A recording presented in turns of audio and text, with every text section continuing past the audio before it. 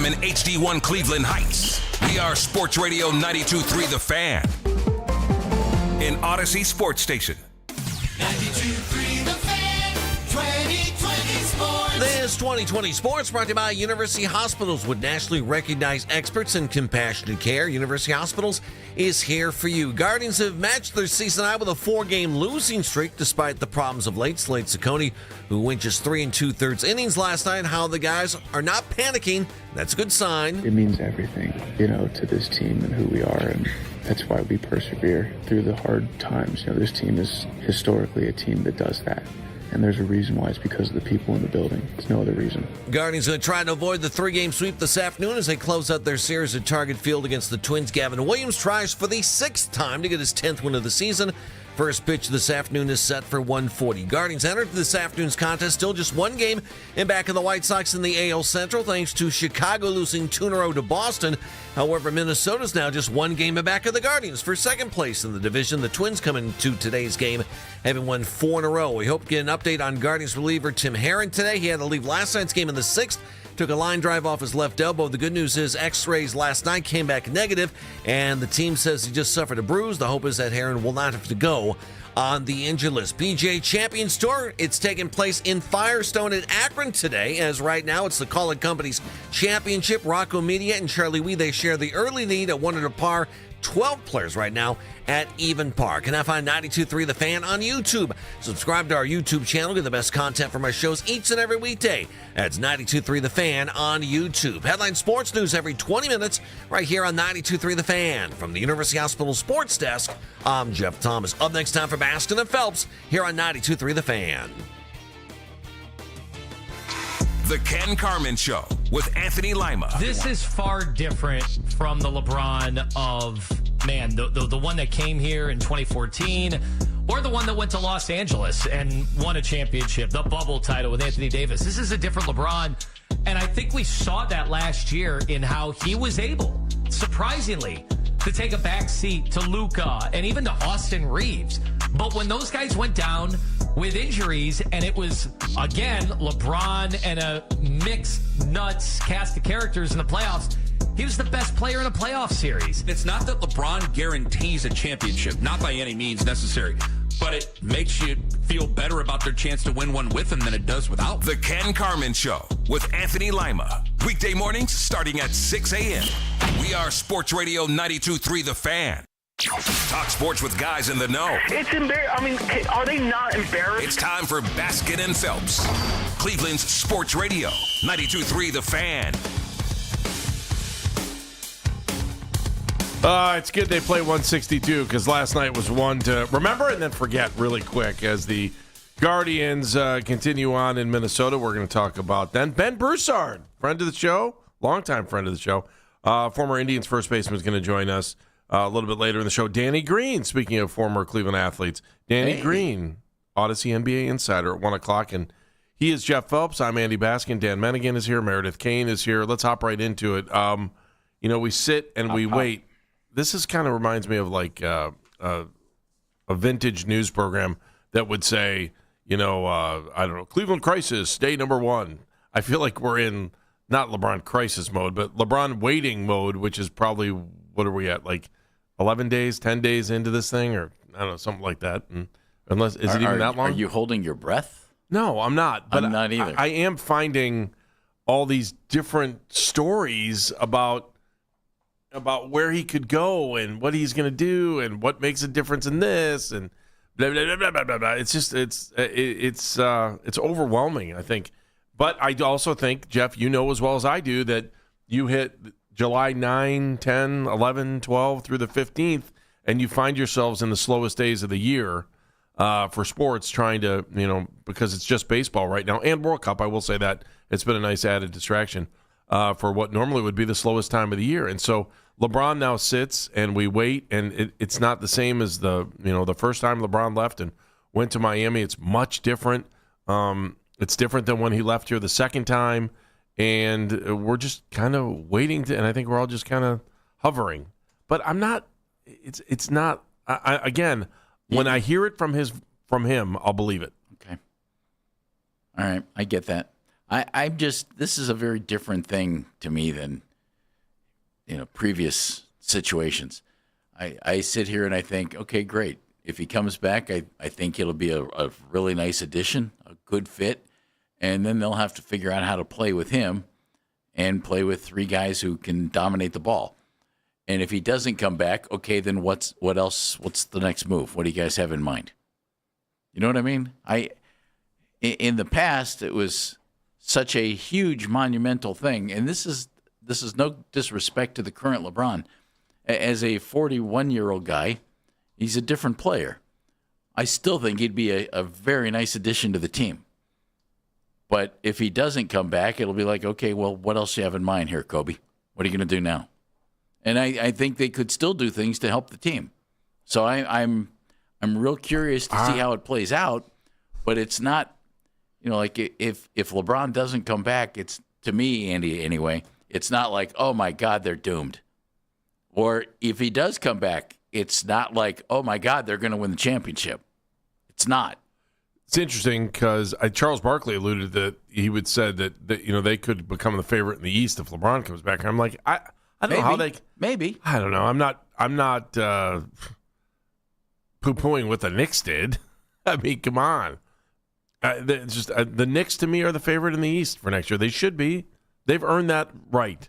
Maybe to be called the favorite in the East and maybe even be the favorite in the NBA next year. Maybe.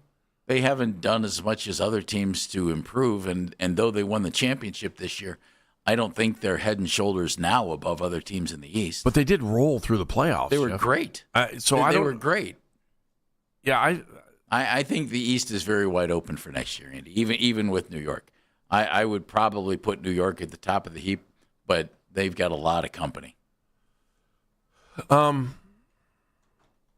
also don't think that Cavalier fans are as engaged in this go-round as they were in the past. Now, probably age has a lot to do with that, what you believe his ability is right now, what your expectations for him are.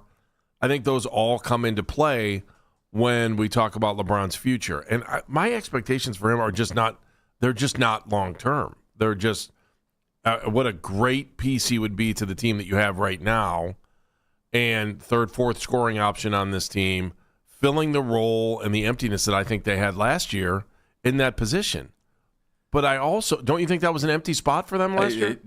You caught me by surprise, and you made me smile because you said the emptiness. It's like the emptiness in my soul. It was the emptiness in my basketball soul during the playoffs. I yearned. LeBron will fill the empty hole in my soul. I yearned for that left aortic valve. But isn't that's what they missed? They missed that spot. Well, Andy, didn't. I mean, if he comes in and he facilitates and he scores, 17 points a game, which would be a career low, and facilitates, be a really nice addition. Again, this is if he comes in, Kenny Atkinson's going to have to figure it out. What he's got I think LeBron would be a great addition and a good fit. There are a couple of questions, and it would be, okay, how do you sort out Harden needing the ball, Donovan needing the ball, and LeBron, though everybody will say, facilitate and everything else, needing the ball. LeBron's averaged 20 points a game every year of his career. Yes. So's Donovan. Harden's close. His first year, the first couple of years. James has just had a couple where he didn't. But, he's a former leading scorer in the league. Those are three guys who are going to the Hall of Fame because of their scoring ability. And LeBron all-around game. Probably Harden, too. But how's Kenny going to figure that out? And then how's he going to figure out how to play team defense to cover up for the lack of defense from those three guys? So, though I think, again, LeBron, you want to come back? I'll take you right now. That would be awesome. Mm-hmm. Awesome. Be thrilled. But he still comes with questions, and the team would have questions. Is there a reason for the team to be aggressive right now? Like, let's just talk about Kuminga for a second, because everyone. By the way, I think he's coming back. The longer it takes, the more likely it is. You're now more. I'm still not. And then when I start hearing other teams, a lot of Philly talk, though. now I'm hearing Minnesota talk. Yeah, there's no way LeBron James is I going mean, Kevin O'Connor, the final or one of the final years of his career in Minnesota in December, January, and February. right? So That's not happening. Kevin O'Connor from Yahoo Sports said Not happening. Minnesota is quite clearly the best basketball fit for LeBron. He'd be in a role that could extend his career a lot longer than we could imagine. Of course, does he want to live in Minnesota? Who knows? There you go. But no, there's go. no denying the fit on the court. I cannot see LeBron going to Minnesota. I get another one for you. Go ahead. I'll just throw it out. After LeBron comes back, look for Kevin Love. To come back here? Yeah, baby. Is that a I want or I think, or maybe that you have an inkling? I just have a gut feeling. Do you know something? No. Oh, okay. Are you sure? Well, I know a couple of things, but Do you- I know that it's cheeseburger soup today. Yeah, again. Come on, man. Pot pie. We love chicken pot pie. That'd be interesting. They would have room for him. There was also another story. And he'd actually fit. Yeah.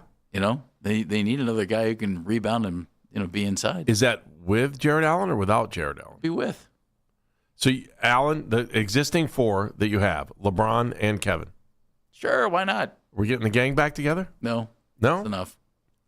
JR is still not happy they haven't invited him back for, speaking of cheeseburger, they haven't Right. really brought him back for a cheeseburger. And they lost Moscow's number, so he wouldn't be coming back. Hey, that long-distance call to Moscow is not cheap. I don't know. Have you looked at those rates? I've missed that. You got to call on the WhatsApp app. That way you don't have to pay for anything. So Minnesota is kind of a little bit of percolating around there, and I'm kind of like, Don't see it. I don't see it either. I can't see. I can't see it. The other thing that I read this morning that I thought was interesting is Miami. I'm trying to remember where I read it from. One of the Miami sites, paper, I think it was their paper, said that Bronny would be the perfect fit for them, a better fit for the Heat than he would be for the Lakers right now. And does that open the door for LeBron to go to? It said keep your eye on Bronny before LeBron to see what LeBron is going to do. Is basically what I was reading, and I was like, I think LeBron's going to figure out what he needs to do first, and then they'll figure out the Bronny thing. And I'm sure if LeBron wants his kid here, they're going to make it happen, right? What team in the NBA wouldn't make it happen? There's always spots on the end of the bench, right? And on their G League team. Let's be honest. There's always a way to make things happen. There's always room for Bronny on Bron's team. Why are you looking at me like I'm insane? You know I'm right. And you just move right back into the bedroom. That's fine. Hey, Mom and Dad, what's for dinner? Be awesome. Yes, Savannah. Oh, you don't call me Savannah. I'm Mom. Okay, I just want to make sure. Here's my question for you as we kind of go to break here for a second. Are the Cavs being passive here? Should the Cavs be passive and wait, or they had another player leave Depart. yesterday? Yeah, and we're going to talk about that when we come back to. to. They already know, Andy? I think they already know. Ooh. So Good does question. LeBron. 216-474-0092. You think he already knows? I think LeBron knows too. 216-474-0092. It's Baskin and Phelps, 92.3 The Fan. Hey, it's Nick Wilson for Kitchen.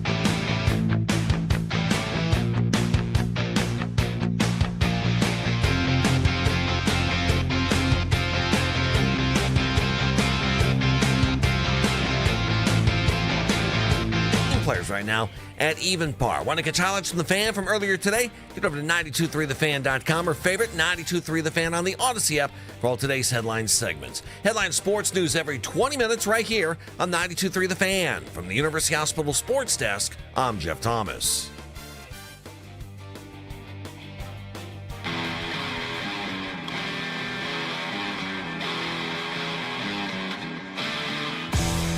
Ben Broussard coming up at noon on Baskin and Phelps, former Indians first baseman. They could probably use his bat right around now. A little bit, huh? They could use a bat. Any bat. Any bat on life support. We'll take it. Ben Broussard. But last night you scored runs and you didn't win. Well, that's 2 days in a row, Jeff. You kick the ball around a little bit and don't make a good defensive play here or there, and the next thing you know. And you put your closer in the 8th but didn't put him in the 9th. I'll shake my head on that, and we'll talk about that when we come back in a second. You're not allowed to pitch to more than 3 batters. Well, is that how it works? Yes. You didn't know that? I don't know. You didn't get that memo? Did you hear that? Ooh, you know what that was? You know what that was? No. Bob Feller just flipped over. Danny Green's going to join us at 1 o'clock. It's too soon. That's too soon. Yes. That's too soon. Danny Green at 1 o'clock. We'll talk NBA. In fact, we're talking about the NBA right now. And, you know, we're kind of on LeBron watch. I think we all are. We just want to see what's going on with LeBron. What's he going to figure out? And so I asked you when we went to break, Jeff, should the Cavaliers just be aggressive and move forward here? At what point do the Cavaliers say, we got to fill some needs? And as we talked about before we went to break, Larry Nance Jr. is now going to Indianapolis. He's going to play for the Pacers. Yep. So you've lost another. Now you've lost 3 Larry. guys. You've lost Keon Ellis. You've lost Dean Wade. Now, before anybody says, well, who cares? They didn't do much. Okay. You brought in Larry last year for a reason. My guess is Larry can still play, but he was out of the rotation here. So we'll see what Rick Carlisle does with him in Indianapolis with the Pacers. Keon Ellis, they made a trade for, and we heard 3-and-D Wang. Great. Terrific addition. He fell out of the playoff rotation. And Dean Wade, starter for the most part, didn't shoot as much as everybody wanted him to. But key guy in free agency. Teams were lining up to get him, Andy. So there are holes to fill, regardless of whether you get LeBron James back or not. So it's time to get busy. What did I don't even know if you know off the top of your head, and I don't know that I want to play this game or not, but I'm just wondering what he meant, what those 3 guys leaving means financially to give them a little bit more space. Well, that's a big for part LeBron. Yeah, that's a part of this, don't you think? I think it's the whole thing. I mean, every dollar they clear right now is a dollar they can give to LeBron and James Harden without being penalized. And Kevin Love? No. Oh, there we go, baby. Have you told me? Maybe I'm on board with the Kevin Love. Dan, you on board with Kevin Love coming back? Here comes the sure.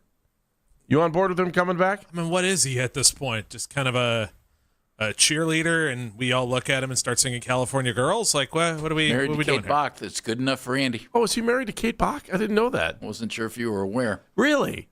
Wasn't she like in Sports Illustrated? She was on our show. She was. I'll have creepiest moments of Baskin and Phelps for 300, please. If the rewind function still existed for that.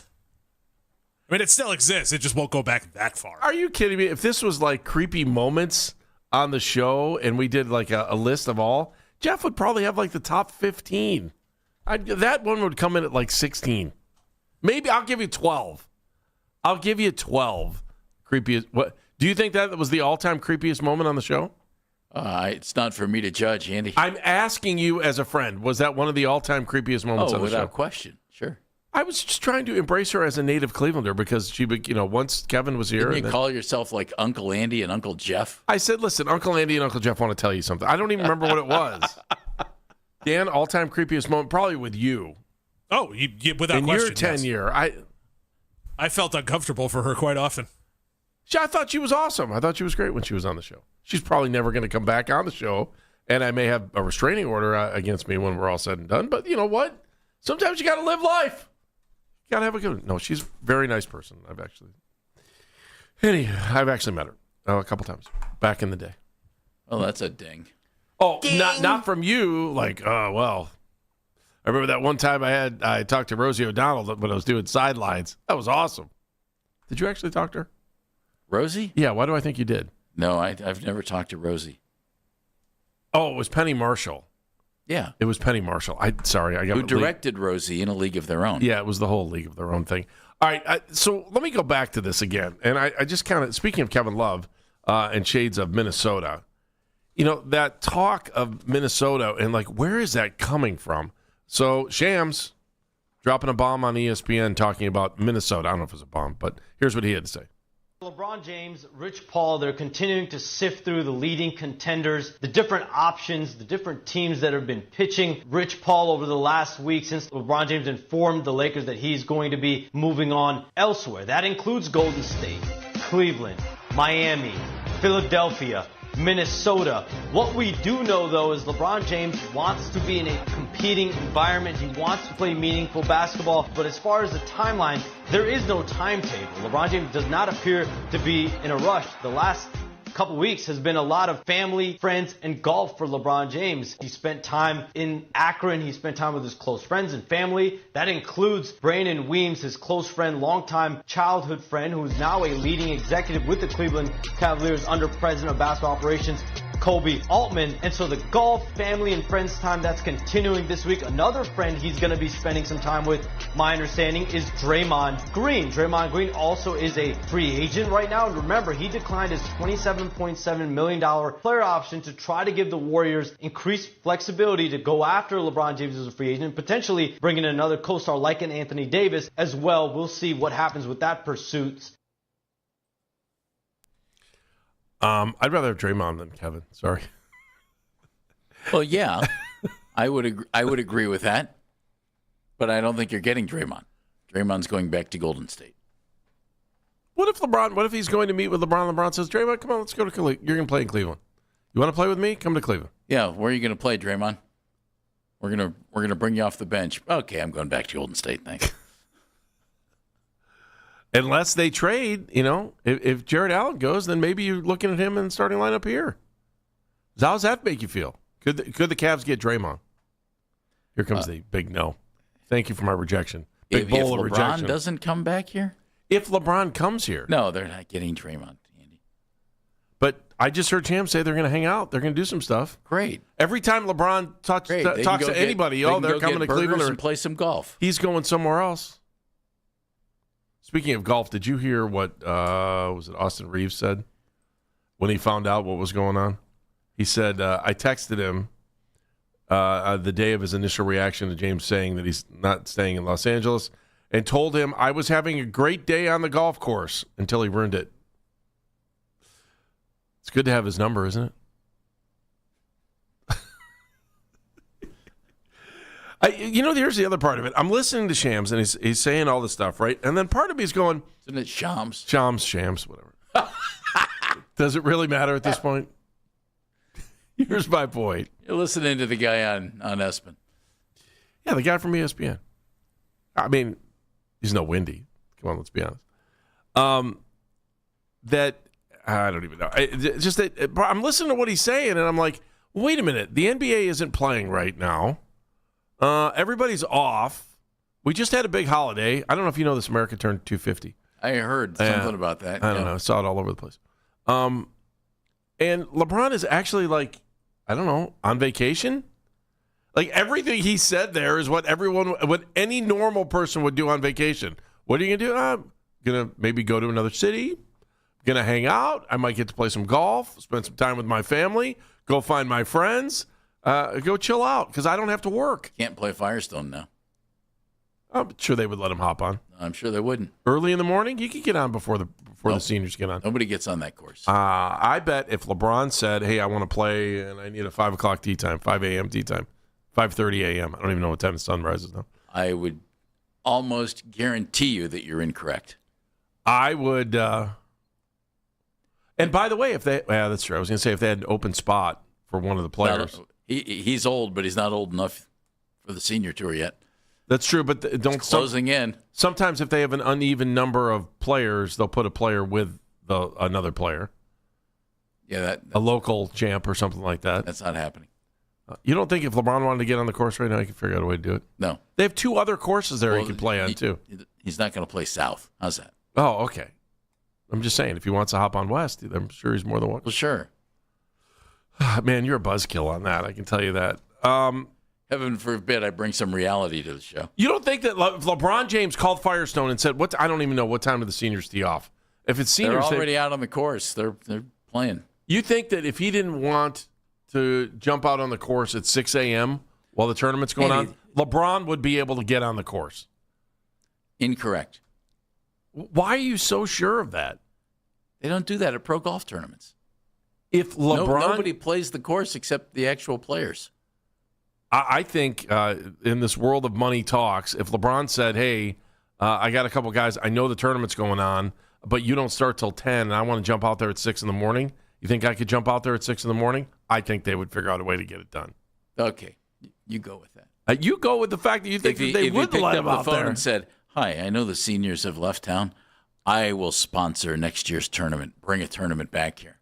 They're done. They're already moving, and it's not. Then they might do something. It's not about sponsorship for next year. Then it's they about might do something. They were trying to move the tour around last year. Okay, whatever. He's not going to get on the course. There are many other fine courses. He can go play those. There are. If he wants to go down to Columbus, I'm sure Muirfield would take him if he wanted a PGA course. Right? What the hell's going on out here? I have no idea, Dan. Arguing about nothing. That's what I'm saying. 216-474-0092. Ken is in Brooklyn. Help me out, buddy. Worked for Seinfeld. Well, first of all,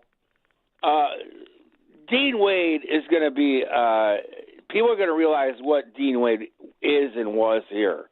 Okay? That I'm not happy about. But the other guys that I thought wouldn't be here aren't here. Okay? And they got one more to get rid of, and that's Schroeder. That opens up another $15 million in cash. All right? But, guys, I really am tired of the dog and pony show. I think the media, other than our Acronites and maybe the gal that lives over here where I do, Diane, I think, or whatever, are the only people that really care whether LeBron comes back. This is over. We're talking about maybe the greatest player ever, but he's 42, everybody. Come on. Ken, quit making sense. I mean, are you serious? Go get a guy like John Kaminga. Go get a guy that's got his whole career in front of him. Go get somebody like that. Or let's take a look at Summer League and see if there's a guy, because, every kid playing who's going to be able to give you 20 points a game if you wanted him to in Summer League? Someone from Summer League is going to bust in here and give you 20 points a game. You're assuming LeBron can. Wait a minute. Summer League, I feel, is important because all those guys that are playing on those teams aren't going to be with that team. So find a diamond in the rough and get him here. Okay. I'm tired. So tired Ken, of let me say this: you are saying you are the voice of the people, and the people don't care if LeBron comes back or not. I don't. You just said no. You said you and Diane. That's it. This is okay. That makes Ken. That makes me, you, Jeff, and everybody listening. Same thing. Wait a minute. I believe that most people in this community don't care if LeBron comes back, and they don't want him back.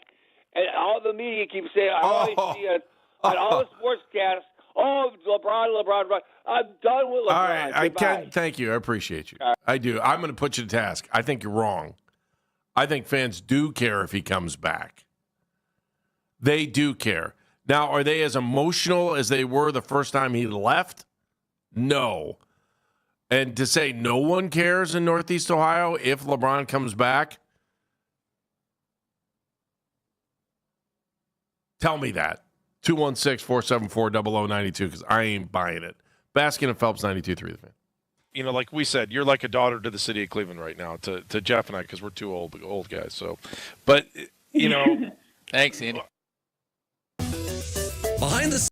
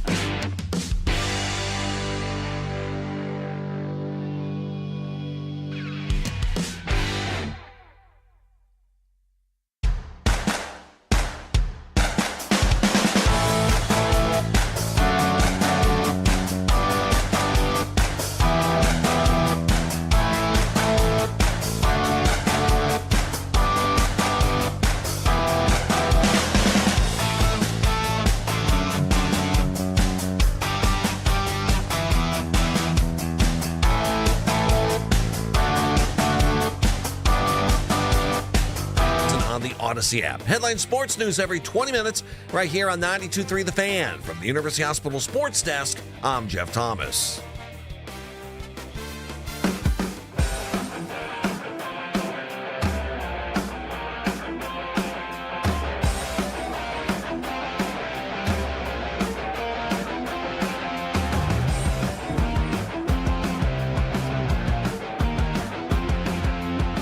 Basket and Phelps, 92.3 The Fan. Ben Broussard coming up at noon. Danny Green, a couple of former Cleveland athletes, professional athletes joining us on the show today. Danny Green, more well-known for his days with the Spurs. Still, he will join us at 1 o'clock. Odyssey NBA Insider. I think so. Let me figure it out. He was here for 1 year and then came back for a few games. Yeah, and probably should have been playing a little bit more. Probably should have been playing.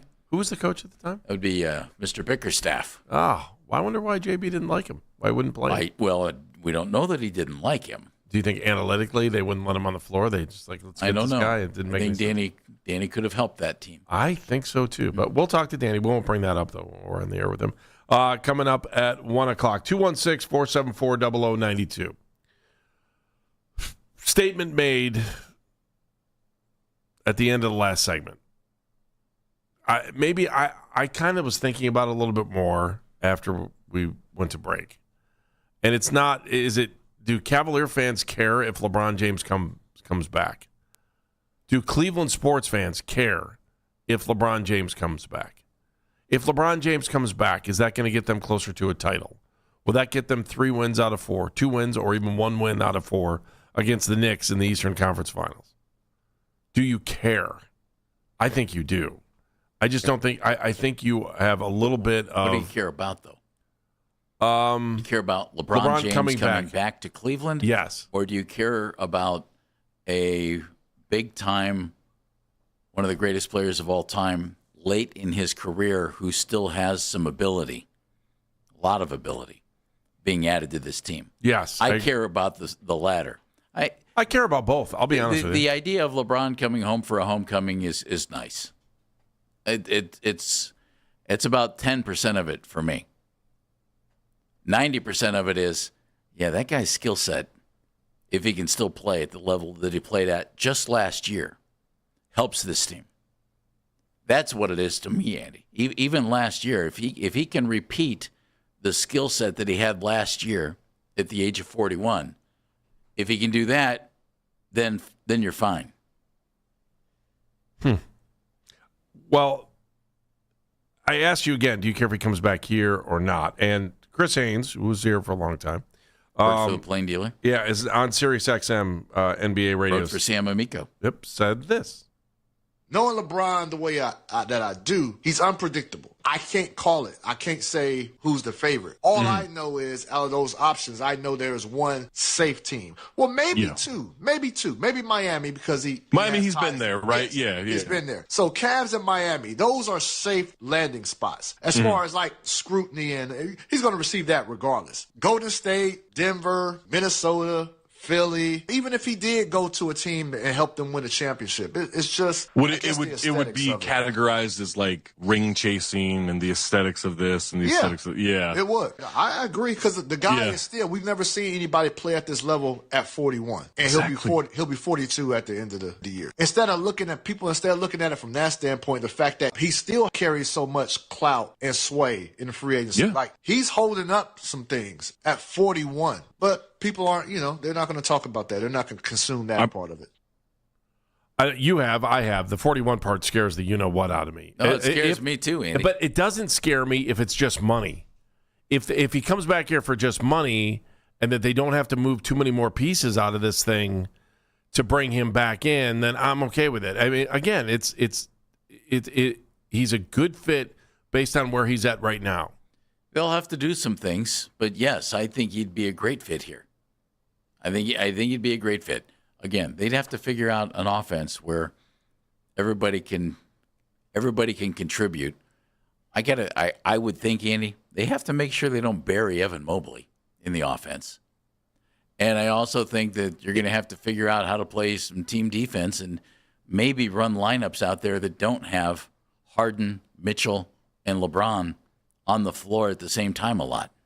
Maybe that's how you get your 20 points spread out among all these guys. Maybe. That's one way I can see it. They Also, start and then they stagger. To kind of double down on what Chris said on SiriusXM, Charles Barkley was on Unfiltered with Ricky Bowe and Bill Colarulo, and he said that if he goes to Philadelphia, people are going to say that he's ring chasing to catch Michael, and that's what Chris just brought up. If he goes to Golden State, they're going to say he's just ring chasing. This is what Charles said. He don't have no affiliation to Philadelphia or Golden State. He's basically saying go back to Cleveland. That's exactly what he was saying. Go back to Cleveland. And so as he finished on, he said, I'll be honest with you guys, if he goes to the Cavaliers, which is what I think the rightful thing because that's his home. He grew up there. They're probably going to be favored to win the East, in my opinion. That's Barkley saying that because they've got a good team. They're lacking leadership. And this is one of the things that I thought during the playoffs is that they were lacking leadership. And Barkley said that about LeBron. If he came back, he said, LeBron's a great leader. To me, it'd be a fitting way for him to finish his career, in my opinion. I think the leadership quality for LeBron grew each and every year. Like, I think that LeBron 1.0 when he was here, he needed it bothered me at the time, but it doesn't now. He needed to go to Miami. He needed to play with Dwayne Wade. And then you saw what he was able to do there. He brought that leadership quality back here with him, even though things went sideways with Kyrie. And I think if they had a chance to if they could go back after 3 years. Yeah, I think though if they had a chance to go back and talk that over, that I don't know that maybe it would have been the same way. Kyrie said as much. Yeah, and so maybe that's why Kyrie said if he was where he is in life now, back then, probably would have been different. Kevin's in Cuyahoga Falls. Hi, Kev. Hello, Kevin. Gentlemen, how are we doing today? Good. How are you? Great, fantastic. Hey, Andy, real quick before we get to Cavs, let me give you your PGA take. Yeah. For any course to be allowed to host a PGA event, that includes a seniors event, they have to sign an exclusivity agreement with the PGA. All tee times are reserved, so unless you have a PGA card in your back pocket, you ain't getting on that course, my friend. So, I got news for you. If you've got enough dead presidents in your back pocket, that PGA card is not going to matter. Let's talk especially, hang on, especially for a course that isn't having the PGA back anytime soon. Well, I mean, they've the PGA has abandoned us. They've abandoned us. Go ahead. I'm not disagreeing with you on that, Andy. I agree with you 100%. I think it's a crying shame that Firestone is not a key piece of the PGA, but that's the decision they made. But I can just tell you they have to. Because of that same reason that I told you in the beginning, dead presidents in your back pocket. Okay, go ahead. These guys get frustrated when I bring this up. I don't know why. I love pro golf, and I love being there, and I think Ohio should host multiple events. So I'm in your camp on that one, Andy. No doubt about that. And I am too. When it comes to the Cavs, part of it I don't hear, and of course this isn't LeBron's thinking. He doesn't care. What does he care? But, the Cavs have felt the pain of being in penalty two.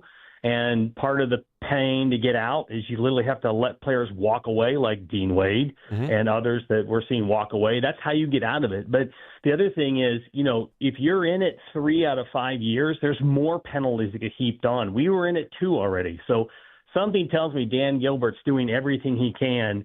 And Cody Altman's, walking, the whole front office probably has I'm guessing, the orders don't get back in it for 2 more years, right? Because there's more pain that you get piled onto you. So, I mean, to me, if LeBron's willing to take a much lower salary, it's a perfect fit for us in a lot of ways for the Cavs. Again, that doesn't have to be his thinking, but from our perspective as fans, I think we have to come to realize, there's a fiscal responsibility Dan Gilbert probably needs to maintain, which means salary levels and not getting back into that penalty again, or else we're really going to suffer even more years 3 and 4 down the road from here. So I don't know. Would you? I mean, look, we've all been around this. I think that if they told Dan you're going to have to be in the second apron again next year, which is a real possibility, right?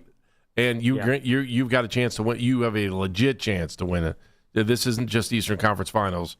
We're going back to the finals again. Dan would spend as much money as he possibly needed to, and would look back on it later and say, okay, now we'll figure it out. If he knew he could win a championship next year, he would do it. He would spend every penny he's got to do it. Of all the owners of this town, Gilbert has proven he's willing to spend if he has a solid chance to win a championship. I agree with you, Andy. He does not hold the purse tight at all. He wants championships. He wants to bring them to Cleveland. I 100% agree with you. Mm-hmm. So, and if LeBron coming makes it happen, I say, let's do it, man. I'm renew my season tickets, and I'll be there for every game and enjoy every moment of it. Thank you, Kevin. Appreciate it. I do think the Haslam's would spend every penny they could to make a winner. They have. LeBron suit. Yeah, I don't. There's number 4. I don't question that. Number 4. Yeah. It'd be Deshaun. Chuck, from one falls to another. Hello, Chuck. He's in Chagrin Falls. Hi, Chuck. Hey, fellas, how you doing, man, today? Good. What's going on? So before I get someone to take, I got a quick question. If LeBron James stopped playing basketball today and was able to coach, would you guys hire him to coach a team in the NBA? That's a good question. You're assuming he wants to, Chuck, or are you just thinking, would you? Yeah, I'm assuming he wants to, and I'm talking more about his expertise. Would you guys pick him up? I think it'd be one of the smartest moves. I think if LeBron wanted to be a coach, he'd be a good one. How's that? I'll tell you what I think LeBron would be better at, general manager or owner. I've never seen an athlete that's affected the business side of athletics the way he is. I'll tell you what he'd be even better at. Rich guy enjoying life. He's dedicated his whole life to basketball. That's why I don't see him. He's not walking away when it's over. There's no way. He's a business mogul now. I think he's probably got bigger aspirations than coaching basketball when he gets done, Chuck. If not, that'd be a bad decision, man, on his behalf. But who knows? Especially, sometimes, hang on, Chuck. Yeah, I mean, you do realize sometimes, like the greatest athletes at their sport have a lot of trouble coaching because the expectation they have for the players is the same as what they played at that level. And when you're that good, those players aren't anywhere near your level. They're not. And so that's why those guys get frustrated. I think he could do it, though. From that. Yeah, I think he could do it. On top, you probably should stay there. Could you see LeBron, though, coddling a young player that needed to be coddled? Yes. Wow. Yeah, I mean, LeBron I would be so frustrated if I were did it here. He got a love for the sport that's kind of unmatched. I Brought mean, the young guys around. No problems off the court. He had an expectation to know that he definitely exceeded. Mm-hmm. He didn't have his dad growing up. That's very. And I can get into a lot of different things, man. But I definitely think he'd a GOAT. So what I wanted to say was this: the decision destroyed us, right? When he left, and I think it'd be a nice story, but in this for him to. I know we all don't want to go through it because, like you said yesterday, we got LeBron fatigue. I think you said that, Andy. But I think he should throw another decision up and bring his talents back to Cleveland, and I think that'd be pretty dope, and that'll rewrite history and kind of heal that wound we all had. What you guys think? And thanks for taking my call, Chuck. I think he healed it when he came home. He didn't have to win another game. Yeah. I think when he came back, he healed that wound. Because I think he understood it. I think he got it. Chuck, thank you. Appreciate it. Thanks, Chuck. But he's right. It would add to the healing. I don't think it's hard not to forget what happened, but it's easier when you win a championship and he promised and he delivered. You know how hard that is? That's unbelievable. And I thought I will always think he would have had 2 more. Or had at least 1 more, had Kevin and Kyrie not been injured. It's a good point.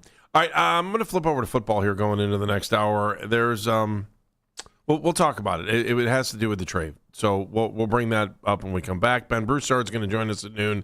Danny Green at 1 o'clock. Baskin and Phelps, 216-474-0092. This is an Odyssey.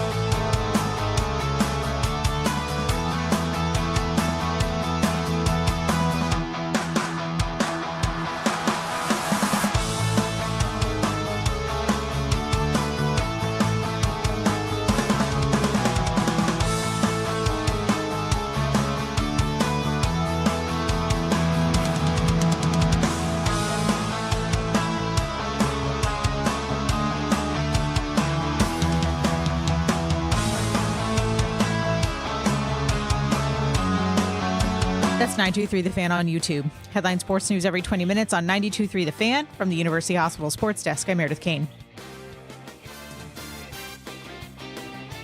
Follow the Cavs every morning. The Ken Carman Show with Anthony Lima. Weekday mornings starting at 6 a.m.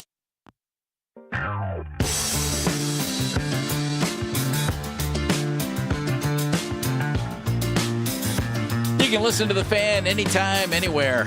And you can do it on the free Odyssey app or by telling your smart speaker to play us, 92.3 The Fan. And now, of course, YouTube, 92.3 The Fan on YouTube. It includes the morning guys, Ken and Anthony and Jimmy Hart and whoever else might be sitting in. Some from 6 to 10. It's kind of cool to see him this morning, wasn't it? Andy and me from 10 to 2. Afternoon Drive, Nick Wilson, Jonathan Peterlin, 2 to 7. Each and every weekday on the 92.3 The Fan YouTube channel. You can subscribe to that channel for free. You can watch all the best content from your favorite shows on The Fan, live and on demand right now. And all I saw of Jimmy Hart was the top of his head. Very black hair for a man who's his age. That was your big takeaway from this morning? All I saw was the top of his head. He happened to be walking out of the studio as I was walking by, and I was like, hey! I was like, great job. And he was like, oh, thank you. It's good to see you. I was like, okay, cool. Did he call you a sport? No, I thought he was great, though, on the air. I didn't realize. Chum? Like, did you realize, Dan, all the history he had, like, beyond wrestling? Well, I knew that. I mean, I know all the wrestling stuff for sure. I know he dabbled in other things as well, but no, not as far as he was saying. That was amazing. No, the music stuff, and I was just like, what? And he was talking about Dick Clark, and I was like, what? And, I mean, it was really... You were like, what, Andy? I was like, what? It's definitely worth going back to the rewind function on the Odyssey app, which, by the way, I don't know if you know this or not, Jeff. Tell me, Andy. It's powered by Integrated Restoration. Yeah. Your local experts in water, fire, and storm disaster restoration. I don't know if you know that or not, but I just want to make sure you know that. And we appreciate them being with us. Yeah, it's if you missed a moment of the show, you want to check that out. But no, I was any show. I thought it was really cool. I thought it was really cool that they had him in here this morning. Yeah. And, brought some energy. It was a lot of people hovering outside to go see him before he walked out. It's crazy because there's like two parts to our building in here. There's the studio part where you get to hear everything, and then there's the business part of it. And a lot of the business people came over this morning. So the nice part and the old part. Yeah, basically. Like, I don't know what they would do with... Do you remember this building coming in here when it was Hallie's? No. I don't either. I remember going to Higbee's when I was a kid because they had wooden escalators. It's the only thing I remember. I was really super little when that happened. All right. Speaking of when that happened, a long time ago when the Browns used to win consistently and go to the playoffs all the time. But a little harsh. I'm just being real. Get real. ESPN had a top 10 list about the best pass rushers in football. And immediately you say to yourself, well, that's got to be easy. It's Myles Garrett, right? Like, you don't even need to read the story. It's got to be Myles Garrett, right? It was Myles Garrett. Oh, just was dipping into it a little bit more as I was looking. And we'll tell you how Jared Verse fared here in a second because you're probably saying, well, you know, is he there? Yeah, and that was like when you brought this up this morning, that was the first time I was like, yeah, maybe he is a top 10 guy. And we'll tell you in a second if he is. But let me go starting at number 8, which I thought was really interesting. The highest ranking, lowest ranking for Nick Bosa. Well, he came in at number 8, and someone thought he was third, the third best pass rusher in the league. And some people didn't even rank him at all. And that was Bosa at 8. At 7, same for TJ Watt almost. Highest ranking 3, lowest ranking unranked. Same with Brian Burns at 9. He was unranked by some. Yeah, but Brian Burns was also, his highest ranking was 6. Yeah. I was just looking at top 3. So Bosa, his highest ranking was 3. So was TJ Watt. So Daniel Hunter from the Texans, his highest ranking was 2. His lowest ranking was 10. So he was in no matter what on one of those two. Last year he was 9. So now he's moved up to 6. It's impressive. Aiden Hutchinson, highest ranking 2. So, you know, again, you're talking about, well, when you're thinking about pass rushers, it's Myles Garrett, and then someone thinks it's Hunter, and then someone thinks it's Hutchinson, and then even moving more up the rankings, someone thinks it's Crosby. I think a lot of people think that, as long as he's healthy, and which I think we're all going to keep our eye on to see how healthy he was or is in this season. His highest ranking was 2. His lowest ranking was 8. getting up to number 3, Will Anderson. I mean, it's just weird to think that someone would say would There are a rank lot of good someone, guys, Andy. but they would rank someone 2, but their lowest that somebody else thought they were 8, and the discrepancies there. I just think it's like Micah Parsons, highest ranking 2. Again, in their minds, they're saying Myles Garrett, Micah Parsons. That's probably who I would have ranked number 2, and their lowest ranking was 5 for him. So someone thought there were 4 guys better, including Myles Garrett, and then Garrett goes 1-1. So, you look at this, and... So in other words, it's subjective. It is. So who's 2? Yeah. But I wonder what his highest ranking was. I bet his highest ranking was certainly in the top 10. 6, 7, 8, something like that. Yeah. I mean, you didn't finish one of 3 guys honorable mention and have other guys unranked who were actually in the top 10. You know what I mean? Mm-hmm. Exactly. Some people thought it was really good. The comments that were listed about him, Andy, were stellar. They were really good. And there were also... AFC Executive. Did you see that one? Yeah. I thought that Verse improved in his second year with a better rush plan, sets up moves with better timing. The other one's even better. Say it. Yeah. Love Verse, but some of the other rushers higher than him have more variety, whereas Verse is all power at times. But he's only going to get better and have a great career. He's a beast. That was another AFC executive. It didn't say that it was from the Browns office, though, right? I would guess you weren't able to comment on your own guy. You would think. So, and the more I look at this, so they give you the top 10, and then it's, Verse, Hendrickson, Hines Allen. And so the reason I think, tell me if I'm wrong on this, if it was alphabetical, I would think it was alphabetical. It's not, which makes me think that Verse was 11. Verse was 11th, baby. Is that right? I don't know. Is that the way you read into that? Maybe. I think he was 11 too. There were other guys that got votes. Regardless, people liked him. 4, 5, 6 other guys got votes. I'm wondering what the expectation for Verse is for Browns fans going into next year. Like, I don't think anybody thinks he's going to be Myles Garrett next year. But, man, you're hoping that he is. In 5 years, he's going to be better than Myles Garrett, perhaps.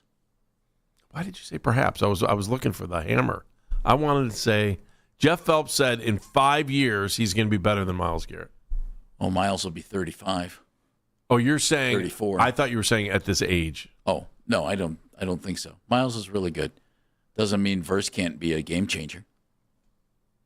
Myles is a Hall of Fame talent, Andy. Verse has to prove that he is. But what I think it was a great trade by the Browns. You bring in a guy who takes care of the position. I mean, is he as good as Myles? No, not yet.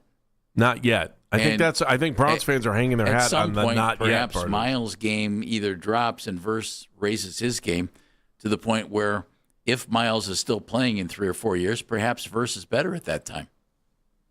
But in the meantime, Verse is going to do a dang good job. He's a really good player. Big motor, and he's high energy.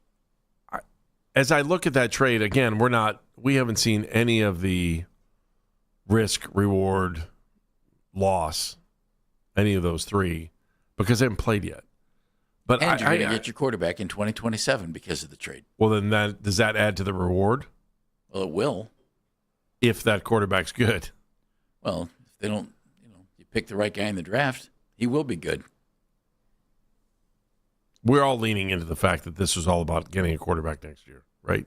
You think the majority of Browns fans are? Yeah, without question. The only people not leaning into it are Sanders fans. Verse is a nice guy to plug in, but this trade was about getting your quarterback in 2027. I'm excited about. I normally would have been like freaking out about the fact that they traded their best player, and might even be sitting here going, they traded their best player, and we got draft picks, and we all know that that last year was a good, or 2 years ago was a good draft for the Browns. We think that this year was a good draft for the Browns, so we're kind of hoping that things are going to get better. But I think getting Verse in the deal, and we were talking about like major deals that have shaped organizations here in town. You're kind of hoping that, and I know this is for maybe our wheelhouse folks, that, like, for me, I'm like, man, I hope this is the, Joe Carter trade for the Browns, that they were able to bring back a boatload for their best player at the time. And by the way, let's not forget, I mean, Joe Carter went on to do some great things after he left the Indians at the time. But, I'm hoping that whole World Series in Toronto thing worked out for him. But it didn't work out on the initial trade. You know what I'm saying? It wasn't like it happened in San Diego. No, that's true. So Joe's a good guy. I don't know. I never dealt with him. Did you? Was he? I mean, was he cool? He was very professional and very cordial. I loved watching him play. I was bummed when they traded him, but then I was excited.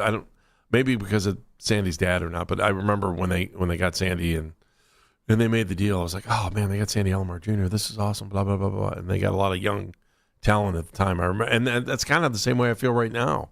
That with Jared Verse, that you've got, you still.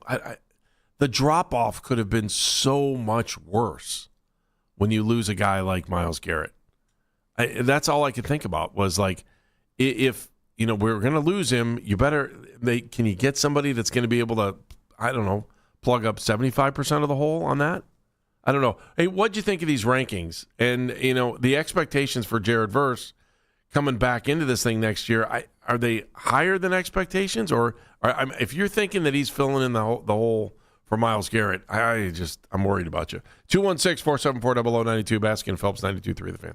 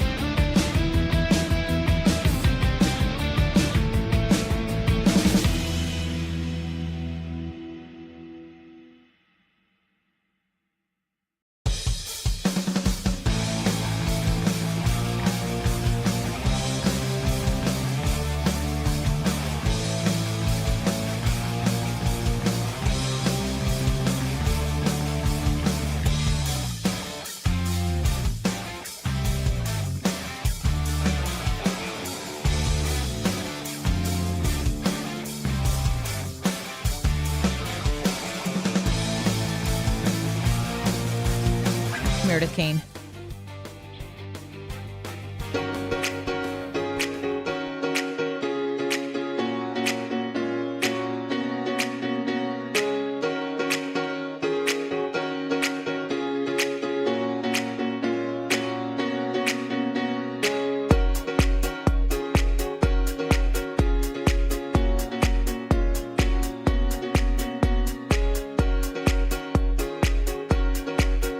As always, you can listen to our show. You can listen to all of the local shows here on The Fan on Apple Podcasts, on Spotify, or wherever you get your podcasts. Baskin and Phelps, 92.3 The Fan. He is Jeff Phelps. I'm Andy Baskin. We sat around and we just talked a little bit about Myles Garrett and, where that trade leaves the Browns, especially with Verse coming in, and how that affects what's going on defense. I think there's a number of different things. The bigger thing, how does that affect them in the AFC North as well? I don't know that is it monumental? I don't think so. I want to go back to one thing you said. Okay. As part of this, you said anybody who thinks that Verse is replacing Myles Garrett. I think it's a little nutty to think that you're going to get exactly what you got out of Myles Garrett. I think you're going to get something different. Yeah. But don't you think he'll step in and do a very competent job? Yes. Okay. I don't question that. Good. Yeah, no. Yeah, I do. It's like I said, my level of expectation, and you tell me what yours is, 216-474-0092, like 75%? I don't even know. That's low. You think it's going to be higher than that? Yeah. I also Jared Verse think is good, Andy. Yeah, I agree. But I think he's not going to have 23 sacks. Yeah, but what if he has 10 sacks and plays better run D? Well, here's the other question. If he's got 10 sacks, what did that do to Alex Wright? What did that do to Malik Collins? What does that do to Mason Graham? I think you're going to get more. Will you get more? I don't know that. I think you're going to get a more balanced defensive line because teams will be going both ways. I think before they weren't even dare running or trying to make the pressure side, they would bring to Myles' side. Like they were running away from Myles. So I don't know if that helps or hurts. It may balance things out from other teams as they try to push the ball down the field. Does that make sense? I'm not. In some ways, I think might be easier. If having Myles should have made things much easier for everybody else. Should have. Putting Jared Verse in there will not make things easier for everybody else. But your line's just going to have to play well. Well, I think statistically though, I think things spread out. Oh, maybe. I would think so, because I just don't think. In other words, Myles was hogging the sacks? Well, there was talk, that what was it? Was it Mary Kay that said that sometimes guys were pulling up a little bit because they wanted to make sure that Myles got the full sack rather than a half a sack? It's a weird way to play the game, isn't it? I would think that the opportunity for other guys is just as strong now as it was before. In fact, I think the other guys got a lot less attention because Myles was, getting double teamed and chipped and everything else all the time. And not if they wanted to come that way, you double team them or you chip them or you try to do something to create them to try to create the ball to either go towards the middle of the field or towards the other side. I don't know how that plays out. I'm just kind of so we'll see. But I don't know that the level of expectation for where should the level of expectation be for Verse then? Let me ask you that then straight out. What are you expecting? From what? Jared Verse. He's going to be really good. That's all Andy, what more seriously, what more do you say than that? Well, I think he's a really good young player, and I think he's going to be really good. And I don't think he's going to be as good as Myles Garrett. Yeah. But Myles is going to the Hall of Fame. I think he's in an interesting position. I also think the organization is maybe hoping for some things out of him that they didn't get from Myles off, or maybe even in the locker room. I mean, Myles was kind of Myles did what Myles wanted to do, and he was kind of on his own. And where calling him a Lone Ranger. Yeah, where Verse comes in now, yeah, and that maybe Verse comes in, and he's already had impact talking to guys on the field, and trying to have an influence in that locker room immediately. And I think about, the way he left L.A. too was pure class. Just like how Miles left Cleveland. Yeah, I think they both did. But I also think that there's a difference. I don't know why. Maybe my expectations for Verse are to do some of the things that Miles didn't do. And we were all kind of critical of Miles every time we got a speeding ticket. And I know people, you get a speeding ticket. But, I mean, you get busted once bad. or twice. It's silly. Now, in L.A., that was a bad thing. In L.A., he's probably one of, 1,000 people a day that's driving over 100 miles an hour on the freeway. Andy, I hate driving out there. That's incorrect. Oh, okay. Well, give me the right number then. There's so much traffic you can't get to 70. In L.A.? It's going to curb his enthusiasm for speed. Wow. I find that hard to believe. I don't even know if there's not too many cars. Him getting a speeding ticket in L.A. is not. I don't think it'll be news, even if it's over 100. I mean, I'm sure it happens all the time there, all the time. So maybe we can do some research on that. Find out how many speeding tickets were given out by L.A. County last week for doing over 100 miles an hour. I'm 216. sure. Thank you. Anybody? Can we get somebody in the police department over there to help us out with that?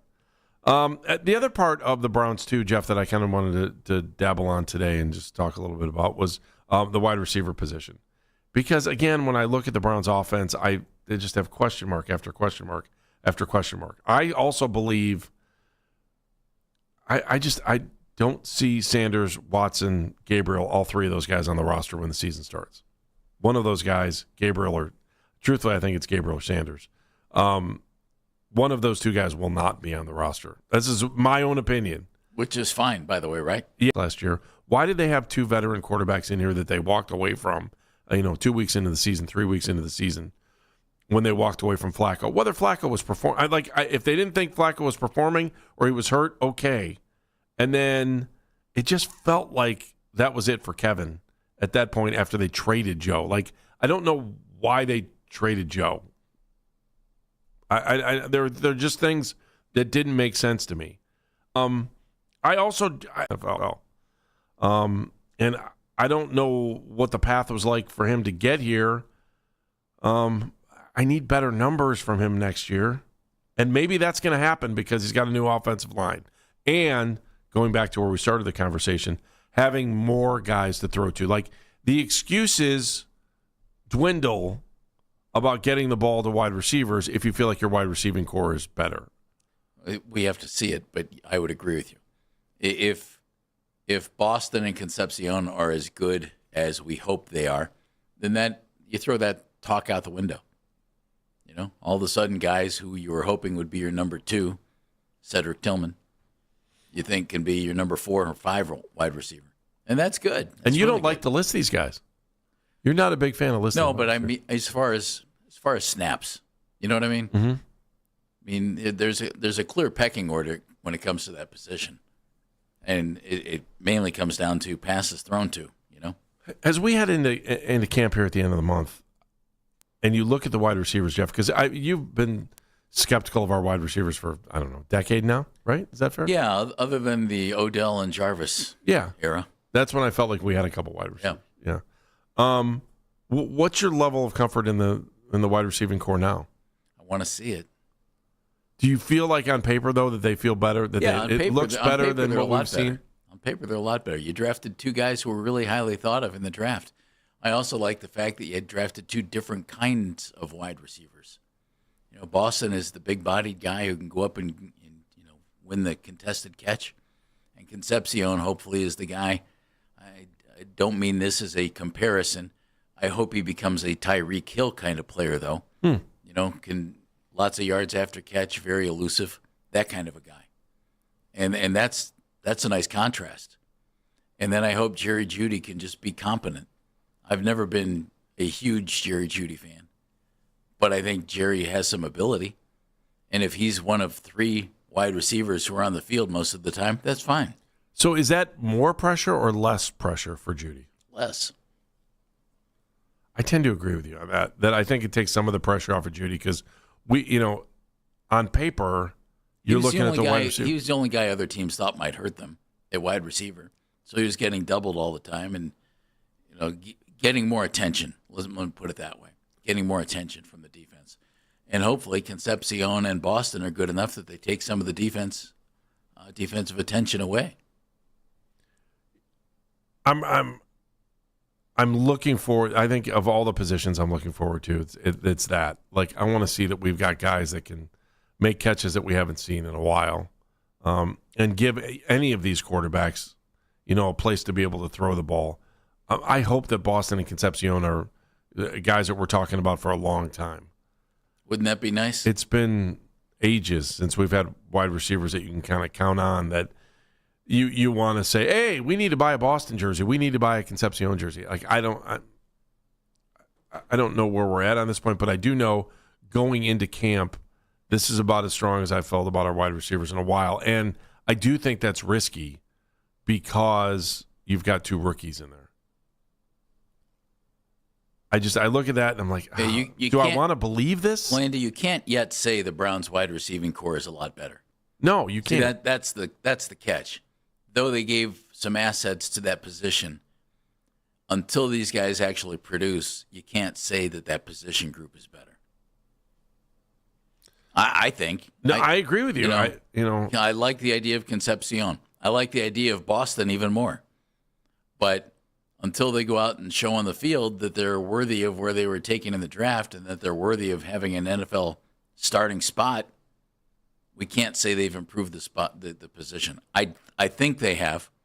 My fingers are crossed that those guys will prove it when they get on the football field. In some ways, but you still have to show it. In some ways, if you thought Cedric Tillman was your number 2 wide receiver and now he's your number 4, that maybe you can feel more confident going into next year. Because we've seen some flashes of paper, though. Yeah, we've seen flashes of brilliance. Yeah, you know, I like Cedric. Yeah. But just because you were drafted highly at wide receiver doesn't mean you're going to be good. Man, I think of Troy Williamson when he went to Minnesota. I think he was the 7th overall pick. How'd that work out? I'm just praying the offensive line is not that there is an upgrade in the offensive line compared to what we saw last year. Jeff, NFL teams don't flip all 5 guys very often. Andy, if they're healthy, that's an improvement. Okay. The actual talent of the guys on the offensive line, I don't think is a whole lot better, if at all, if you want to know the truth. Because the other guys I thought were good when healthy. Jack Conklin, really good right tackle. Yeah. Wyatt Teller, really good right guard. Ethan Posick did a good job at center. Joel Bitonio, we think, deserves Hall of Fame consideration. These guys, this new group, I don't think is as good as those guys in their heyday. But last year wasn't their heyday. They were beat up last year. Injuries kept them from being either on the field or effective. And they replaced bodies. If they're healthy, it'll be better than last year. Let's do some headlines when we come back. Plus Ben Broussard coming up at noon. Danny Green at 1. It's Baskin and Phelps, 92.3 The Fan.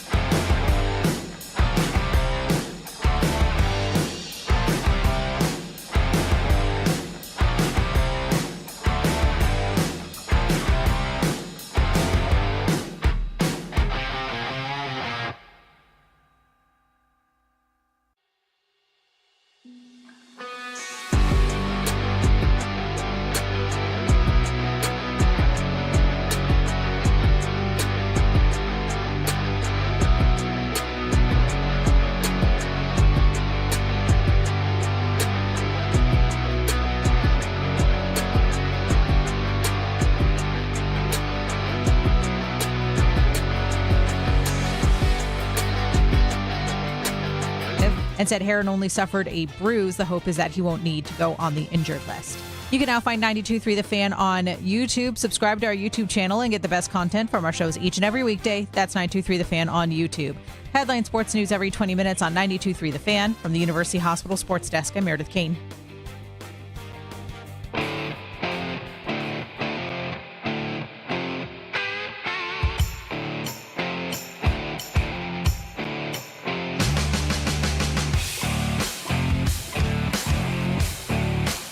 Baskin and Phelps, 92.3 The Fan.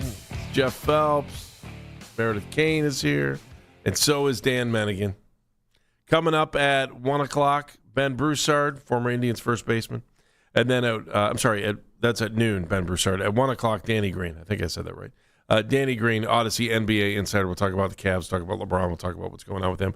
But now let's take a tiny time out. I'm sure I know what we're going to talk about. The Yankees came out after Michael Kay said such things and made retract that statement. And now Anthony Volpe is on the complete offensive with this entire thing of, yes, I would be interested in playing second base. I don't understand why this is out here. All of those things in between. So it seems like a broadcaster may have goofed up, but that's not what we're going to focus in on when it comes to the story. The question is, did he refuse to play second base? Or did I jump to the Did I not just say that's not the point that we're going to focus and on Michael when Kay it comes threw it to out this there. story? Yeah, that's just weird. And Okay, keep going. No. Sorry, go. Why do you think guys get so upset when it comes to moving to a different position in the game of baseball? I think it's one of the strangest things about baseball. I do too, which is why this has always pondered me. Why do you think it's a problem, Jeff? Because they kind of build their image and persona around playing fill in the blank. Years, became a third baseman, then became a first baseman. He played everywhere. I don't think he played shortstop. Did he catch? And he didn't catch or pitch. But he played, first, second, third in the outfield. And didn't seem to bother him, did it? Here's what I'll say. And go back to your Hall of Fame line there, too. It shouldn't matter unless you're talking about pitcher or catcher. wearing the tools of ignorance is not easy. And so, but I bet every one of those guys as athletes that have made it to the professional level, that if you ask them to catch, I bet if it was Game 7 of the World Series, they'd figure out a way to get it done. The question goes back to the line that you had, Jeff, just now about utility players don't make the Hall of Fame. Would you rather win a championship or get to the Hall of Fame? And sometimes if it means being a team player and moving over to another position to make it happen so you can win the championship, I would rather win a championship than be in the Hall of Fame. That's me personally. Would you rather win a championship or be in the Hall of Fame? Be in the Hall of Fame. You'd rather be in the Hall of Fame. Yeah. That is that right there in 16 years is the biggest philosophical difference between Jeff and I on the air. Well, it's this. If you're in the Hall of Fame, it means you've had a phenomenal career. Right. If you win a championship, you could be Chico Simone and just be on the right team. If you contribute to that team and you win a championship at the end of the day, it doesn't matter. It takes 9 guys to win a game. You can't win by yourself. And so I would rather win the championship with my team and help my team than be in the Hall of Fame. I'd rather be a 15-year Hall of Fame star caliber player than be a bit piece for 3 years in the majors and happen to win a championship. I'd like to be a player that could play play for 15 years and be on 15 championship teams. And now you're changing the criteria. You changed the criteria by saying 15 years in the league. No, you said as a Hall of Famer. You said one or the other. Hall of Fame or a championship. That's right. You're not getting to the Hall of Fame unless you were fabulous for a long period of time. You could get a championship. How many Hall of Famers would give up their Hall of Fame status to say that they played on if they don't win a championship? I bet very few. Well, we'll head to the next story with the perfect guy for this conversation, who is Justin Verlander, who has announced that at the end of this season, he will be retiring 43 years old at the tail end of it. He's currently on the IL. He has been a Legends pick by the commissioner for the All-Star game. He will not be able to pitch in that All-Star game, though, but he'll get a standing ovation, all that kind of good stuff. They're hoping he is going to make his way back. 3,554 strikeouts for Justin Verlander, who, I mean, guys, is a Hall of Famer. I think we could just give it to him right now. Yeah, that's easy. Absolutely. He was a Hall of Famer the day he said I do to Kate Upton. I was going to say that his biggest accomplishment is marrying Kate Upton. Well done, Justin. I mean, he did win 2 championships, right? Absolutely. So, Cy Young and the MVP in the same year as well. So he got both. He was good. Yeah. Those years he was awesome. Though the funny thing is, the Guards for some reason always seem to be the one team that could hit him. And I don't totally understand how. I don't understand why. But it was always one of those things that made me laugh, that the Guardians were like the one team that was almost like the kryptonite of Justin Verlander. Well, back then they had some hitters. Yeah, he could probably throw a no-hitter against them right now. And good scouting reports as well along the way. Yeah, that helps too. All right, gentlemen. Now to the stories that people are truly here to care about. So here we go, baby. We are in the midst of a real problem that is going on. And a real problem for a certain person. And so this was posted on the Reddit page for Cleveland. Okay? And I will read this verbatim. Missed connections, Cleveland Airport. If you were the dark-haired maintenance guy at the Cleveland Airport, help a girl out and show him the post on his lunch break. Gentlemen, we have a missed connection at the airport for a maintenance guy. You got to take your best shot. You're darn right. You got to take your best shot. Good for her. Absolutely. Did you guys ever read the misconnections on Craigslist at any given point and just sit there and laugh, or is that just a millennial I thing? have no idea what it is. What is it? It's literally what I just read to you. It's a whole thing. Craigslist was notorious for it. They would have this whole page called Misconnections, and it would basically be like, if you were in the red Pontiac. All right, what can we do to help? No. Jeff? I feel like reading it out loud can only help. I think that did the trick. And what day was this? We're going to be locked in. We're absolutely going to be locked in. 7/8. So yesterday. That'd be yesterday. So yesterday, there was a guy that was on a plane that was being fixed. A gal my was on the maintenance plane. man seems so far No, away. she saw a guy. She saw a man, yeah. That's what she was looking for, the guy. Absolutely. The dark-haired maintenance guy at the Cleveland Airport He who hurt wasn't himself while on- working on the Frontier flight at 6 We're trying to a.m. help her find this Right. guy. He wasn't on the plane. He was working. Was he working She on was the on the plane. Was he working on the plane? He was a maintenance guy working on the plane. Yeah. Yeah. So That's what I said.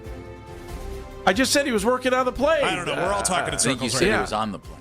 Pretty soon we're all going to be working in the railroad. All right, good luck. If there's some good-looking guy that was working on a plane yesterday, some girl's looking Someone's for you. looking for you. We're going to do everything we can to help. Yeah. All right, boys. Go. Baskin and Phelps present Dan's World Cup Roundup. Well, not much of a roundup to speak of yesterday because for the first time in 27 days, the World Cup decided to take the day off. Dan. That's Did everyone get hydrated yesterday? I got to go outside. I saw the sun. I introduced myself to loved ones. It was a nice change of pace. And they said, "Who are you?" And they went, "Wow, you used to be mildly tanner and more nourished." But we did have a little bit of it. So in the past, a little bit earlier, Wayne Rooney, who was a striker for England for a long period of time, mostly known for his ability to score goals and having some of the most horrendous hair plugs you'll ever see in your life that everybody made fun of him for a long period of time for Manchester United, Everton, and a couple other places Can't too. blame a guy for trying. No. He tried, but it was one of those, he put the plugs in, and then it farther back went bald, and then he put the plugs in, and then farther back went bald. Can't blame a guy for trying. He truly was chasing it. Okay. So anyway, he was on the BBC, and he was talking about Norway, and Norway striker Erling Haaland may have shoved his foot in his mouth. If Norway get to the quarterfinals, I'll go on the River Mersey and I'll roll down. Okay, you heard that here first. I mean, it's not exactly starting much today in your underpants, but I think it's a fairly good thing to commit to. And I'm pretty sure we will hold you to that as well. So I'm looking forward to see Wayne boy. No, I'm looking forward to seeing Wayne Rooney rowing down in Liverpool. That's all I want to see now. Wayne Rooney, I expect you to go out on a rowing trip.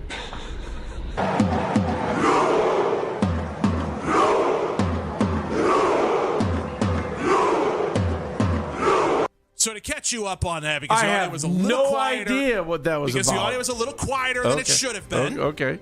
My bad. Oh, it's no big deal. What happened there was that Wayne Rooney made a bet saying that if Norway makes the quarterfinals, he will get on a Viking ship and he will row in Liverpool. He will row his way through the port of Liverpool on a Viking ship. And Erling Haaland heard this from Norway, their striker, the one with the long blonde hair. Right. And said, "Oh, I'm excited for this one," to basically set him up to do it. So we will keep you up to date on that bet as well, because now Norway has made the quarterfinals, and therefore good old Wayne Rooney's going to have to sit himself in a Viking boat and get rowing. And Wayne Rooney is a former striker for England. He's now a commentator who looks like Mark Schwab. Again, terrible hair plugs. Hey, Schwabby. He looks just like Schwab. Schwabby doesn't have the hair plugs. If Schwab was like really fit, that's who he would be. Wow, Schwabby. Wayne Rooney. That wasn't like nice. no, like super fit. I'm just Schwabby's telling a you. beast. He's in good shape, but I'm just saying. And no plugs. And no. Oh, he played in the U.S. for a while. Played MLS. Yeah. Yep, played a little in MLS. I think he was a manager for a cup of coffee too. Today is a biggie. France-Morocco is the match today. 4:00 is the start of that one. Do everything you can to see that match.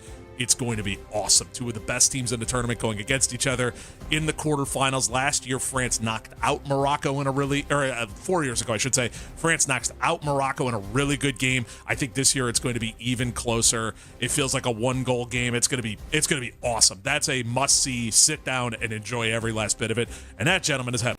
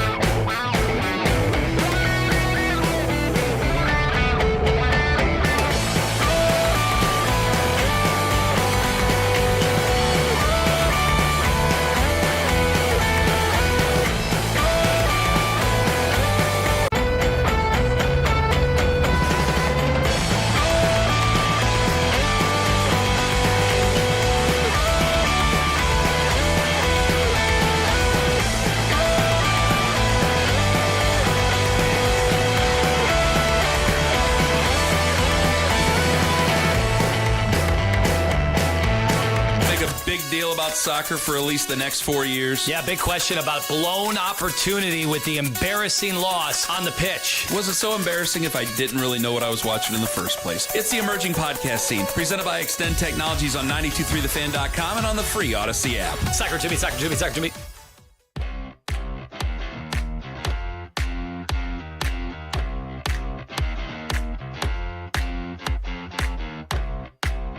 We're looking for a winner right here at the Fan. Win a 4-pack of lawn tickets to see your choice. And you get your pick here. John Mellencamp, Thomas Rhett, Chicago with Styx, or Billy Idol at Blossom Music Center.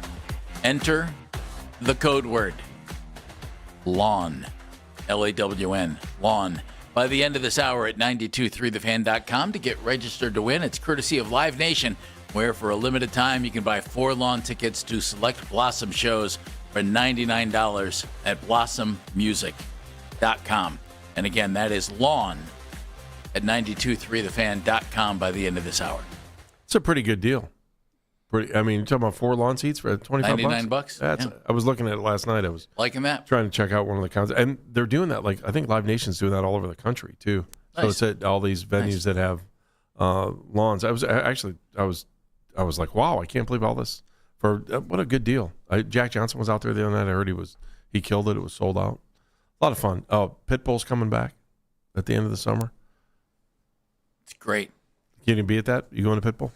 What do you mean, be at Pitbull? He's staying at my house. You and Pitbull?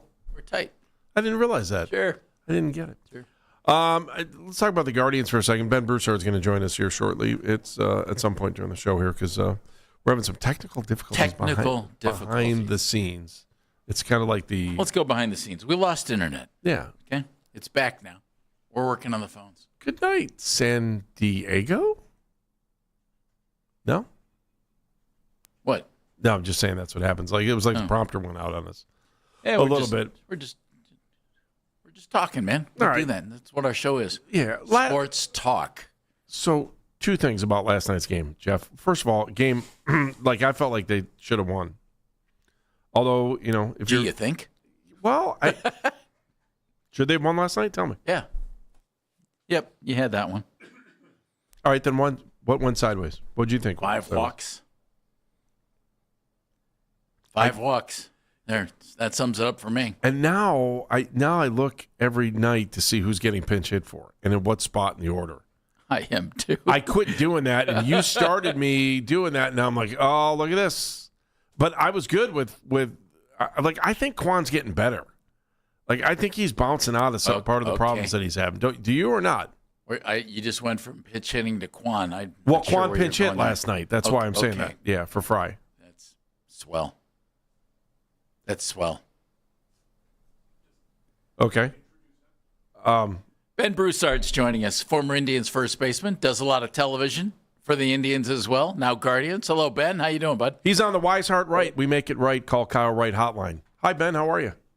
Man, how's it going, guys? Good to be with you guys. Okay. And you, sir? That's awesome, man. Things are good. I don't know. The race is heating up really early, so I've been following and excited that we got this break coming up, and I don't know. Well, I was saying this before when I was in Cleveland. We got a lot of tough teams in our division, and you know how it works. Once we get in the heat of the summer, people start playing better, and things get everyone's healthy, and then all of a sudden it's a race, and that's what I feel like is kind of going on right now.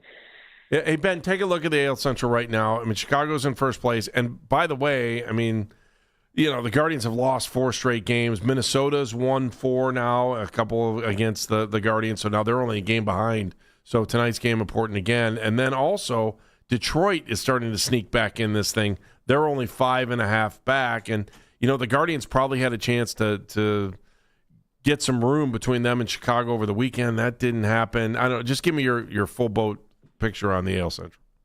Well, it's like a marathon. So, when you're in the season, you try not to look too far ahead, and you just try to think of like today, or who's the series we have, who's the matchups. And then you kind of look at, maybe what's not working, right? So if we're not playing great defense or say, our pitching's almost always great, so you just try to like micro those things that you feel like can kind of spin out of control, especially whenever your star, isn't in the lineup. That affects everybody 1 through 9. And so I think it's one of those things, especially as a younger team. I can remember earlier in my years, like it was such a big deal, and it was really like dramatic roller coaster up and down. And then, as you got more and more bats under your belt, you kind of learned how to really just focus on, okay, like yesterday I made these mistakes and this is where I can get better today. I'm going to work hard at this and I'm going to show up today. And my first at bat, I'm going to go out there and this is my plan. It's real easy sometimes to get reactive when you're struggling. And so you kind of feel like you're more like, oh no, what are they about to do to us? Instead of going out there with this kind of hunter, like you're hunting, you're like, I'm out there and I don't care if I made an error or I've got 3 strikeouts, please give me a chance to come up and win this game. I mean, it's such a mind shift that I think all major league guys have to just go through constantly that, I felt like as I got older, I got better at it, but it's just one of those things. It's a long season, injuries happen, crazy things happen, there's just, weird hops and it's raining. And, like last night, like you just watched kind of how that all unfolded.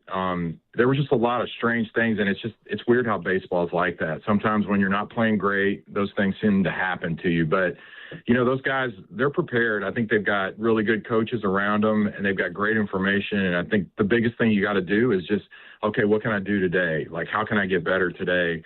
And you kind of go pitch by pitch, as a hitter, you go, who am I facing? And instead of thinking like, how are they going to attack me? It's more like, how am I going to attack them? Like, what do I do really good? What do I focus on here, until I have 2 strikes? And I think that's a challenge nowadays with a lot of the information that we have for young players is, pitch by pitch, you're almost kind of playing. I've just worked with a lot of guys where I've heard kind of the mindset that they have is like, I'm 0-1 and there's like this percentage of a chance he's going to throw me this pitch. And so I'm looking for this pitch. And, I kind of try to help shift them and say, no, what do you do good? Like, what is it that what is he trying not to do to you? Like he knows exactly where he doesn't want to throw it. But if you watch the best players out there, they seem so calm. And then whenever that pitcher makes a mistake and throws it in that like go-go zone, it's, they don't miss it. And so I think this is like a great opportunity for our young guys to get some experience of going through this.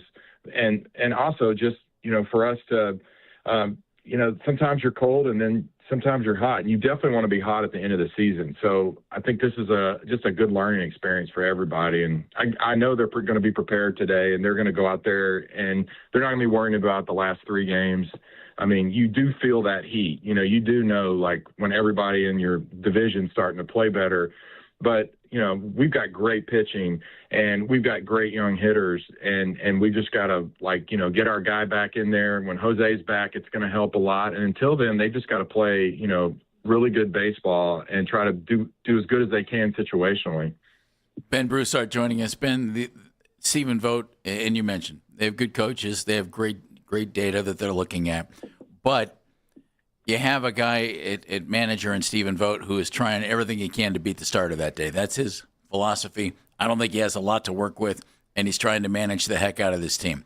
And in this case last night, that meant Travis Bazzana drops down to 5. Kyle Manzardo drops down to 7 in the batting order. Do players like a lineup, the ability let me rephrase that. Do players like being bounced around like crazy? I would think not. That they're more creatures of habit. Right. But do they understand? Do they understand? Yeah, I think definitely players today really understand that. And I mean, when you have the confidence in your coaches, you know that they're spending hours and hours thinking about this. It's not like he's just waking up and going, I'm going to do this today. I mean, like, there's definitely the method that he's going to. He's got a lot of people he's talking to that are really smart. And so I think as players, you have that confidence, and that's just how the game is today. I mean, back when I was playing, it was a little different. You kind of knew who was going to hit where, unless somebody was struggling, they would get moved around. But today's game, it's from, the time they're in the minor leagues, they're doing that. They're moving guys and developing guys. And I think I said this earlier with you guys on the show with Travis. I think it's great opportunities for him to hit in different spots in the lineup, because we just never know, when playoff time comes, where some of these young guys are going to be in the order. So I think that's what, Voter's doing is he's shifting things and seeing like what works better against certain matchups. And I think when you're a player, you really trust that. I would not think that players are upset about that. I think they go there excited because they know that, hey, this is going to be the lineup that we have the best, chance to win today. And they're just ready to hit wherever, it's like if you're in the 9-hole or you're in 3-hole, you're going to have some opportunities to either start a rally or knock somebody in. Ben, I was just thinking generationally, so you come in, you start playing here in the generation after the 90s, early 2000s, right? And those teams could just smash the ball all over the place. And I just picked a random game from when you were playing in 06, middle of the season, 80 games in, you're playing the Yankees, and I'm looking at the lineup that you guys are in at that point. You're hitting 332, and you were batting 1, 2, 3, 4, 5, 6, which now you would have been the number 4 hitter, if not the number 2 hitter, the way they're looking at things. But I'm also looking at the entire lineup, like from when you were playing in one of those last couple of years that you were playing here, where Grady Sizemore was hitting almost 300 at 298. Ronnie Belliard was hitting 299. Pronk was hitting 313. This is still 80 games into the season. Victor was almost hitting 300 at the time. You're hitting. You were hitting 332, so life was good for you, right? Booney was hitting that was his on base. He was hitting 253. So I'm looking at this lineup and I'm like, man, that lineup got criticized for the lineups that were before them, and now I'm looking at, we're subbing out the number 4 hitter or the number 2 hitter every night, and if they have a game where they have an error or something goes sideways where they don't drive in a run, that's the game. Like there's no error. There's no room for any kind of error on this team. In the last 2 nights, they've made a couple mistakes and it's cost them the game. I can't imagine the pressure that goes through these guys' mind when it seems like everybody's pressing to hit. Am I wrong on that? It seems like everyone's pressing to hit. Yeah, I mean, like when I think back, there was definitely times that you could feel it, but that's where like good leaders in the clubhouse come in. We've got some great guys in the clubhouse that are helping those young guys not like, overanalyze or make too many big, huge adjustments. Because I think that's the biggest, probably carrot that's dangling for a young player is like you have a bad week and all of a sudden you feel like I've got to change something with my swing instead of like, no, man, you've had like 5 solid weeks. You just had a bad week, like maybe your hamstring's tight and you're doing something and you don't even know it. And so I always really try to push that with all the guys that I work with, like to know who they are, know where they're working, and don't let just like those recent kind of just your recent success or failure really like be your identity. That's one of the hardest things for young guys to learn is I go up to them and I'm like, hey man, how you doing today? And the first thing they say is like, Mo for 3 yesterday with 3 punch outs. And they just start talking about all the bad stuff they're doing. And I'm like, man, that's not who you are. And I always tell people the story of David Ortiz is the one that taught me this at first base. I remember it was like early mid 2000s, and he got off to a bad start, which he was always kind of a slow starter. And I remember I wasn't doing great, and he's at first base, and he's like, hey, you see that? We're at Fenway. And I look up, and the scoreboard, it has his numbers, and he's like under 200 with like 1 or 2 home runs. I mean, like he's having a really bad slow start. And he's like, that's not who I am. And I looked at him, and I'm like, well, no, I mean, this is what I'm thinking as a young player. I'm like, that's who you are right now, David. Like, Poppy, you're not hitting 300, that's, wow. You're hitting 180. I'm thinking that. Yeah, you didn't say that to him though, did you? No. But I'm thinking as a young player, like when you're a young player and an older player is talking to you, you're trying to understand what he's saying, and I'm like, what is he saying? He goes, when I was in Minnesota, and if you know his story at all in Minnesota, he didn't hardly hit any, he didn't really get to play full time. They released him, and, he was just scrapping to get a job, and, Pedro came through for him as a friend and helped negotiate him into the Red Sox just to get a spring training invite, and then he gets his shot and he becomes Big Papi, and he learned from that experience. And so he was telling me that, and I just remember him saying, that's not who I am. He's like, I'm going to make the All-Star team and I'm going to hit 30 home runs this year. And I was like, man, you better get to work because, wow. This is what, as a young player, you're thinking these things. And I mean, I'm telling you, it's like he was giving himself a pep talk or whatever, but he had a couple home runs off of us.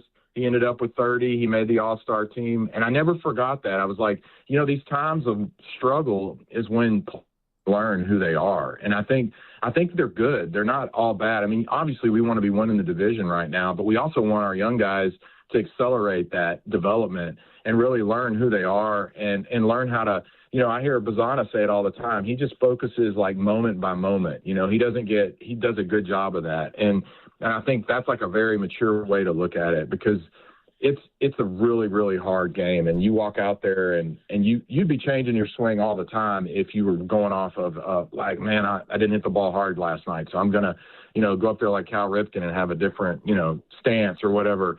And I always encourage guys to be like, man, remember who you are. Remember all the success you had. Remember your baseball card. Don't forget that. Don't forget those things whenever you're struggling. That was kind of my 2 cents. All right, but how do you get to that conversation with Papi at first base? Like, did you get a single and then was there a pitching change or something? I mean, like, how does that happen? It was just like there was, especially back then, you have to realize there wasn't a clock, so there was a lot of time.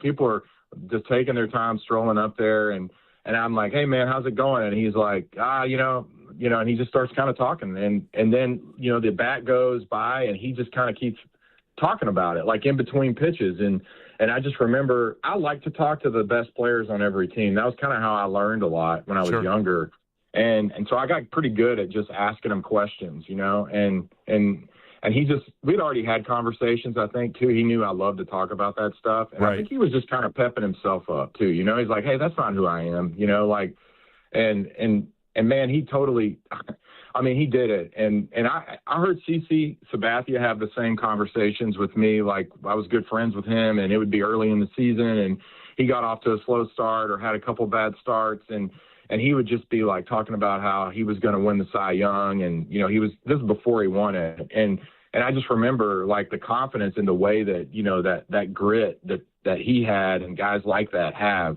and I think that it's something you learn after going through it a few times, and you just learn that you work really hard and you practice and you prepare, and then you try to relax in the game. You don't go up there thinking. I always call it like you're either a wolf or you're a rabbit. You're either like the predator or you're the prey, and you try to figure out how many times a day that you cannot be the prey. So that moment when you make an error, you want the next ball. Like, please hit me another ball. I'm going to make a good play here. Or, you strike out, like, get me up to the line. Get me there. It's just. It's a mind shift, but I saw it over and over with the greatest guys I was ever around. And I just always remind and tell these stories of young players. They're like, hey, this is how they do it. No, this is how the best players do it. This is, if you talk to them, they all have this thing in common. And it's like they have a short-term memory. They're able to kind of turn it off, but they're also able to really focus in the moment of like, okay, what's my next opportunity going to be like? Okay, there's 2 guys on base. There's probably going to, you're thinking that way instead of like thinking 3 at bats before whenever you should have swung at one that went right down the middle. And you're like, why didn't I swing at that? Like you have to be able to just kind of move on from it and then, process it later, with your hitting coach when you're watching video. But, in the game, I've just noticed from the guys when I'm around them in Cleveland and just watching how they do their work, that they stay positive, they work the right way, and they've got the right people in their ears. So I know it can be frustrating as a fan sometimes when you watch these like ups and downs, but there's a lot to be excited about, and especially when we get Jose back, that's going to be good. And I think these guys are. We just happen to be playing a team that's really playing good right now, and we've lost a few in a row, and it'll look bad when you go through that. But I think like after 5 or 6 months and you're looking back at this time, I bet we'll be like, it was really good that we went through that, because these guys got a chance to kind of work through it, because once we're, you guys know how it is in August and September, man, when the temperature gets turned up, and now every game matters, and there's a lot of pressure on you. We can't blow this one, and this is the only way we're going to keep the lead. Those feelings creep up, and instead, guys are like, no, we've been going through this. We've got a lot of close games this year. We've got the pitching. We just got to get up there and manufacture something. Like let's get a walk, let's get a stolen base, let's move somebody. I mean, I feel like Cleveland does a really good job of that. When they're not hitting that well, they figure out ways to get runs across. So hope they can keep doing it. Ben Broussard, thank you very much. We always appreciate you, and you always give us great perspective on everything, and thank you for your friendship for a long time there, too. Thanks, Ben. Thanks, man. Yeah, I'll see you guys next week. So. Stop by the studio if you want to. We'd love to have you in here. Yeah. So. Thanks, Ben. All right, that'd be awesome. All right, we'll talk to you soon. Ben Broussard, of course, on the Wise Heart Right. We make it right. Call Kyle Wright hotline. Some interesting things. We'll talk more about the Guardians when we come back. Time for 2020.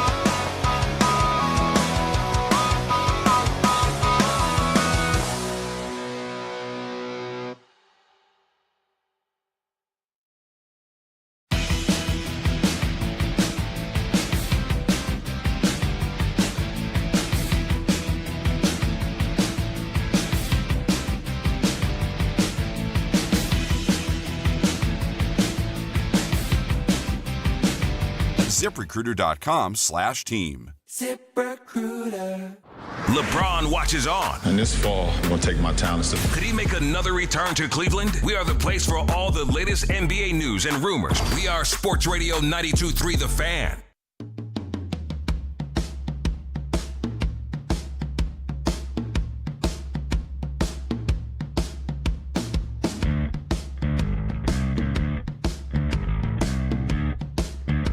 It is baseball talk right here on The Fan, presented by Xfinity. Score the most reliable Wi-Fi, one price, 5 years, guaranteed.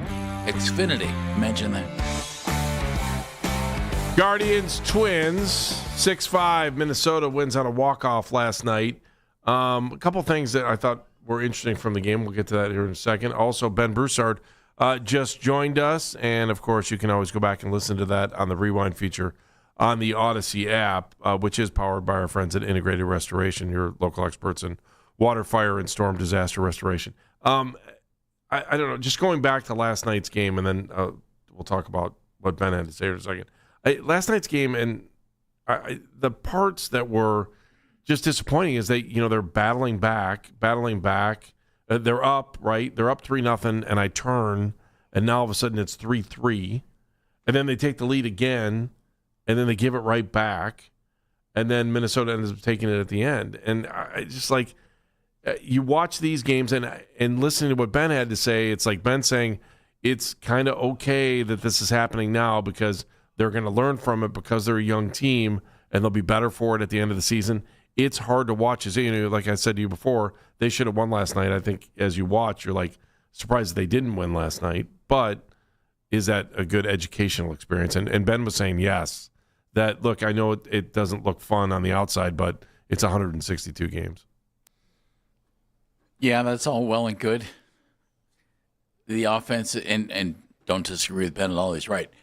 But the offensive issues on this team, Andy, just don't go away. I don't think they will go away until Jose gets back, Angel Martinez gets back, and you probably add another bat. Like last night you scored 5 runs. And you think, okay, well, that should do it, right? But did you have confidence that they were going to be able to compete with a team that is a good offensive team and was scoring runs last night a little bit? No, I didn't. Not when the bullpen failed like it did. I think the whole thing that Stephen Vogt is doing with moving the guys around in the order and trying to get really creative, I get it, and I don't think it's working. That's the thing. I understand it, and as Ben said, guys now in the minors they're bouncing around, and you don't know where Bazana's going to end up, and he's getting hit in a lot of different places. He hit 5th last night. Mm-hmm. I understand what Vogt's trying to do, and he's not being given a lot to work with. But all of this maneuvering, Andy's not working. The offense stinks. It's near the bottom of every major category. Offensive category in Major League Baseball. And I wonder, all right, Rhys Hoskins has now hit home runs in 2 straight games. Okay, so does he feel like he's got the... I felt like... Leave him alone now. Just put him in the lineup in the middle of the order and leave him alone. And I hope they do that. Kyle Manzardo hit 7th last night. Can we go back to Hoskins for a second? How long do you feel like you want to hang on? Does he need to... He's hitting 181, Jeff. How long do you give him to kind of prove that... Well, you have to look really short-term now. He can't do anything about what's already happened, but he's hit 2 home runs in the last 2 games. He's, 2 home runs away from tying for the team lead, and he's 9th on the team in at-bats. So leave him alone. Let him get hot. Maybe. If he can get hot, let him get hot. Leave Manzardo alone. I mean, all this, you had David Fry hitting leadoff yesterday. How'd that work? He went over 3. With 2 strikeouts. Yeah. I understand the thinking. It's not working. So do something else. So I thought of you specifically last night when they brought Cade Smith in the 8th. And there's, with 2 on. Before you get to that, okay. Do you have any offensive thoughts on this? Yeah, I think you're right, what they're Jeff. Doing's not working. I kind of understood why 2 days ago he made the move with Arias to bring him in because he had the home run the last game that he had played, and that maybe he felt like he was going to get it. But, I mean, you're switching out Arias and Schneemann last night. They're both – I mean, they're averaging 212 together. Schneemann's hitting 211 and Arias is hitting 213, right? What you got 0 for 5 out of them. Then you put Manzardo into that mix. And the minute they change pitchers, he changes players. You know? Yeah. Okay, here comes a righty. Let's get Arias out of there, and let's put Schneemann in. I think he's over managing, if you want to know the truth. And I really like him. I think he's a good manager, but he doesn't have a lot to work with. I also just wonder, are you not giving these guys enough of a chance to just relax and get a lot of at-bats? Andy, you brought Hoskins in to hit, and he's got the 9th most at-bats on the team. I'm just looking at the bottom of that lineup from last night. From the bottom 4 spots, they got 1 hit in 5, 9, 13, 16 at-bats. 1 hit. That was it. You got 1 walk out of that, too. Watson was the only one. I mean, and he was hitting 9th. So at least he got on base twice. Maybe he still struck out twice. I like watching Watson, though. I love how fast he is. I again, stick with it. But you're right. Every night, something different in the lineup. And then last night, he pinch hits Quan. Quan did come up with a hit last night. But what's the, like, sometimes I think we get real caught up in the righty-lefty thing. If a guy's hot, let him hit. I don't care if the guy's throwing from the right and or left-handed side. When their current splits tell you that they're hitting lefties as well as righties or whatever. You know, quit, just leave the guys alone for a while and let them settle in. I mean, Hoskins has a track record. First of all, let's bring up the Kate Smith thing here in a second. Manzardo hit 27 homers last year. How scary was it when Herron got hit last night, too? Yeah, that's not good. No, that was, I mean, I'm watching and I was like, oh, man. I'm surprised it doesn't happen more often. I'm going to be, don't you think? I mean, the pitcher's so close, and when you're a big guy like Herron, it's even closer. When you're 6'6", I mean, he looked gigantic last night when they were taking him off. And I'm like, wow, and it's amazing he doesn't get hurt. I didn't hear an update. I'm hoping that he's okay today. Maybe we'll grab an update. Jeff Thomas told me that the report was just a contusion. Oh, that's good. That's good news. All right, I'll come back. I want to talk about that. I also need to ask you if you think this is for everybody. I know the U.S. is out, but has your mind changed about soccer in the U.S.? 216-474-0092, Baskin and Phelps, 92.3 The Fan. Hey, everybody, it's Andy Baskin for Bookman & Son, 8803 Brecksville Road. 8803 Brecksville Road. Say you're thinking about getting engaged and you want to start looking at rings, Bookman & Son is the place to go. They're going to take care of you. The timeline is yours, not theirs, and they get that at Bookman & Son. There's no pressure and no hurry to buy an engagement ring.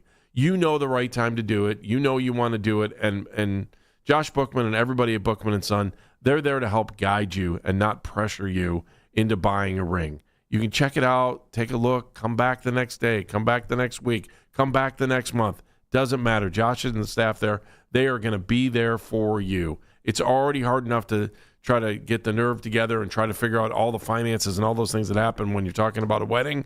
Don't make it any harder. Make it easier on yourself. Go to Bookman & Son, 8803 Brecksville Road. So whether you're looking for an engagement ring, wedding bands, a nice gift for yourself, a nice gift for somebody else to let them know how much you care about them, Bookman & Son is the way to go. Really easy to get to off of 77 and then head east on 82. Next thing you know, you're in downtown Brecksville and you're talking to Josh and everybody on staff right there.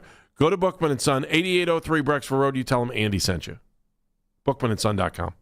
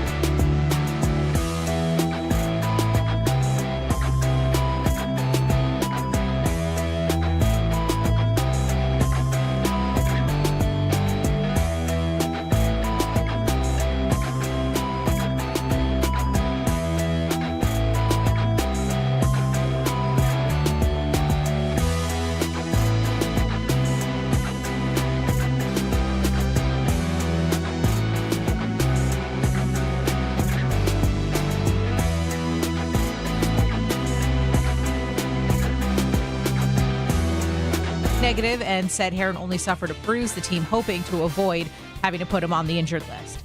You can now find 92.3 The Fan on YouTube. Subscribe to our YouTube channel and get the best content from our shows each and every weekday. That's 92.3 The Fan on YouTube. Headline sports news every 20 minutes on 92.3 The Fan. From the University Hospital Sports Desk, I'm Meredith Kane.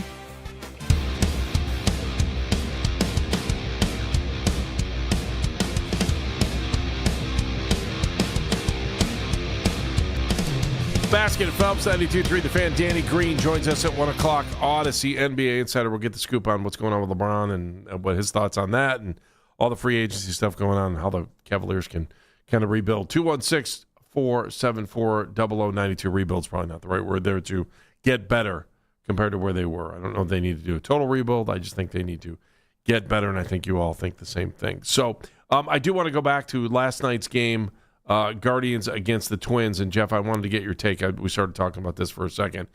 Just on what Stephen Vogt did with the pitching rotation last night out of the bullpen with Cade Smith. So in the 8th inning, Hunter Gaddis goes out there, 2 guys on base, 2 outs. I'm sorry, 2 guys on base, no outs, in a tie game. And so he's like, you know what, I'm going to go to Cade Smith now, which I thought was okay. So I assumed that when he brought Smith out there, it was going to be for 6 outs. He's like, I'm going to let him pitch the 8th and the 9th tonight.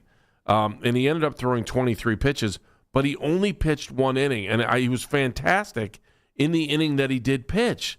And he got them out of a jam. I was just like, why did they bring Matt Vest out afterwards? I was trying to figure that out. And it kind of went along with some of the things we've been talking about the last couple of days about pinch hitting for the 2 spot, pinch hitting for the 4 spot. Offensively, I thought that was I thought he was going to leave him out there for 6 outs. What'd you think? I thought he was out there for 6 as well. However, we have no idea how Cade Smith felt. Maybe Cade told Carl Willis, hey, I'm good for an inning. I don't have 2 in me. Okay. I'm giving them the benefit of the doubt here. I'm thinking they just didn't think Cade was good for 2 last night. Or they thought that by throwing Cade for 2, he's toast for the rest of the series. Whatever. I'm with you. I think roles are so defined out of the bullpen right now. I think it's almost, if it works, it's great. I think sometimes it's detrimental. But guys are trained now. Your role is this. And usually if you're in the bullpen, other than 1 guy, maybe 2, your role is to come in and pitch 1 inning. You know? Yeah, I also thought, so trying to figure out the why, and wouldn't you base that on pitches? Is that something you might think of? I mean, he did walk the second to last batter there. Yeah. So I thought, well, maybe they saw something pitches there. Yeah. If he got out there, and it was a tie game, it's not like he'd have been coming out in a save situation in the 9th. If he had come out in a save situation in the 9th, I mean, if they had scored in the top of the 9th, maybe in a save situation they would have brought Cade back. Mm-hmm. I don't, they do the hold stat. To me, that was a true hold. They brought him out there in a pressure-packed situation. And Vogt has said, we're going to kind of treat this like it's an early playoff series. Yeah. Well, they got lucky that it was a ground rule double. Yeah. Because otherwise, Caratini was going to score. 23 pitches is the most he's thrown since June 24th. He threw back-to-back 28-pitch games against the White Sox. So, and one was a blown save. It was only his 3rd of the year. I just wonder sometimes because you accept something for what you think it is, and then all of a sudden it's not. I do want to talk about another thing, too, here before we head up to the top of the hour, and Danny Green's going to join us at 1. So, according to television records, England against Mexico drew 44.8 million viewers across Fox Sports and Telemundo. 44.8 million viewers. U.S. TV records, 44.8. Now, while they were in the group stages, they averaged 5.1 million per game. And then, as many of you may have heard before, there was 42 million combined viewers to watch the U.S. play Belgium, which was the largest in the history of the game here in the United States. I find the England number against Mexico mind-blowing, because I would have thought once the U.S. was done, that would have been it for the ratings for Fox and Telemundo, but it doesn't appear to be that way. I don't know. What's your take on that, Jeff? Good. It's great for the sport. You know, this is a big-time spectacle in our country. Our country is looking great. You know, people are going to social media and saying how foreign people who are here, foreign people, to enjoy the tournament, how much they're enjoying it, and how much they're enjoying our country. I think that's awesome. Dan, what's your take on that? Obviously, and people are obviously paying attention on television. Is that something where you say to yourself, Premier League's on here too. I don't know what the numbers are for that on Peacock and NBC, but to see the numbers to hear that you get 44.8 million viewers to not watch a U.S. game, to watch, England and Mexico. I find that absolutely fascinating that many people in the United States had an interest in that. I'm just your take on that. It's excellent. It's what people have been screaming for a long period of time about how good soccer is and how it's managing to grow in here. The fact now, of course, the side of a Telemundo having a huge part of it is kind of a no kidding type of situation, but still the fact that the U.S. side of it, I can't help but say some of it is the spectacle, of course, of the World Cup, which is always going to have people sign in the same way people pay attention to the Olympics, and then after that we all go, wait, whitewater canoeing? Really? That's a thing? It's kind of the same thing, but I think it is continuing to grow. America, soccer, the next great rising sport in America since 1972. America. Let's go learn the metric system, too. It is the superior way to measure things. We do use it more often than you think. It is the superior. It actually makes sense. Our systems of measurement make no sense whatsoever, but that's an argument for our podcast, Measurings in You. My foot's a foot long. Well, an inch was based off how long the king's finger was. What? Stupid. What was a marathon was running something from one place to another, wasn't it? Yeah, it was. It was a delivery man in Greece, wasn't it? He had to go from Athens to sugar.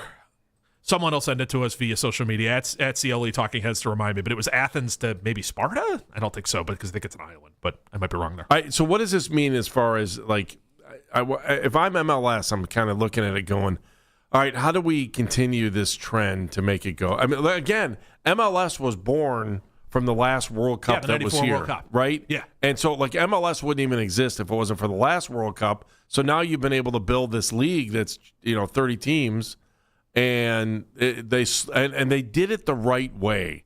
They grew very slow. Mm-hmm. They weren't in a giant hurry to get to 30 teams right away. They picked their battles. They took cities and then you've got cities like Columbus and Austin that are in there now that aren't traditionally, that are more like college football towns. Obviously, those two are. Mm-hmm. And they've made them into professional sports. And I know, when the Crew first came into Columbus, it was a big deal for people that didn't like Ohio State. First soccer exclusive stadium ever built in the country. Yeah. And it was the second try. Mm-hmm. It wasn't even the first try. The first one, they tried to build a stadium in Dublin, and the people in Dublin were we'll pass. Yeah. And then they came up with this great deal with the state fairgrounds. Heck yeah. And that's how they came up with that stadium. And they decided to keep that stadium. Such a smart after move. They built another one. Such a smart I find move that. After. But do you think this influences, and are now, you're 48 hours past losing. Do you think that the impact of the loss takes away from what we've seen? So, in the grand scheme of this, I believe we have more fans now than when we started the World Cup. Now, we're not going to totally know U.S. or the game itself? The United States of America. Okay. Because that's what we're focusing in on, of course. The sport itself markets itself across the world pretty darn well. Mm-hmm. You see it all over the place. There's always going to be countries that'll have higher one. Like India will always have a higher love of cricket than they do of soccer. The United States, of course, with American football, all that kind of stuff you could point to. But I think we have more soccer fans today than when we started. I think you will see more people being invested in overseas as well, because you have those American players like, for example, Pulisic and Weston McKennie are over in Italy right now for AC Milan. I think you will see more people paying attention to AC Milan for that reason. You could point to Balogun, who needs to get out of Monaco into a bigger club, and I think he will after this run. You'll see people paying attention a little bit more just because they want to follow those guys. It's back to your great line of, we want to follow storylines. And so you want to see what the next evolution of your guys that you invested this in. I do find it interesting that when we have players from other countries that play in the United States, how the Ichiro was the first guy that really kind of that's a good one. Hit me hard, because you would see Ichiro when he first got here, press boxes that were like 50% full were now 100% full, and all the Japanese media outlets that were here, it was mind-blowing how they were following for one guy, and I don't know, will we ever have someone from the United States that does that internationally that has to play overseas? You know what I'm saying? Like the flip side of it. So what you're saying, so it would have to be, to make this work, because I know where you're going. Let me. I can make it. Anybody on this team right now, put it that way. But it would have to be the next evolution of some kid who would be, 18, 19 years old, and would be lighting up a European league. It would have to be something like that. And be born here. Yes. Yeah, it'd be like, I'm going super old school on this. And the only reason I think it would be like, what if Brad Friedel was the greatest goalie in the history of the game, and in the Premier League he was making stops and saves like no one ever, and then all of a sudden you would have this unbelievable following, in Europe of Americans that want to know exactly what he's doing in every game to grow the game there. So it would have to be a striker, I think. It would have to be a goal scorer. Too, yeah. It would have to, right? Wouldn't that make sense to you, Jeff? Because I know you're very, very casual as well. Like, for you to pay attention, it'd have to be a serious goal scorer. Yes. I've always, you're going to laugh, I've always liked the defensive aspect of soccer. Oh, killer. Okay. Yeah, I really have. That makes sense. Yeah, killer. That's what they were saying on Monday night, because their defense killed us. Oh, God. But that still leaves a mark. And I know now Pulisic's fight, has an injury that has come out because everybody was yelling about how he needed to be subbed off in that game. And it's amazing how all of a sudden that stuff leaks of, I got this bone bruise and something broken. But it would have to be somebody like that. So it's interesting. I was reading yesterday because I didn't have the World Cup to watch. So, of course, I had to read about the World Cup because I was twitching. Apparently, Barcelona has decided to build an academy in Phoenix. And so they're going to try to start getting an academy system and start mining some of the talent in the U.S. to get them built. And the Barcelona Academy is like world renowned. This is where the best players are coming from. So it's like the Guardians Dominican Republic. Kind of the same general idea. So I wonder if maybe we run into, and this is going to sound gross to people right now, but we run into like some 7-year-old or 8-year-old who's really, really good, who goes into the academy. Tell his parents, grows. so they'll be traveling all around the country. But then and grows from there and gets better and better and better to where he's making a debut at 18, like Lamine Yamal from Spain. Kid's 20. Or no, he's 19. I'm sorry, he's 19 years old. He's been playing for Barcelona since he was 7. Yeah, I keep seeing those. Well, it's gross. Yeah, it's like borderline disgusting. Yeah, but like, I don't know if you've seen the commercials during the World Cup where they have the kids that are running down the street, and they're like, "You're not going to know me. People are going to be following me." I'm like, "Oh, I wonder who these kids are." That's how you become a huge soccer nation. Is you breed these guys, breed them essentially, and train them the way we would like LeBron James as a freshman in high school. But that's a freshman in high school. We're talking 7 and 8 years old. Like we're talking. I just got done playing freeze tag, and now I have to play soccer for 10 hours. But that's their system. Exactly. That's their system. So our system is. We'll see where it goes from there. But yeah, that's how you would people get in school. 216-474-0092 if you want to hop in on the show. Danny Green, Odyssey NBA Insider, joins us next. Hey, everybody, it's Andy Baskin for Choice Cabinet. That's right, Choice Cabinet. Love talking about.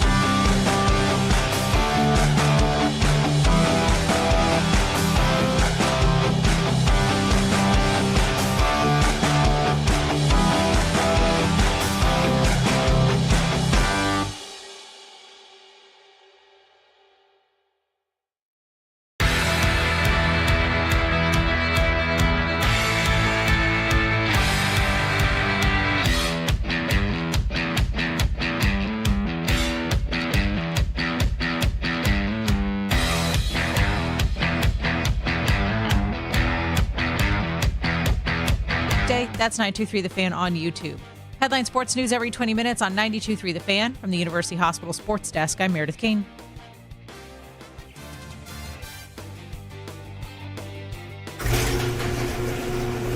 Leave the garage door open and turn up the fan. Spend the summer with your home for Cleveland Sports Talk. 92.3 The Fan.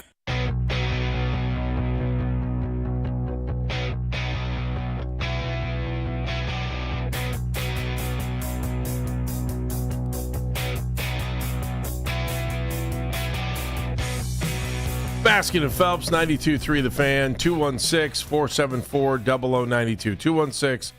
216-474-0092. So as we look around and try to figure out what LeBron James is going to do, we have been tapping into all kinds of voices from all across the NBA. We trust one man, and there is no question about it, and he is Danny Green, our Odyssey NBA insider, former Cavalier, who is brought to you by Hyundai.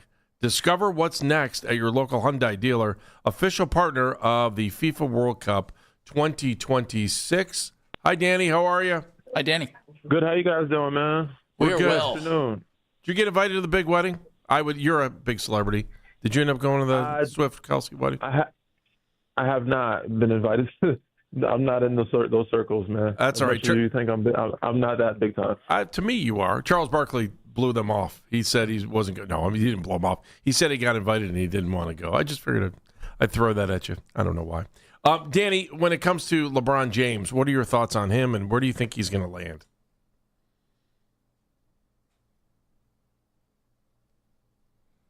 He's speechless. He is absolutely speechless. Either not there or we just can't hear him anymore. You want to try to reconnect there, Danny? All right. Yeah. Danny's across the country. Is he? Yeah, maybe he's got a little. I think he's working summer league. Oh, is he? Mm-hmm. All right. Well, that'll be interesting. So that's an issue. I wonder what he's doing. If he's doing play-by-play, if he's doing just covering it for. He's doing. I don't know. We'll find out. Us here at Odyssey. All right. So we're getting Danny back on the line here. Hopefully, he'll be back here in a second. Jeff, I find it interesting that you always say that the longer this goes, the better you feel about it. By the way, the Cavs just officially announced the signing of Donovan Mitchell. Oh, it's official now? Yeah. Yeah. The longer this goes on, the more I think that it's likely that LeBron ends up back in Cleveland. Just, the Cavs are sitting here, they have work to do, Andy. They've got to re-sign James Harden. They have a spot to fill in their starting five. Dean Wade's gone. LeBron's a perfect drop-in for that. They also have some bench spots to fill and maybe some guys to move on from.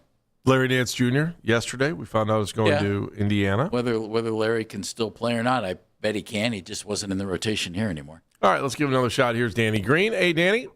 What's up, fellas? Sorry about that. I don't know why the call just dropped. That's all right. You guys for a second. We're having all kinds of problems with our phone lines today, so it's probably not you. It's probably us on this end. All right, let's go back to the original question. Your thoughts on LeBron, and where do you think he's going to land? I mean, only he knows, right? I mean, for me, it's something that a lot of people are looking for is Cleveland. Like, wouldn't mind seeing him, finish, go back home, and close the chapter. If this is, everybody's assuming this is his last season, and we've been assuming that for like the last 5 years now. So yeah, I mean, I would love to see him in Cleveland uniform, but I mean, there's a lot of places that make sense where he can be effective. There's Golden State, there's Philly, there's Detroit. Like, there's a lot of other places in the running. People talking Miami. So he has options. It also depends on whether or not he cares to make a lot of money or not, or if he's going to take the minimum. Which, again, a lot of these things this offseason have surprised me, and I feel like I've lived a lot of life. I'm like, oh, nothing can surprise me, but every year there's always something that surprises the hell out of me. So I'd be shocked to see if he lands somewhere else other than Cleveland, and if he did it for a minimum. Philadelphia seems to be gaining some momentum. Danny, you played in Philly. What do you think of LeBron dropping in with Tyrese Maxey and now Jaylen Brown and Joel Embiid when he's able to be out on the floor? How does that fit? That would be it'd be interesting for Nick Nurse to figure that out, but good problems to have, right? I think he fits well. He's perfect. He's a four-man now more so than a three. He's got young guys around him that can defend. The guy can protect the rim. Got guys that can create for him also, and he can also handle the ball. So it'd be a good fit. You know, I think he said LeBron James is a chameleon. The reason why he lasts in the league so long for 23 years, 24 years now coming up, is because he's able to adapt and adjust. He's adaptable. So he did that in L.A. He'll do it. And I think he'll fit great there. So as long as everybody there stays healthy, and you're in the East, so you kind of always have a chance. He's not as explosive as he was, who is when they're 41 as opposed to being 25. But as you said, being playing the power forward spot more than a small forward spot. In theory, right now, it's the small forward spot in Cleveland that's open. If he were to come to Cleveland, do you think he would play 4? Do you think Jared Allen would come off the bench? Do you think Jared would get traded? Evan Mobley coming off the bench, getting traded? How do you think that fit would work here? Yeah, I think he'd absolutely play the 4 spot, and then whoever is in that spot would come off the bench or slide down. I do think that there will be a move needed to be made, a trade or so to create some cap space, or also to create that type of playing time for you. You don't want to have those type of talented guys come off your bench or have to play limited minutes. I'd imagine a move would have to be made, and he would definitely start at the 4 spot. I don't see LeBron James coming off the bench or anybody, even though he's 41, about to be 42. Although I felt like it might have been a long shot just because we've watched him. I thought San Antonio might have been a good spot for him, you knowing that organization as well as you do. I'm just curious your thoughts on what it seems like the Spurs are out of it, though, so or have decided not to be a part of it. Your thoughts on Spurs and LeBron, and would that have been a good fit? I mean, again, I think LeBron fits a lot of places perfect. Like, they did just sign Tobias Harris. They have Harrison Barnes back there, so 2 really good vet 4s. But LeBron James, of course, is one of the best players in the league still, even at his age. So, yeah, could he fit in San Antonio? Could he fit in OKC? Could he fit in New York?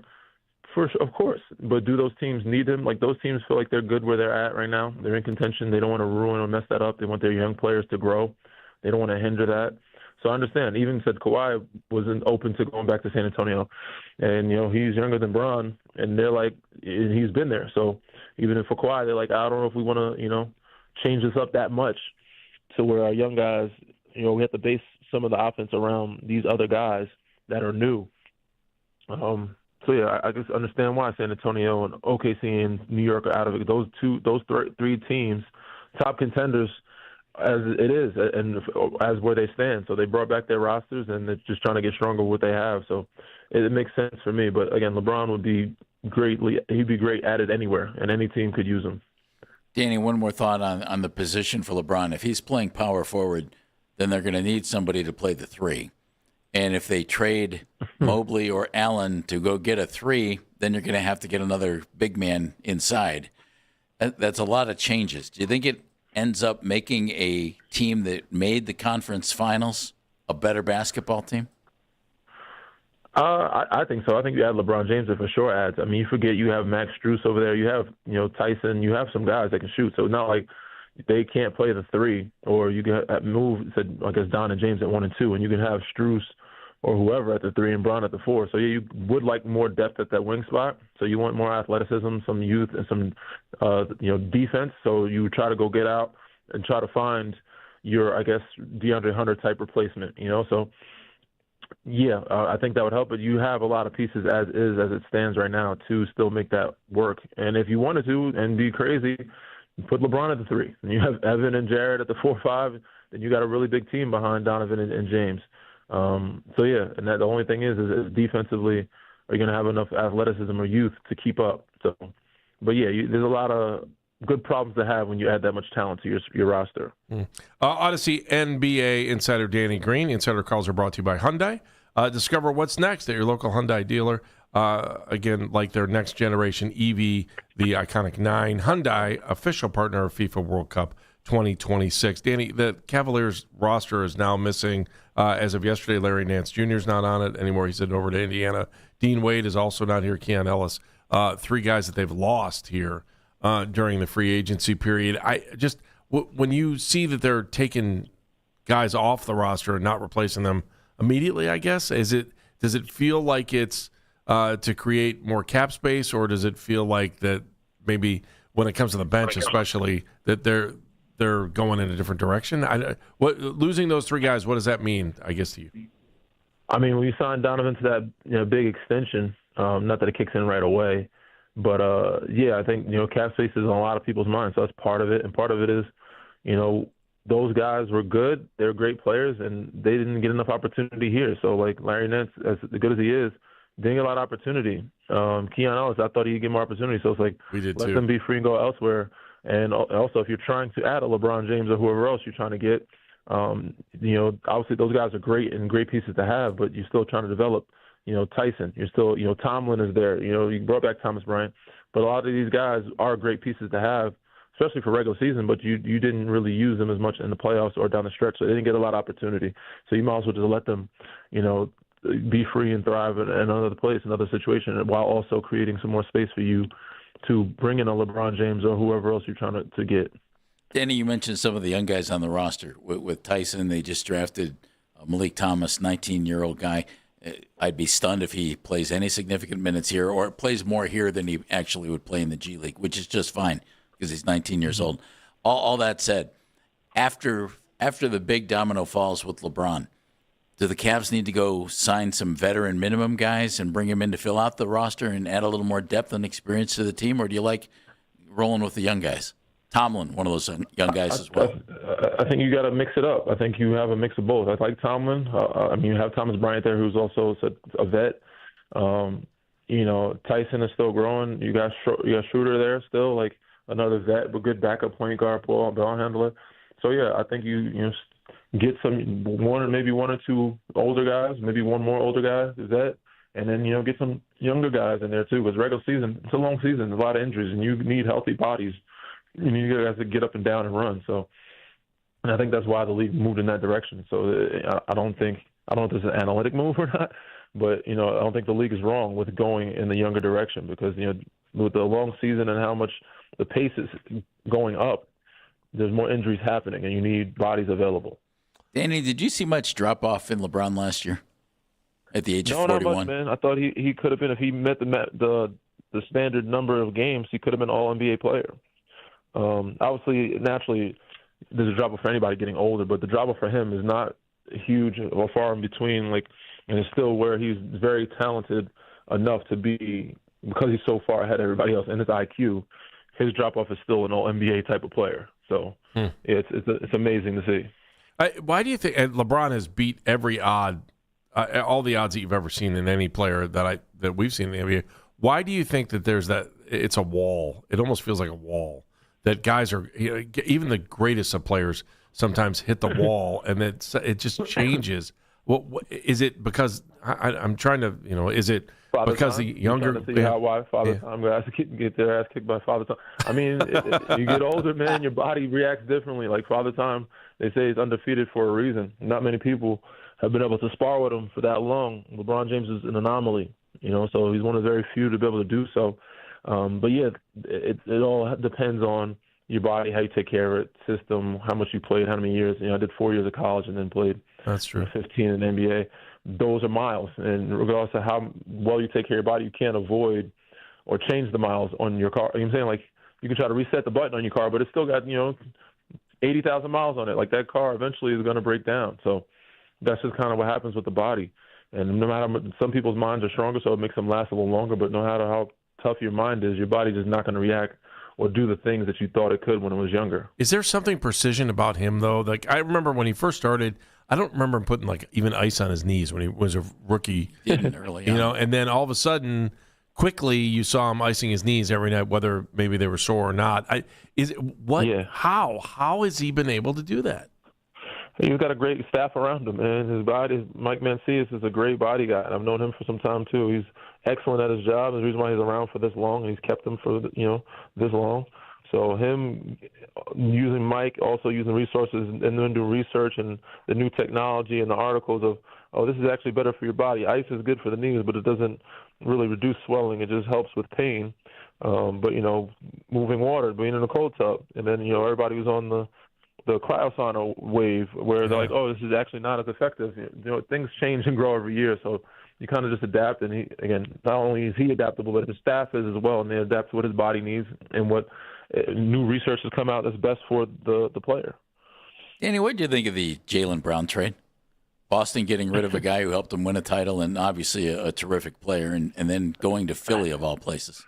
Yeah, I mean, I still can't wrap my head around it. It was kind of wild. Like, again, we all knew he was getting traded. And I said this every year, I'm like, oh, I've seen a lot, nothing surprising. But that was probably one of the biggest surprising trades of the summer for me, of in the history of the game, behind Luka. So, yeah, I mean, again, I know he was going to be traded, but I didn't understand why he was traded there and for what he was traded for. But I guess people trying to make it make sense and put it into mathematical terms of, oh, we had to give him this amount of money and he's going to take up 70% of the cap, and it's hard to fill in role players in that nature. But, yeah, I thought it was kind of crazy. But Philly's got a gift. You know, they revived a little bit. They can have a resurgence now. They got some pieces. They beat Boston last year, and they were still pretty good. And even though they lost to New York in a sweep, that series was closer than what it seemed, besides like one or two games where New York just came out fire and lasted the game 4, I would say. But they put themselves in contention. Danny, before you talked about guys wanting to get more time, Jonathan Kuminga is probably one of those guys. Should Cavs fans have their eye on him and to see maybe the Lakers seem like they're very interested too, but Kuminga and maybe the possibility of him coming to the Cavs, whether or not LeBron is here? Yes, they definitely should, especially if LeBron's not there. You're going to need that athletic wing that can defend. He's also capable of knocking down a shot, but slasher and, you know, durable body. Like he has things you can't teach. So I think that's definitely somebody to keep on the radar. So if you can't get LeBron James, you better get Jonathan Kuminga. Isn't the NBA offseason nutty, Danny? Yeah. It cracks me up. Year in and year out, it gets crazier and crazier. It does. What's it like to go through it? It's got to be awful. Depends on where you're at in your situation or in your life or your role. If you're at the peak, it's still hectic. There's a lot of anxiety, a lot of butterflies, a lot of emotions. But at least you're getting phone calls and sought after. There's times where you're not getting called and sought after, so it's stressful and frustrating. But a range of emotions are going through your mind and body during this time. You're working summer league stuff? I am. I'm out in Vegas right now, about to get ready to do the Today Show. Oh, nice. Wow. All right. Have fun. Yep, NBA Today still happens, and it's happening in Vegas today and tomorrow. That's outstanding. Well, you do good work. Thanks, bud. Thank you, Danny. Thank you, guys. We appreciate you guys, man. Yep. All right. We'll talk to you soon. Good luck this summer. You too.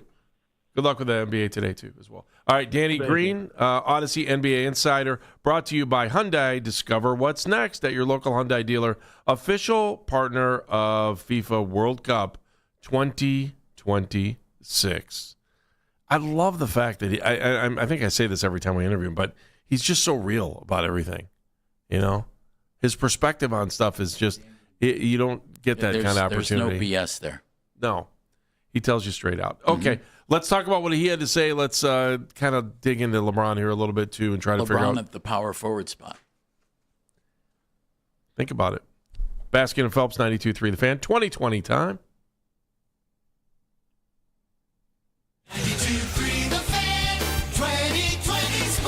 Twins are gaining some ground on both the Guardians and the White Sox in the AL Central after winning the last 4 games. 2 of those wins came against Cleveland. The Twins are only now a game back from the Guardians, while Cleveland is only trailing Chicago by 1 game. Guards and Twins face off for their matinee finale at Target Field this afternoon. Cleveland is hoping to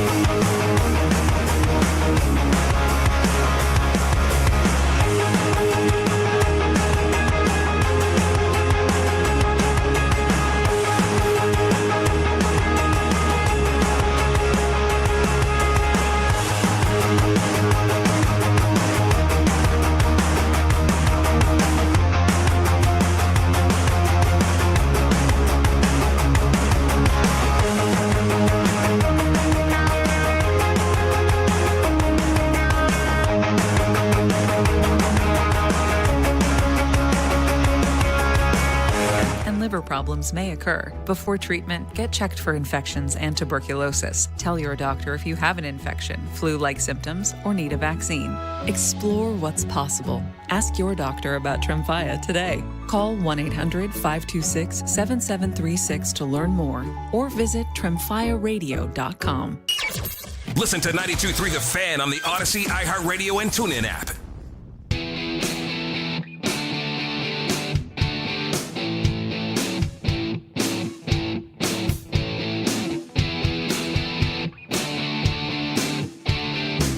Danny Green, Ben Broussard, both of them were on the show today. Ben was with us at high noon. Danny Green at 1 o'clock. We just talked to him, our Odyssey NBA insider.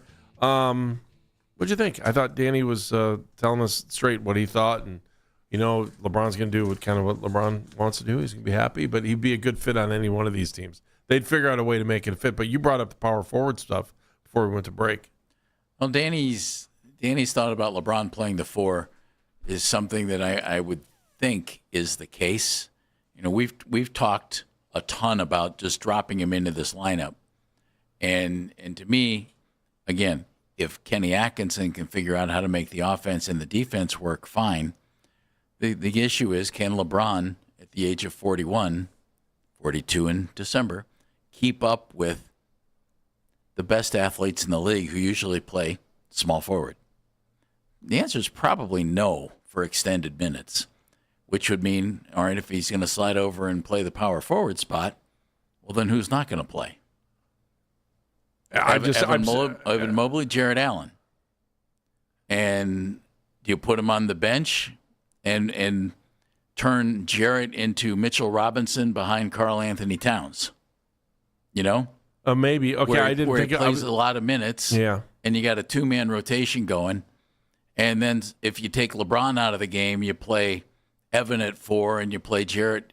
There are creative ways of doing this, rather than just making a trade and getting rid of a guy.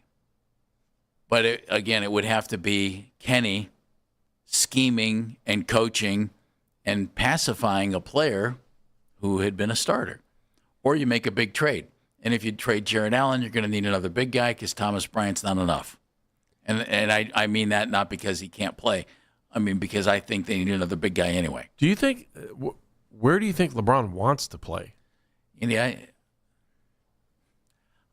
think he would get I think he would have a really hard time covering some of the best small forwards in the game on a regular basis. On the other hand, that's playing the 4, right? Yeah. No, that's playing the 3. Okay. That would mean he's sliding over to 4. On the other hand, okay. Now people don't realize this because we've seen LeBron play with the ball and play small forward, and handle the ball like he's a point guard. He's huge. I mean, he's as big as any power forward in the league, and as strong. Might not be as tall, but he's physically there aren't a whole lot of Michael Cages walking around these days. And Michael was playing center anyway, but I think he could play the power forward spot. It would be a physical situation. It would be a little more physical than playing defense against a 3. But, physical is one thing, and then speed is another. So defense is another too. Here's a thought. This could happen. LeBron signs here, and they convince Jared Allen, hey, everything's going to be cool. You're going to play about the same number of minutes you ever played, but you're going to come off the bench. And LeBron's going to rest a lot. James is going to rest a lot.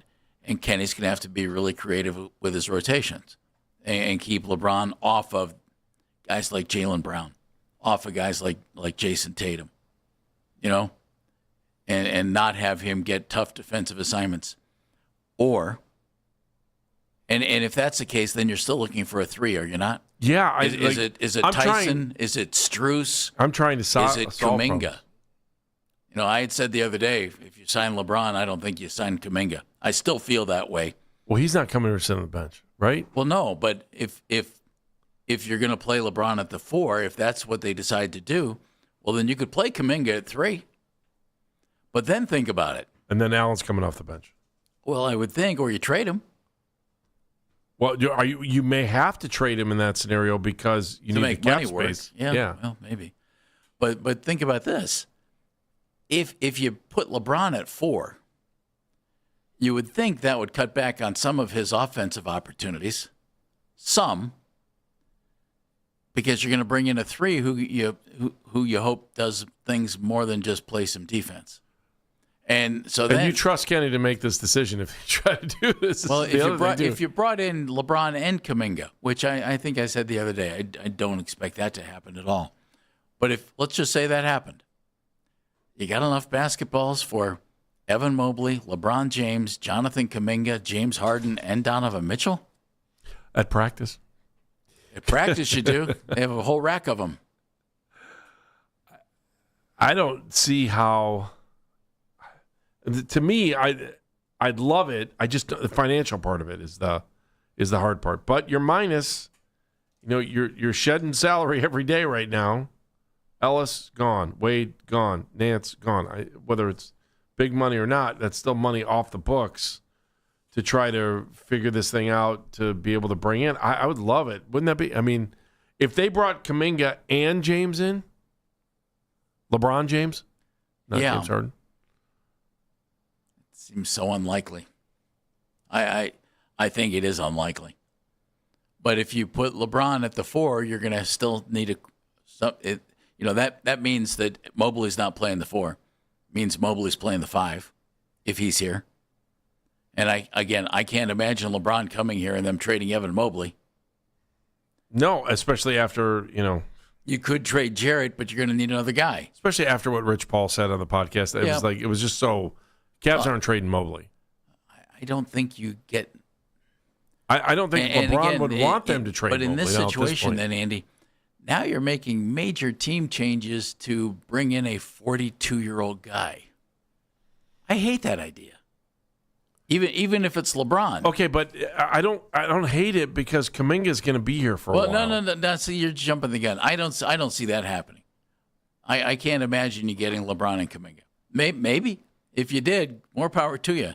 But then I think you'd definitely be trading Jarrett Allen.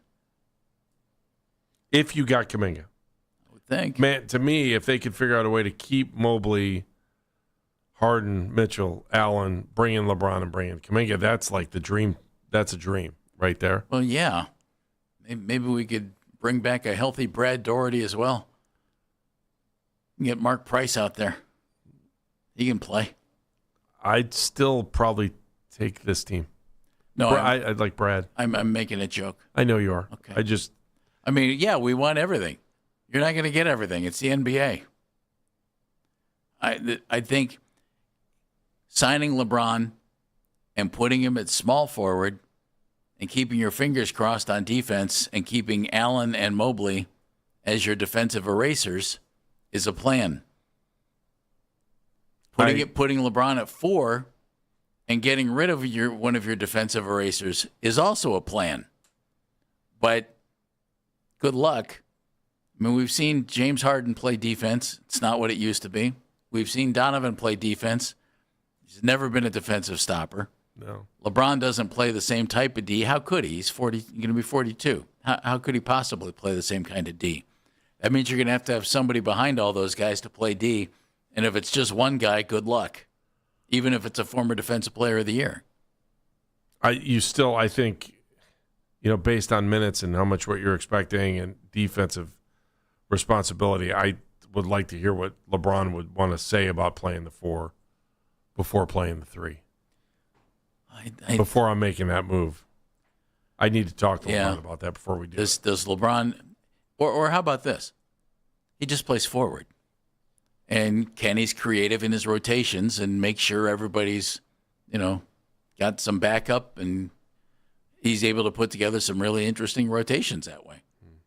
All right, I got a story coming up here in a second that is absolutely pure trash. Oh, good. Wait to hear it. 216-474-0092. It's Baskin and Phelps, 92.3 The Fan.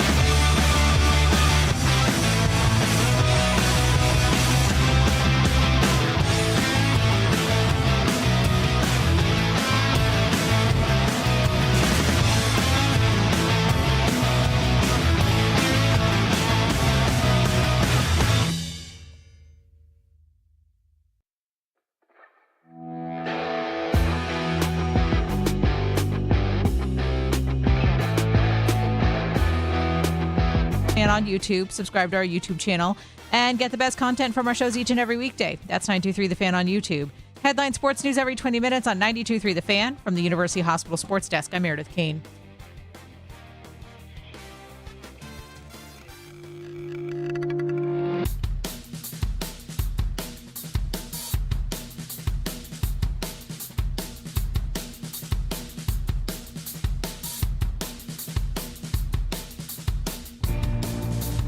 Basket of Phelps, 92.3 The Fan. Ben Broussard was with us at noon. Danny Green, Odyssey NBA Insider, joined us at 1 o'clock. Again, if you missed a moment in the show, you can always use the rewind feature on the Odyssey app, powered by Integrated Restoration, your local experts in water, fire, and storm disaster restoration. Guardians getting set to play the Twins, kind of pick up the pieces on what's happened over the last couple of days. You want the good news, bad news? Yeah, give me the good news.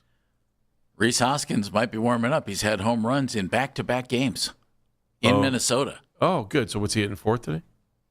He's not in the lineup. I don't understand it. Not in the lineup. He's who's hitting fourth today? I didn't even look at the line. Kyle Manzardo. So are they? But they have a right-handed hitter out there, so Rhys Hoskins can't possibly play. Oh, wait a minute! He hit a right-handed home run against a right-handed pitcher on 2 days ago, Tosh Bradley. Again, I'm sorry. Your frustration with this is at who? It's at the strategy. It's at the strategy. All of this platooning, all of this pinch hitting, and it's led to one of the 2 or 3 worst offenses in Major League Baseball. Now, if you just think they're overthinking. Is that fair? Either they completely have not enough talent there, especially with Jose and Angel out, which is true. Or all I know is that this isn't working. Maybe if you give some guys some steady at-bats and they know they're going to be in the lineup every day, maybe that helps. I don't know. Call me silly. Let's see if we can get a win today. The big story of the day continues to be, what is LeBron James going to do? Joe in Parma Heights. Hey, Joe. Hey guys, thanks for taking my call. Thank you. It may sound crazy, but I don't think the Cavs should go after LeBron. I mean, the story is obviously great if he comes back and he finishes his career here, but my reasons I got a few reasons. A, even with LeBron, you're not going to build a roster that's going to beat the teams in the West, and you might not beat the Knicks. And secondly, you're going to set the franchise back at a time where it's less advantageous to set the franchise back because of the changes in the draft lottery. I just want to, and I don't think Mobley's the guy for the future, but let's find that out. And we don't know for sure that we didn't let the right executive go. I mean, Mike Gansey just fleeced the Celtics, and Kobe. Great, you get LeBron for what, 1 year, maybe 2, and then it's a reset button at a time. Why does it have to be a reset button? Why does it have to be a reset? Why can't it just be a plug and play for a year or 2, and you keep what you got around you? I think as long as you're not trading around the parts around the outside for now. Although, and people were talking about trading Allen even before LeBron was even a part of this story. So I don't know what the huge reset button is there. That's why. You guys might know better, truthfully, I don't know this part, but to make the salaries work, what are we thinking? We would at this point, LeBron has said he's looking for happiness. I don't know what that means. I know he's not going to take league minimum. $70 million will make me happy. Yes, Joe, you got $70 million. That's what this phone call costs. Yes. You know what? I'm on my way home from lunch. Let me check the cushions. I'll let you guys know. Thank you. I don't know. I still I don't have this overwhelming feeling that people are going to be crushed if LeBron doesn't come back. I just think we've been through this. I think we're fatigued out on some of the stuff. I don't think people are going to be crushed, Indy, but I do think his addition would be a huge deal for the team, for Cav fans, and for the city. I don't think we can underestimate it. It's just let's just go back to this. You're not picking up go-round number 1 of LeBron. You're not picking up Miami Heat LeBron. You're not picking up go-round number 2 with LeBron. You're not picking up early Lakers with LeBron. You're picking up 42 in December LeBron. Agreed. And that's just everybody keep that in mind. There's no way he's as good as he was, 10 years ago. It's just not the case. That said, man, I think he could still be really helpful to this team. Really helpful. Jeff, here's the story I think is just complete trash because it actually is. There's an artist in Queens, Justin Gignac. Oh, Justin's good. Justin He's got Gignac is real flair. an artist. So what did this artist do? Well, last Friday when Cleveland Heights' own Travis Kelce and Taylor Swift, I think that's who he married, they got married at Madison Square Garden. I think they did. And this guy said, well, here's what I'm going to do. So as an artist, he went over to Madison Square Garden and started picking up trash. He then put the trash into little plastic cubes. He said he went over there. This is according to CBS News. I went around the perimeter. I found a ring pop. I found someone left an AirPod.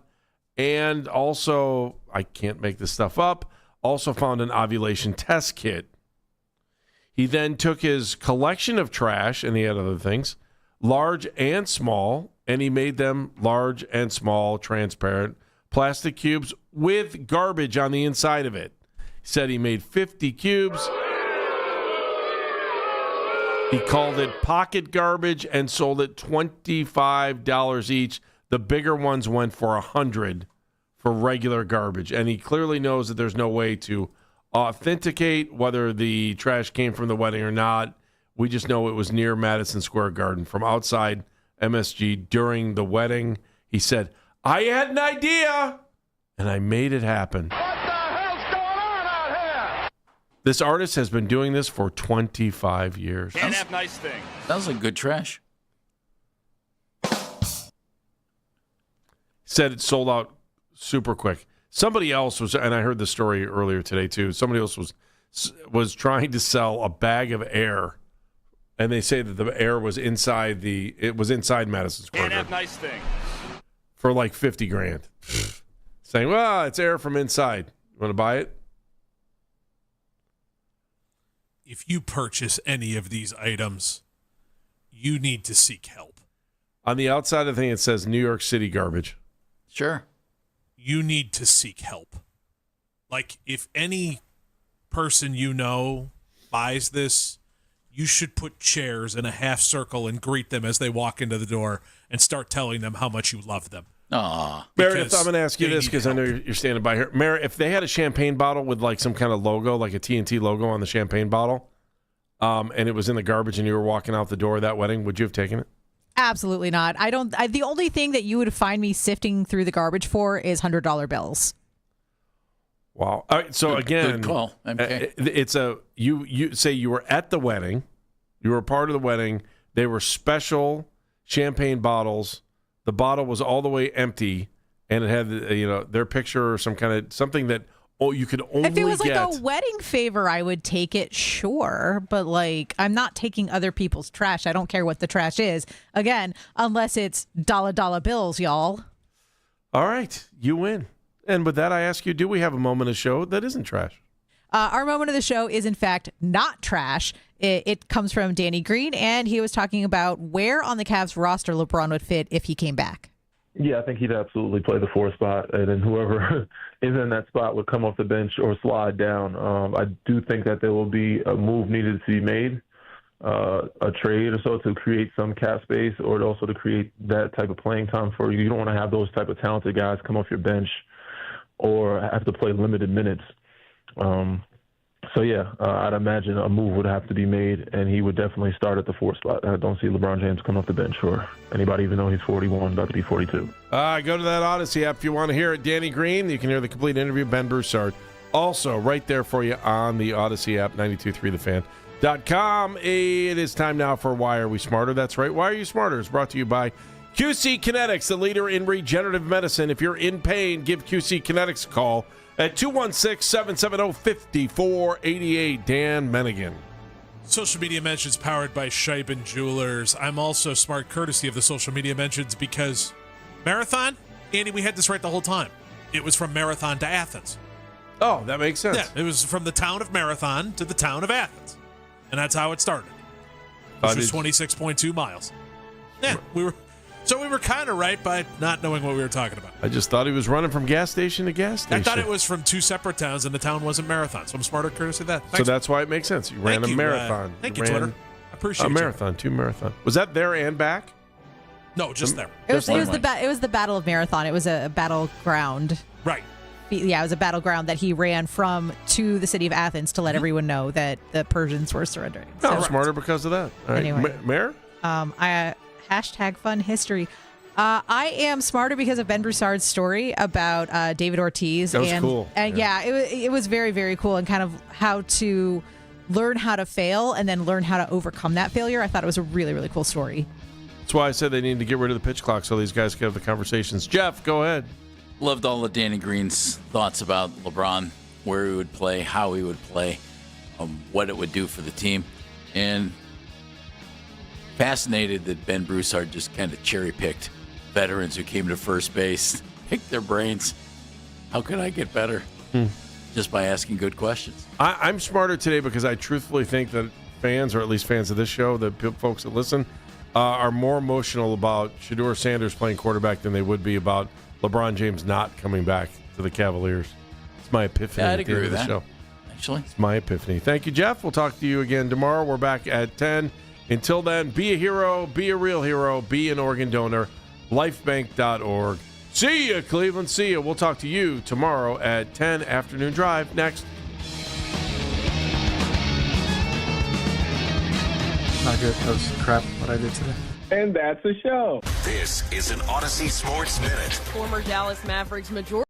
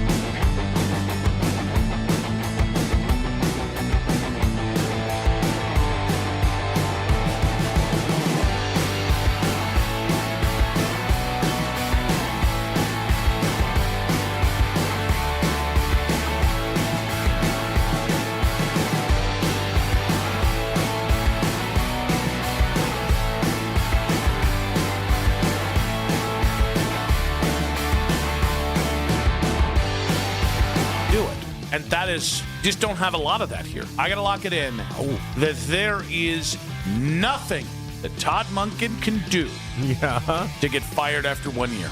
I just don't agree with that. Nothing he can do. It in. You're locking it in, but I don't think it's reality. Well, but I locked it in. We've seen coaches get fired after 1 year. Like his name was Freddie Kitchens, and he was a booze hound. It's the Afternoon Drive with Nick Wilson and Jonathan Peterlin on Cleveland's Sports Radio 92.3 The Fan. The show is back. Nick Wilson, Jonathan Peterlin. We are Afternoon Drive. Happy Thursday, Cleveland. Le Watch rolls on. We got Gardo's Twins. Can we get a freaking win at this point? And we continue to get you ready for Browns training camp as ranking season is in full swing. But that open, courtesy of Mac Robinson on the board. Yes. We salute the Supreme Leader, because if not, there would be consequences. We got Jake Murren, man on the 92.3 The Fan YouTube channel, and producing. And, of course, you guys can follow the show all 5 hours on 92.3 The Fan's YouTube channel. Subscribe.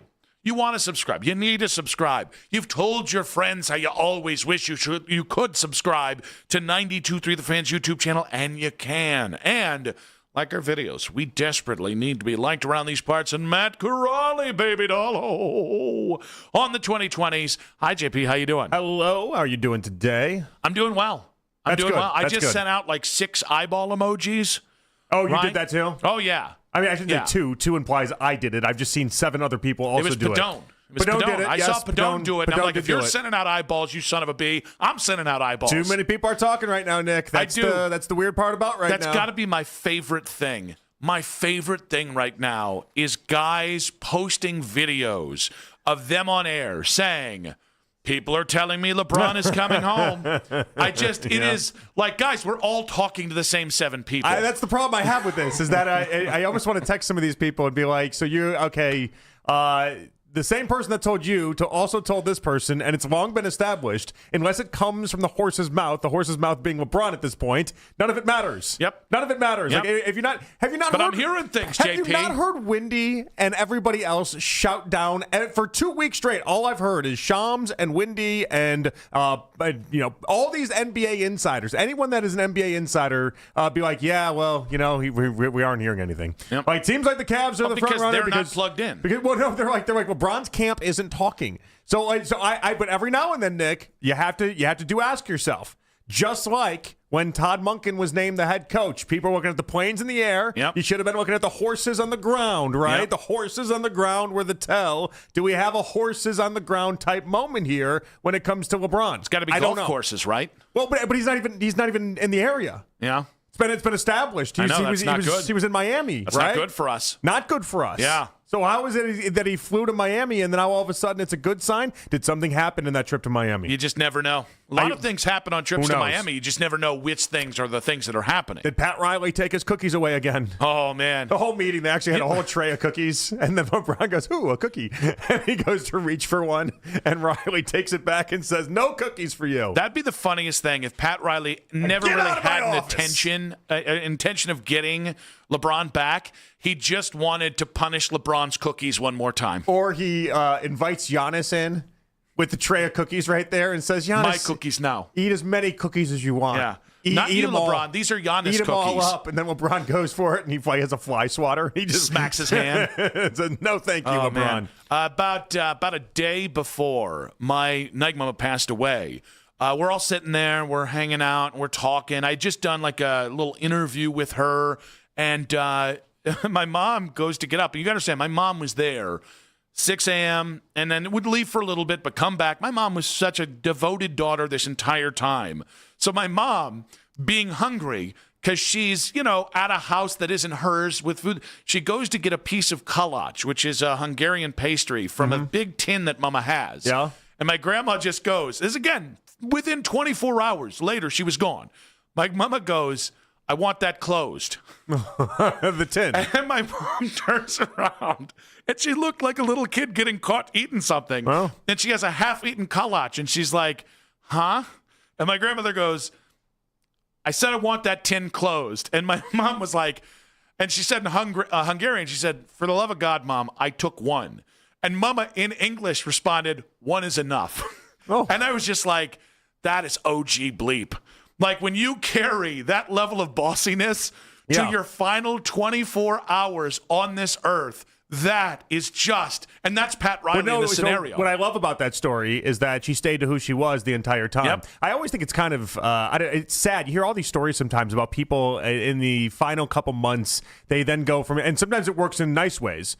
There's my wife has a relative that was a pretty, just not a great person. It felt like all the way around, just kind of I didn't say mean. Sorry, I would say mean. I wouldn't say like a bad person. I'd say mean, right? And final couple months, they just turned into like this awesome, like cheerful, wonderful person.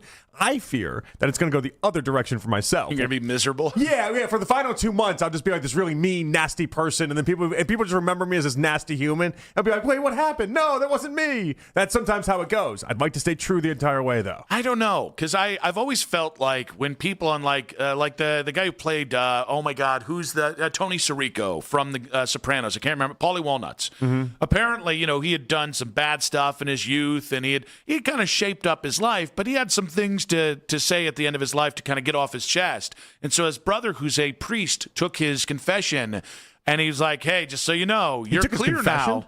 And I was like, whoa, wait. That dude was bad for 75 years. And in the 11th hour, he goes, hey, I'm sorry about all that bleep. This is how the beauty and the power of Christ works, Nick. You have to learn this, okay? This is how this is why so many people in prison find Jesus. Yeah. Because the cool thing about Catholicism is that if the end of your life you are truly sorry for it, God forgives you. Yeah, but here's the thing. It's the truly sorry that I'm not buying. I think you're trying to get one over on the Lord, and it's not going to work. That's part of the deal, is that if you repent and you're sorry, everything's all forgiven. Everything's all good. It's all gravy. But because I already tweeted out 2 double eyeballs looking over there, like I think it was Friday or Saturday. Yeah. I realized I couldn't do that again. I had to go I had to tweet more. 3 or 4 or 5. And I had to one up our guy Padone.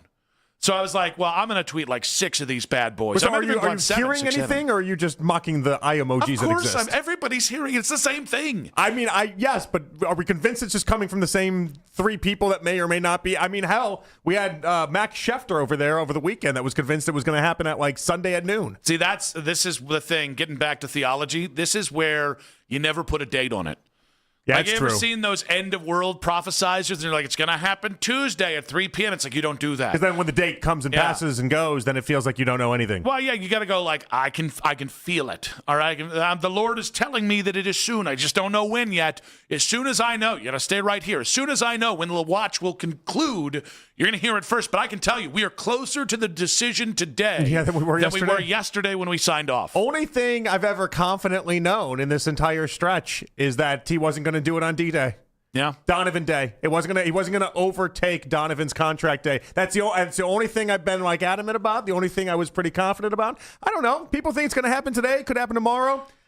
Could happen 2 weeks from now. Still could happen next week at the Fanatics Fan Fest too. That's the other. Could happen the day after. Could happen the day after that day. That's the other theory. He's going to New York, has this Fanatics Fan Fest. Obviously, we know the connection there with Michael Rubin, the founder of Fanatics, owned the 76ers for about a decade or so, and then got out because of the gambling relationships that are attached to the Fanatics and everything. So how long do I get to claim my double eyeballs was I knew LeBron was coming home? Oh, well, no. Because that's why everybody's saying this. That's why, like, everybody's saying, like, I'm hearing things so that then I can say, I knew he was coming home. I never doubted it for a second. Is it a 24-hour statute of limitations? Is it, do I get to, like, hold on for the long weekend, something like that?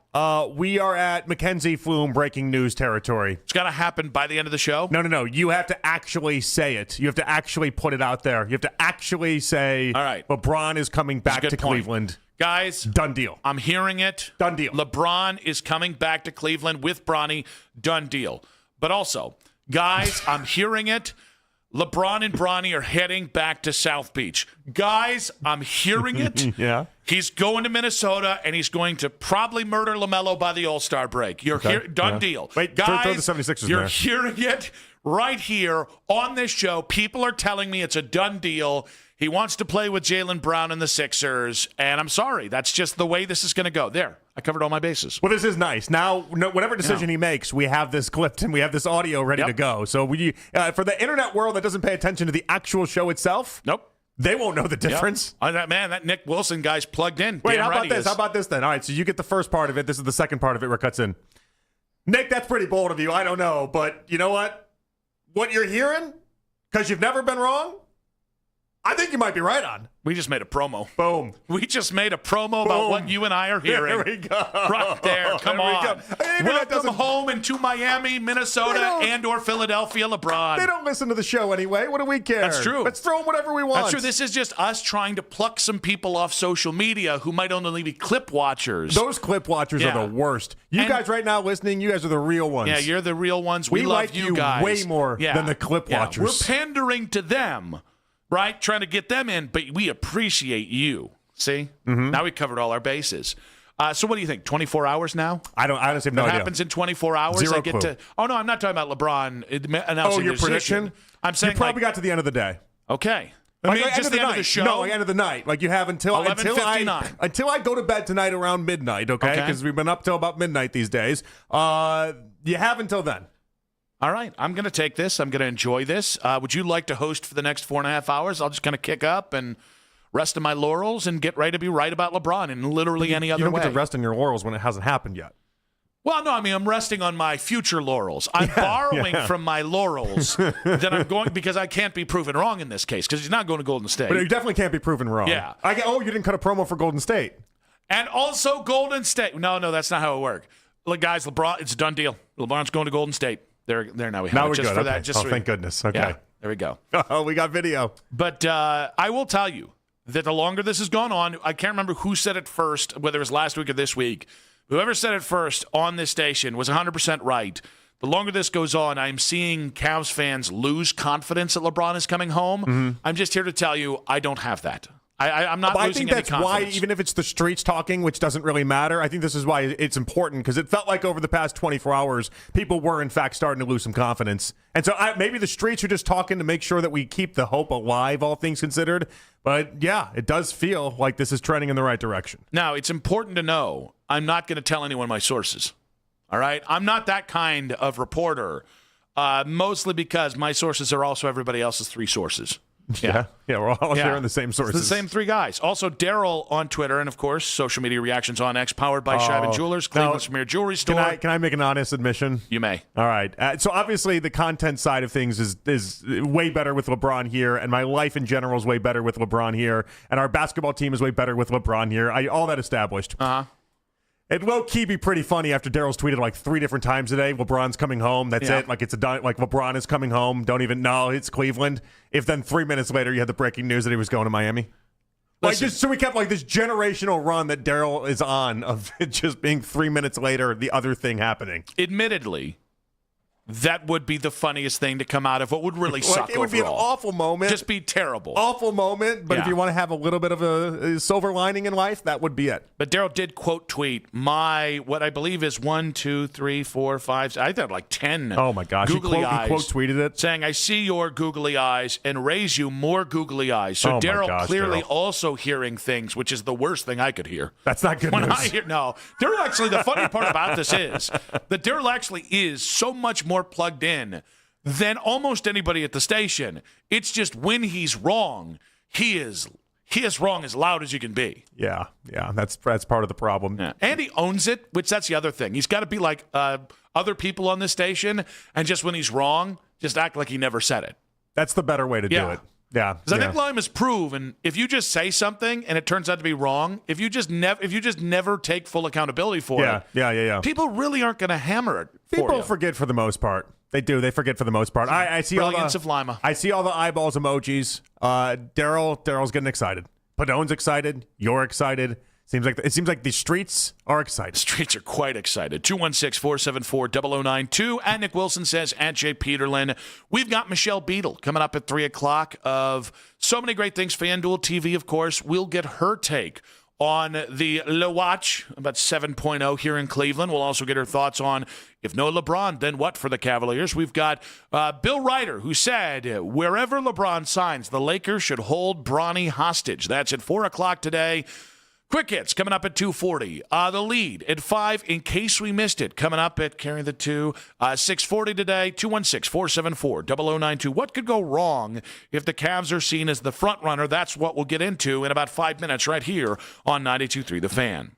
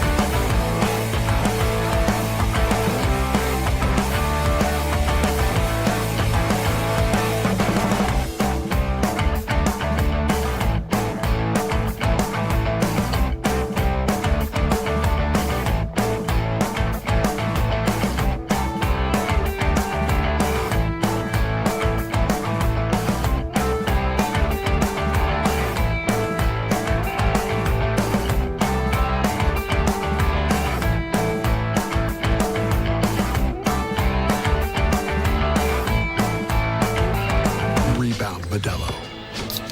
That just clocked out on a Friday Modelo. That Modelo you earned is just better. That Modelo is the markable fighter. Drink responsibly. Beer imported by Crown Imports, Chicago, Illinois. On the road this summer? Get the most live sports talk in Ohio on 92.3 The Fan. Or binge our podcasts on the Odyssey app.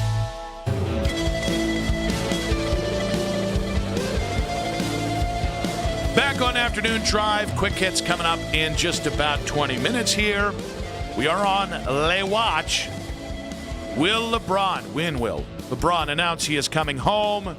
Many people on social media asking me, Nick, what do you know? You're putting the eyeballs out there. Yeah, because you can't just flippantly put eyeballs out there. Yeah, no. I guess you can. This is America, after all. Yeah. And I said everything. I know everything. Yep. I know everything. Yep. It's just listen. I hate to brag like that because it's not bragging. It's just a matter-of-fact statement. Yeah, is that right? Yeah. But while we talk and while we wait for LeBron's Cleveland decision, come on now. This is Brian Windhorst on ESPN explaining why other teams are skeptical about LeBron and Les Watch. What I suspect that is going to be important to him is that he is going to be able to get through the regular season without having to go to extraordinary measures, without having to play 38 minutes a game, without having to take 25 shots. I think Philly can make a compelling case that they would not tax him too much, and he could save his body for the postseason, and he can build up to the postseason. Philly can make a strong case to do that, but so can Cleveland. Cleveland has a build-out just as strong as Philly, and they are home. So, and I mean, that's what everybody out there is worried about, is they're trying to make a compelling case.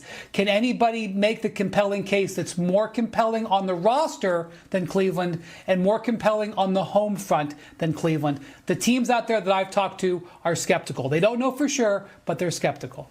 Yeah, I think, I was on in the Bay Area last night with a game and our sister station out there. I've been on a couple stations of people asking, one to talk about LeBron, will he come home, all that kind of stuff. Yeah. And every time they're like, how confident are you that LeBron's coming home? And I say 60%, but the 40% of doubt is just that. It is, I don't trust the idea that we're front runners for LeBron. And I don't want to be let down, so I don't want to say 100%, even though I just think it's the place that makes the most sense. Yeah, but you can't possibly know what LeBron is thinking. Yeah. That's the hard part about all this. And that's why I, like myself, when I have reservations on it, but how does LeBron want to end this? Does he want to end it making his life as easy as possible? Does he want to end it where he just wants to hang out with buddies? That would be the Golden State side of things.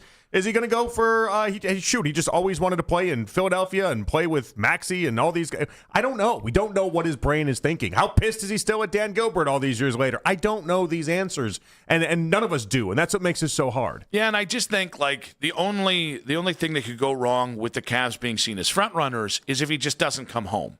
And I do think, I think LeBron has to understand that whatever his last move is, that it's one that solidifies his legacy and doesn't obstruct it. And when I say obstruct it, I mean compromise the going away that's going to happen over the next year or two. Because I do think if you let everybody think, he can't be, he's not the guy planting these seeds. It's everyone else saying Cleveland is a front runner, right? Right. He could stop that if it wasn't the case. And he has to understand the power of, if you go somewhere else, it shouldn't be the reason you make your decision. But if you go somewhere else, there are going to be people that get very upset, and certainly in Cleveland, and it's going to be a part of the end of your story. And I don't know that I do think that's something he wouldn't want, is that complication. I think at this point he would have pissed off some Cavs fans for sure. I think he also understands, though, in 5 years, 10 years from now, Cavs fans aren't going to hold that against him. They'll go back to 2016 more than maybe a 2-week stretch in the summer where we thought he was going to return. I don't know. And the people that already don't like LeBron are just not going to like LeBron anyway. Well, but I think so. This won't tip you over the edge. I do think most of us love LeBron. And I think there is the hard set with 10% of people that have just decided, whether it's his politics, whether it's the previous decisions, whatever, whether it's just the fact that he has been as good, with just greatness hating, whatever the reasons they don't like LeBron, the self-applied nickname, all that branding crap that people get pissed about, then I think there's 25% in the middle. I think that's the 25% that I think you risk maybe getting closer to that other 10%. I just think he's above criticism for myself. And so if the other 25% wants to make this be the reason why they don't want to have a fond memory of LeBron, I just don't think LeBron should worry about that. But LeBron's always kind of beat to his own drum in all of this. And so that's why even like going to Miami to begin with, that was not a popular decision. He knew that was going to piss off more than 25% of people. In his hometown, he was prepared for everyone to hate him and was still comfortable making that decision so many years ago. So I just think it's impossible to know because he clearly shown a sign of not caring about pissing people off, which, by the way, probably the right mentality. You got to take care of you, LeBron. You don't have to worry about everybody else. But also, please come home. Yeah, let's do that. That's the easiest one there. Now, this being said, one national host thinks we could be in store for more than just a LeBron homecoming. Nick Wright on the What's Right podcast talked about the Cavs not just bringing LeBron back, but another familiar face. How can we turn James Harden into Kyrie Irving? That's what the Cleveland Cavaliers should be trying to do. It would be kind of a perfect ending, and it would give LeBron and Kyrie the finish they never got that Kyrie has since said he regretted. Now, that team, you would really be asking Evan Mobley and Jared Allen to do a lot of defending.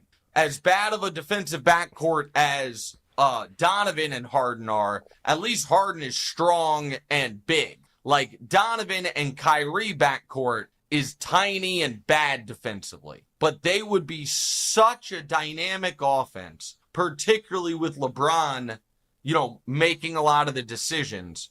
That team obviously can win the Eastern Conference. So I'm torn on this because Kyrie hasn't been healthy since he left Cleveland, basically. Mm-hmm. And obviously with Kyrie, there's a lot of stuff that goes with Kyrie. Is there a part of me that would like to see Kyrie land the plane on his Cleveland legacy at the same time LeBron does? Yeah. Yes. Of course, right? Everyone listening has got to be thinking that, right? Oh, I don't think everybody. I'm trying to figure out, is it running it back too much for people? No, I don't think it's that. Issue? I just don't think I think there are people who still think Kyrie. That don't like Kyrie, whether it's the way he left or what he's done since. I think the interesting part about this is I think there's just as many people that are disgruntled with James Harden in this whole aspect, and so you'd be getting rid of James Harden, you'd be sending him off to Dallas, and by the way, this would work from Dallas's perspective for a couple different reasons that we can get into, but you'd be sending him to Dallas. Kyrie comes here. You're basically running the 2016 reunion back for the two most important parts of it, while also having Donovan be the front piece and Evan Mobley. I mean, it is a dream scenario in many respects. Yeah, I know. I think it was Scoop Robinson actually brought this up the first time like a week ago. I don't think it's going to happen. And I think we probably should have said that at the beginning. I don't think there's a chance this happens. No, but it is a fun discussion. But it's funny, like, I have softened with Kyrie over the last couple years because I like all I really want from my athletes is, and guys that I root for, is a little self-awareness. And Kyrie was always into, I'm a self-mythology, right? Mm-hmm. And that just kind of, that on top of the way he left, just really annoyed me. Well, I thought his brain just got fried for a couple years there. I'm smarter than you, and I know it. It happened. There's people across the country. Their brain just got fried for a couple years. Kyrie was one of them. And I don't know that his brain still isn't fried, but what I appreciate about Kyrie is Kyrie's talked a lot about how much he regrets forcing his way out of Cleveland in 2017, and the way he handled it, and the fact that he left this team early and really put a premature end to the Cavs' run with LeBron. I think that does show at least some sense of self-awareness that allows me to go, man, maybe I built you up as this big villain, so we're cool. Come on back. Now, I don't know that LeBron is as concerned as maybe Nick Wright was making it seem like about how he'd fit in with Harden. And there's some people that have concerns about that. I don't really have that much of a concern on it, if we're being truthful. But we know Kyrie works. That is a proof positive test case that we already have, and so you wouldn't have to wonder to yourself, how are these two going to fit in any given moment? Like it'll be all taken care of. Defensively, it's going to be an issue, but it's going to be an issue already as is. The way I think about Harden, if LeBron comes back, I don't think it's automatically it's not going to work. I don't. And I'm not a guy who wanted James here in the first time. I didn't like the Harden-Garland trade, and you and I had Donnie Brooks about it. Yeah. But I think James is still a very talented player, and the farther you move him down the importance level on this team, I think it's a better chance of getting the best out of him without dealing with the worst out of him, right? So I'm content with James is coming back. My take on James going forward, though, is if LeBron does come back, he is Dion Waiters in 2014. Dion Waiters was very clearly, the second LeBron came back, the most obvious guy to get gone if things hit the fan was going to be Dion Waiters. For his style, from his mentality, from everything. And sure enough, the Cavs got in that weird spurt of bad basketball in the middle of that first season back, and he was the first guy shipped out. I would think that would be James Harden in this scenario. If it didn't play out well in the first half or even the first year, I could imagine that James becomes the interchangeable piece that they move off for something else. I don't even know that you could because he's going to sign this 3-year deal, likely 2 or 3-year deal. And if he's that much of a hindrance of everything, like the Cavs would have to attach picks to get rid of James Harden at that point. Yep. We don't have picks to attach. I do.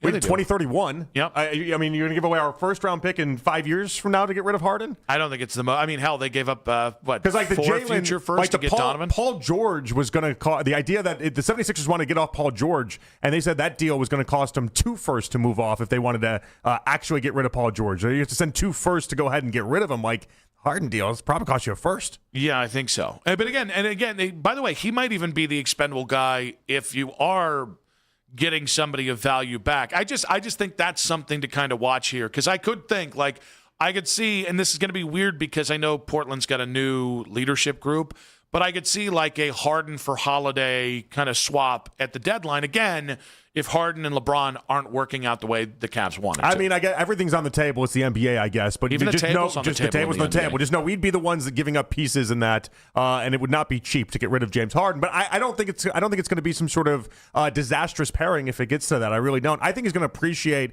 how smart of a basketball player is and what a great passer James Harden is. And that's the part that always gets devalued in talking about James Harden that I think will be even more elevated with someone like LeBron. I think when it comes to Harden, I think the Cavs have to do right by both guys. And like, I think the splitting their minutes for the first 3 quarters makes a butt ton of sense just with how the 2 guys play and allowing them both to have the ball in their hands. I also think it makes sense because the less time on the court in the first 3 quarters, the less time there is for LeBron to get annoyed with how James plays. LeBron's going to get annoyed with everyone that's doing a quasi-point role. You know, I think about the Heat situation with Chalmers to begin with. Like, that was like, I've never seen a man more frustrated in his life than trying to navigate through that. Like, this is LeBron at the end of the day. LeBron is ultimately just a very disgruntled basketball player at all times anyway. He's particular. He just gets angry about everyone and everything. I kind of dig it. Like, he just kind of gets angry about everyone. Speaking of Dion Waiters, anyone remember Dion Waiters standing doing like jumping jacks on the side of the court trying to get the ball? Well, it's the and worst. LeBron wouldn't look at his ass. And that's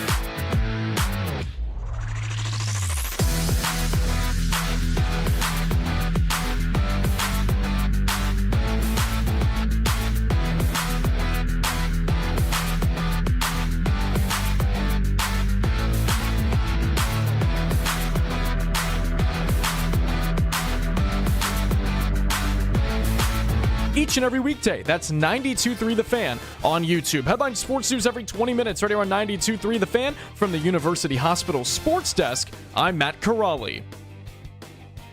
LeBron watches on. And this fall, I'm going to take my talents to... Could he make another return to Cleveland? We are the place for all the latest NBA news and rumors. We are Sports Radio 92.3 The Fan.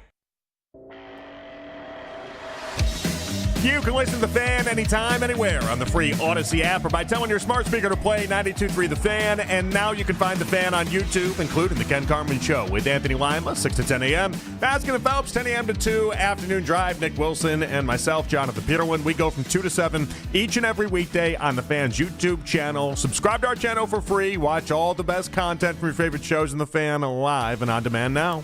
LeBron Watch, Le Watch continues, and we are hearing things.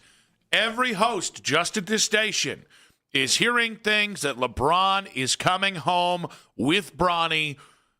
Certainly not making that up. Certainly not saying that to make us sound bigger than we are. Nope. Certainly not doing it just for like a content video to put out on social media and let everybody know how in we are. No. We're saying it because we know it, because we're hearing it.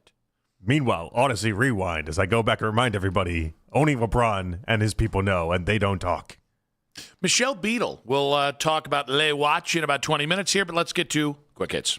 From the latest news and rumors around the sports world to the sound bites you need to hear. Hurry! It's Quick Hits. A lot of play-by-play guy stuff here, or announcer stuff here, as Spurs play-by-play man Jacob Toby has been fired by the team after a post on his Instagram stated he was cheating on his girlfriend with the sister of Spurs player Lindy Waters III. Now, there was a second Instagram story with a picture of him and Lindy Waters' sisters kissing and in like a photo booth kind of montage there. Should he have been fired? No, he's not married. I thought it was, I don't know, I think it's kind of ridiculous to lose your job over this. Like, clearly he didn't post that. Clearly that was his girlfriend posting that. Now, should he have been more, I don't know, maybe let's keep his accounts more, I don't know, where she doesn't have access to it? Yeah, like, I mean, it seems like a bad move by him, but that's the only part where I feel like the job should have crossed over into his personal there.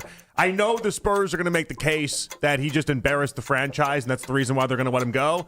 I think it's an awful look by the girlfriend. I think it's an awful look by him to be a cheater, obviously, but sorry, I don't think you get fired for this. I think we've gotten to this weird point where in the social media era, it's become like a kind of spin the wheel to see how people or how a specific organization is going to react to a specific issue. I don't think this is fireable. I don't think it's a good look. It doesn't make Jacob Toby a good guy, but I think it's just a massive overstep from the Spurs. I think people's personal lives are messy, and unless Lindy Waters is furious about this, and again, his sister is a consenting adult, I don't know why he would. Right, that's the thing. Everyone's consensual in this, and maybe it's different if it's his wife. Even then, I don't really know if it's that different though for myself. No, but it's his girlfriend. Like, I'm sorry he was a bad boyfriend. I'm sorry, and I'm sorry that you felt like you needed to air that out. That sucks. It sucks for you to be with somebody for 6 years, and that's how it goes down. But the Spurs shouldn't fire him for this. I would love to see if there's like a lawsuit that gets to come from this on his behalf, because his whole everything he worked for is now gone, and I just don't know that the punishment meets the crime here. And what I don't like about it is, again, I just think it felt like there was more common sense before social media, where everybody kind of understood the gray area. This is in the gray area, so it's not as if he's an innocent, and I understand that. But I just think, like, when it's in the gray area, you should probably err on the side of not firing people. But because of social media, nobody from organization to organization, person to person, can agree on what the gray area is. And I think that makes it harder to be a human being. I also think it'd be different if, I don't know, if he was at like a Spurs event or something like that, and he was very openly, publicly, but even then, it's a hard thing for me to wrap my head around. It's just like, his girlfriend hacked his phone. His girlfriend hacked his phone and then tried to make an embarrassment out of him. That all happened, yes. Is he a bad guy? I've never met the guy. I don't know. I don't know that cheating makes you necessarily the worst guy in the world. Not somebody that I necessarily think like, oh, Jacob Toby, stand-up dude. But I also don't think you get fired for this. I really do want to find the guy that's like, if you're a cheater, you're a good person. Meaning, like, I like you more if you're a cheater as opposed to one of those monogamous freaks. There's probably some guys out there that are like, all right, cool, I can hang with him. He's not going to stitch on me when I cheat on my wife or girlfriend or whatever that is. Twisted web. Phil Mickelson is that guy. Yeah. Yeah, Phil Mickelson. He's the guy. I like that Phil got in trouble for all that. Sorry, what is it, Pat Perez? Or am I thinking of Yeah, no, you got it. And then like later Phil was like, I am so sorry. Well, that clears that up. No, Phil did not do that. He did not say no. I he thought doubled down on the idea that it was a bunch of baseless allegations. Oh no, from Pat Perez's wife. Like yeah, the actual. Now he went to like when that happened. He went to Pat Perez. That's and said, what I'm I sorry. meant. Okay, all right, yeah. Like. Because since that's all the reporting by Shipnuck, but like Phil has gone back and has said basically none of this is true. The funniest part about this, okay, and this is the takeaway that I had on it, was the idea that he paid kids and people at his course to go drive around with his phone so that his wife would think that the Find My Location he's on the golf course. Because look, I'm on the 4th hole. I'm not out, doing whatever I need to be doing. I'm on the 6th hole now, and it's tracking it. And the takeaway that I have there is that Phil and I do share a lot in common in the idea that both our wives track our phone. That is like doctorate level of cheating. Like there is like a, hey, I had this chance encounter and I'm really sorry.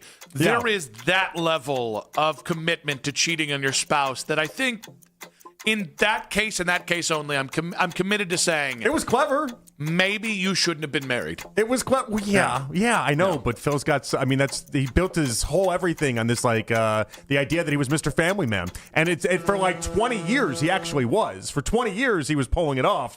And then Phil just loves the action too much. Yeah. And then he went from... Had to give up gambling and took up something else. That's basically how this has gone down. Yeah, that's how Alan Shipnuck, at least, that's how he portrays it. It's still yours. Yeah, no, I know. All right, you mentioned play-by-play. Let's go to this kid. He is at the play-by-play broadcasting camp, which I guess there's just a bunch of these things. Fanta's got his broadcasting camp. This kid's at a broadcasting camp. He can name every NFL team schedule and win-loss since 2009. We don't have to play all of it. Just give you a sample. Lost to the Jets. What? Week 2, they lost to the Texans. Week 3, okay, no, I'm not forgetting. I just need to remind myself. Oh, they lost to the Pats. All right, that's good right there. You got the idea. And he went from week by week throughout the whole entire schedule. They're doing random years, random teams, and he had it all. Is this the most useless amount of information you can possibly possess in 2026? Yes, but man, was it working for that crowd. It was so great for that crowd. They absolutely loved it. And I loved watching it too, but it's impressive to that crowd and that crowd and there's nothing you can do to monetize. How do you monetize that? You get into sports talk radio. But even within that, like he knew schedules and he knew dates. Uh-huh. You don't think he had an opinion based off all that? I don't know. I just know he knew schedules and he knew dates. And if you saw him as he was like 10 seconds late to getting week 3 because he had to think about it, guess what? My computer did that way quicker than that 10 seconds. How do you monetize? I'm trying to figure out for this young man. He's got a clear skill. Big case of the tism. But like a clear skill. How do you monetize this? I'll go back. I think you get into sports talk. That feels like producer brain. You know what I mean? Like there are producers who can just rifle off things. Guys, I remember last year's schedule. And then after that gets flushed, it comes and it goes. Do you remember last year's schedule? Not now. I was going to say, give me the first 5 weeks of the Browns season from last year. Nope, don't remember it. Okay, thank you. Well, because I'm already on to the next season. That's right. Right. But what I will tell you is, when I was a little kid, I memorized stats like an insane way. And then somewhere around the time women started paying me the time of day, I stopped doing that. So Keith says, ask Stump the Schwab how you monetize it. And yeah, that'd be great if this was like some sort of recall outside of dates and schedules. Like if Schwab was great because Schwab knew every MVP, every World Series winner, and memorized everything that way. Is that the only route? Plus, also, in 2026 is different. Schwab worked because the internet wasn't the way the internet is now. If Schwab was existing right now, he'd have like a 3-day run on Sports Jeopardy and then would go back to his life as an IT processor. I'm sorry. That's the reality. What made Schwab so great was that we didn't have the access the way we have it right now. Everything isn't like at the tip of your fingers like that. Also, how much does Schwab really make? Well, and in that, you described what Schwab's job basically. Did he pass as a millionaire? I don't think he so. He was an ESPN researcher for so many years. Then he had the show. I love that show. I remember at the Final Four, like 10 years after his show ran, when I went to the Final Four, he was just hanging out there with Dickie V. Yeah. He was like Dickie V's sideman. Like, so Dickie V would just take Schwab everywhere. The entire weekend, you didn't see Dickie V without seeing Schwab. And I surmised the job was tell Dickie V what's going on at any point and then give him facts to go ahead and just spew off. I can't remember who was, because I have a similar thing, but it was with Lou Holtz on Radio Row in Atlanta. And there was some former ESPN, but it's not like I don't even know people, because I even didn't know it was a former ESPN personality. So it wasn't Mike Hall, but it was somebody on like that level. And their job was to just make sure Lou got where he needed to because Lou had already broken into his Crown bottle. Yeah. Yeah. And it was like, hey, Lou, why don't we go over to this station that you said? And you're like, okay. For the record, Lou Holtz was like the nicest man in the world. Just nice off air. Well, that's what some people think. Well, yeah. Some people don't like his politics, and that's okay. The Mets are down bad this year with rumors of a huge rift between Frankie Lindor and Juan Soto. They still don't seem as bad as what Mets legend and announcer Keith Hernandez shared on this recent Mets loss on SNY.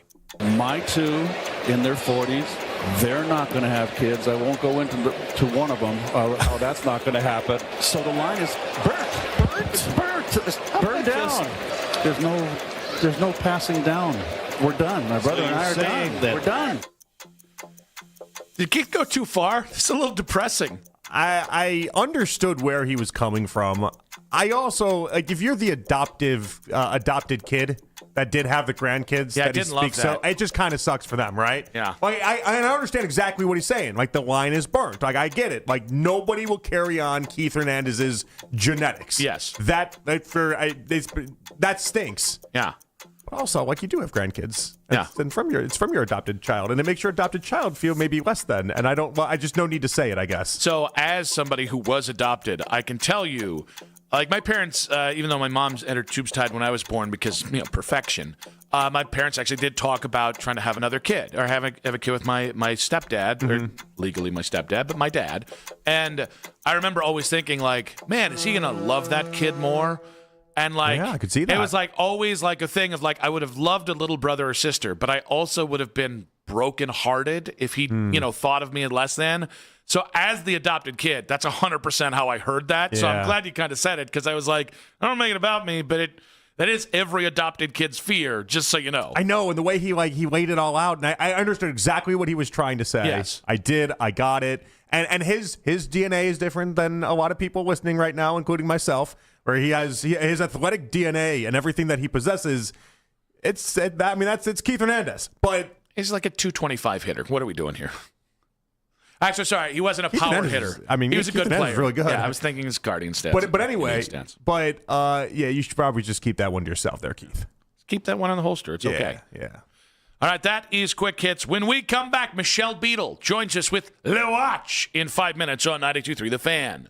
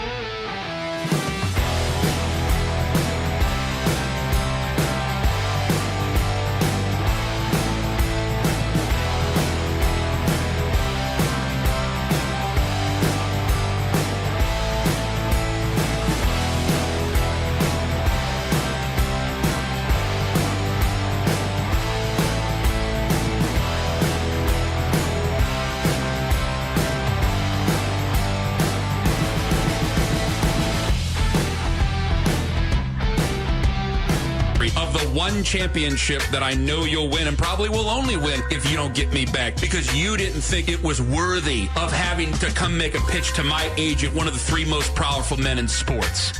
You're crazy. The Ken Carman Show with Anthony Lima. Weekday mornings starting at 6 a.m. We are Sports Radio 92.3 The Fan.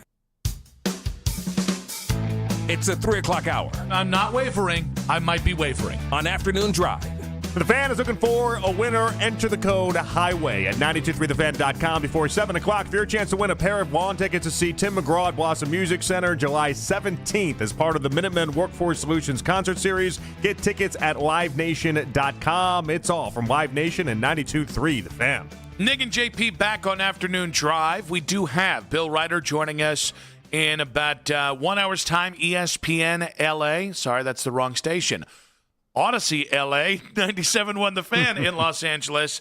But speaking of the City of Angels, interesting Shams bomb. Not that one.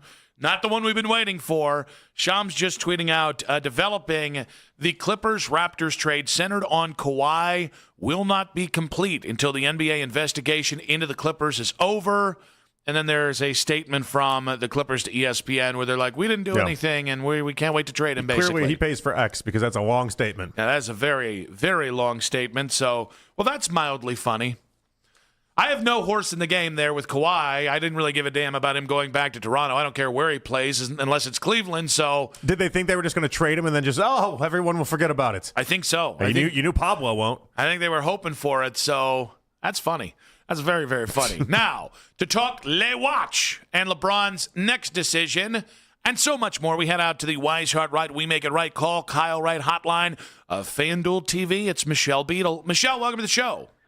What's up, guys? How are y'all doing today? That Clipper stuff is hilarious. I love it so much. Like, they really thought it was just going to be like, oh, well, new team, doesn't matter. I just want to know who actually feels more upset about this, the Clippers or Kawhi? Because if you were Kawhi, you really thought, I'll just leave the country. They can't touch me in Toronto. I mean, it does. It looks like that. And I remember when we announced this trade, everybody announced this trade, and we're all talking about it. I feel like all of us in the back of our minds were like, well, what happens with the investigation? What if the end of this investigation has all kinds of damning stuff? It can't just be that simple as leaving the country. I mean, we think it is. Oh, I'm going to run to Mexico after I murder 7 people, which I didn't mean to get dark, guys. But it's the Dateline in me. I'm sorry. But, yeah, I'm sure he's super bummed. Not only that, but you know how it is. It's like, what an inconvenience. It's put a pause on, like, you're moving and getting all your stuff in order. And I don't know what's taking so long on the investigation, though, either. That's been a while.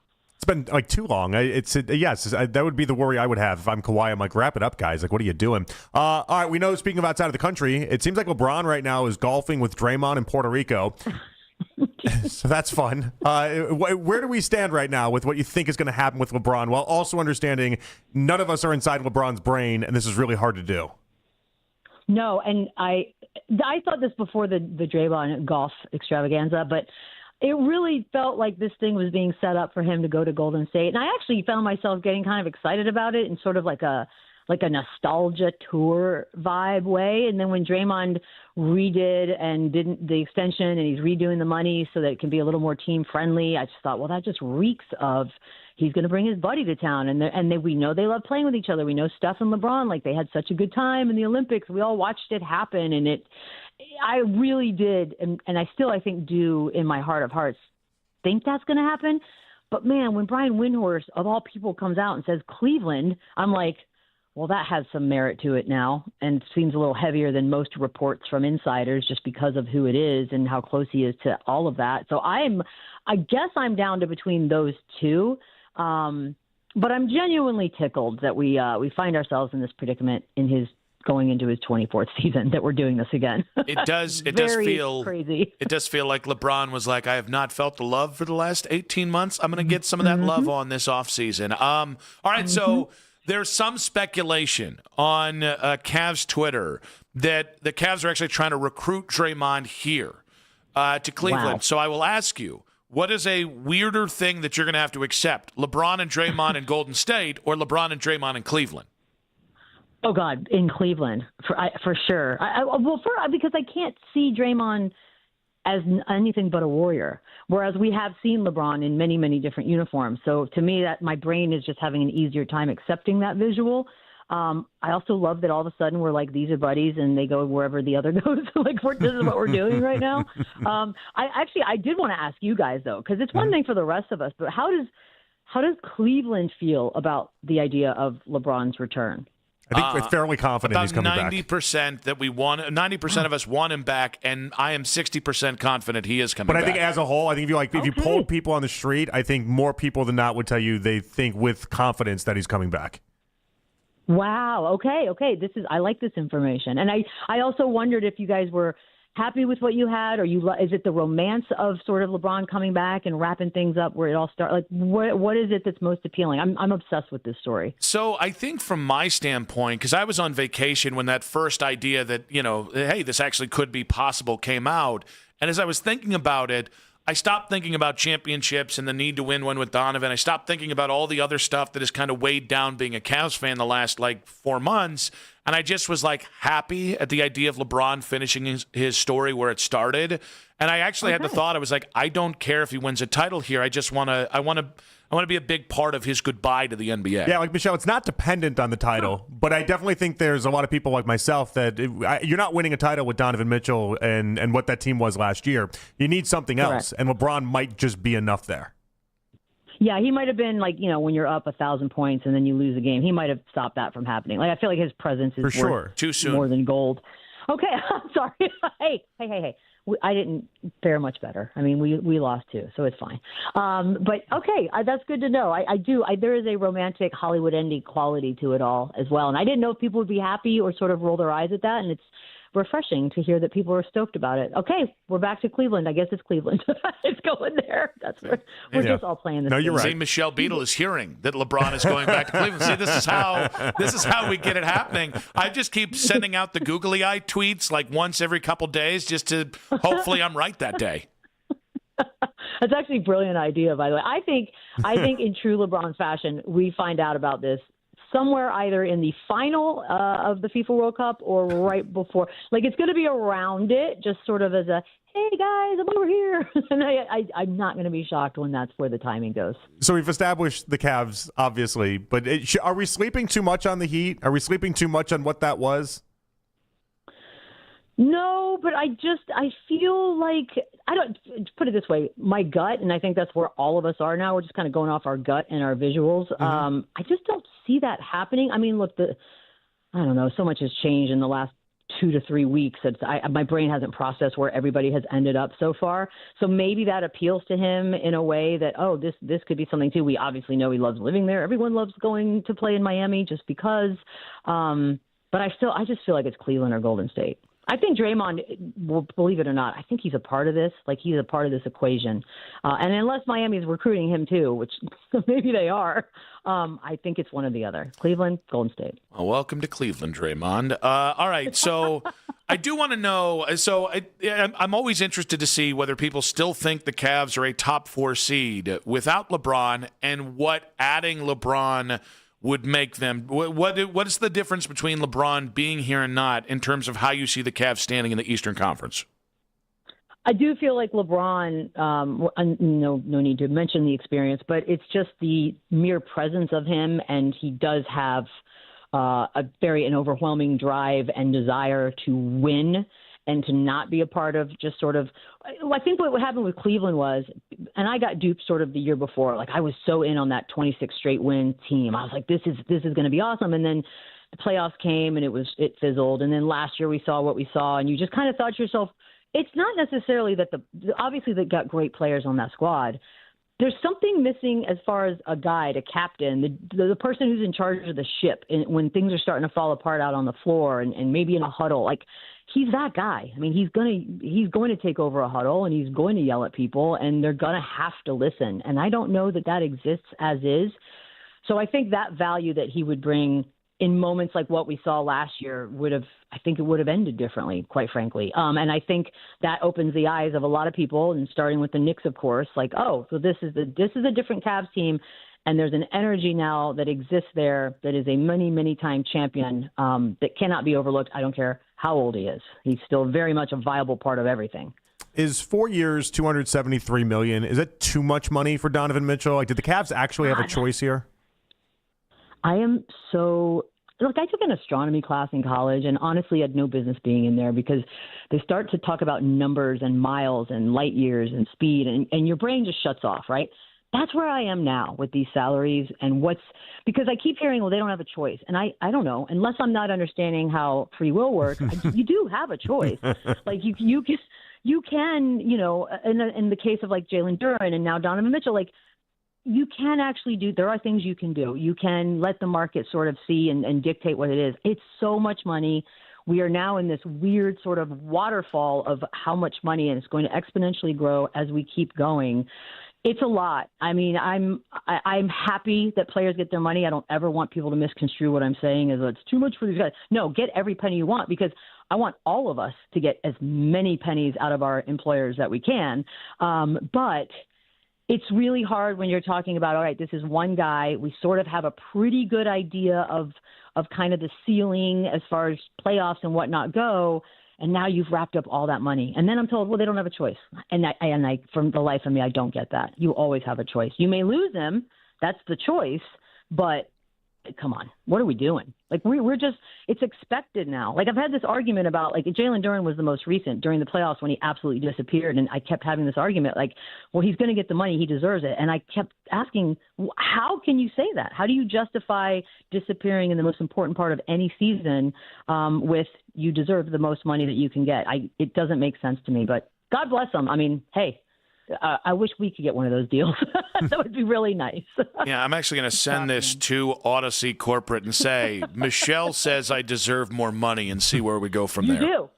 You definitely do. I know you do. Right there. And Jonathan as well. See? Yeah, I know. Oh, I definitely guys, do. We deserve all of it. Come on. Now, one of the most tedious things that's happened last week on social media was the horde of people who wanted to take pictures and say, I was at a wedding on Friday. But even worse was the people who then wanted to come out and say, I didn't go to that wedding and I was invited. So I will ask you, what is a bigger flex, going to the Kelsey Swift wedding or coming out and saying you turned down an invite or declined to go to the Kelsey Swift wedding? So the only one I know of the declining is Charles Barkley, and I think that one works because the reasons he gave are the reasons any sane person would give. It was absolutely going to be a poop show, and unless you're really into that, you have no interest in it. And I believe him when he says, I have no interest in that. I'd rather be golfing and whatnot. And I think a lot of us would probably say that. But I do think there's 1,000 people invited, man. Like, I don't know 1,000 people if we want to just start there. If I go through it and just start naming randos I've maybe spoken to once, I could reach 1,000. But I think the bigger flex is saying you were invited and you didn't go. I guess I'm going to go that way because it just seemed like for a 48-hour period, we could not look at our phones because that's all it was. And then when the embargo lifted and they were allowed to start posting their pictures, it was just like, I'm going to put my phone away for 2 days, and I think I'm going to be a better person for it. So I'm going to go with those who didn't go. Well played. I guess say, Michelle, one, that's a great answer. Two, because again, we always talk about, like, radio guys love to say what they're hearing. Doesn't matter who they're actually hearing it from. They're just hearing things, right? I just got a text. Oh, yeah. I just got a text. What'd you get? Rumblings, it could be coming today. I mean, basically, like lock it in. See, Michelle. You know it's coming. It's going to happen 1 minute after you go off the air. That's the problem. You're right. You're 100% right. Yeah. Well, like just stretching it out today, and like, do we have to do that Browns topic? And then boom. Yeah. Stretch it. Actually, it's always Baskin and Phelps that get the juiciest breaking news. So it's our midday show, and so it'll be tomorrow at like 10:01. Those bastards will get it. We love to find out, by the way, who else declined the wedding invite, Michelle? James Taylor, excuse me. Well, that was a mistake.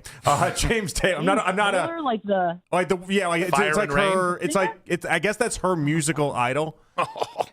And he was just flat out no. And then somebody else at the HuffPost, she wrote a whole article about why her husband, who was once some sort of big exec in the music world, deleted the wedding invite. and turned it Wow. down. So That's- like that's the brag okay. you're looking for, I guess. Did you guys feel like you were having a fever dream when you saw like a car with Brad Pitt and Steven Spielberg? You're like, what is this list? Like, what is this guest list? It's like anyone that's ever said the words Taylor Swift and Travis Kelce was invited. It was mind-boggling to me. So yeah, turning it down is a flex, man. Well played. I really am into that now that I say it out loud. That is what. So it killed me watching all the big names. What was funny is when it was like somebody that was like even like a C list for like sports. And watching them, it was like, damn, they just invited everybody. Well, once Dean Blandino got it, and I was thinking Ross Tucker, but that's my friend. Oh, Dean Blandino was there. Yeah, he was there. He was there with bells on.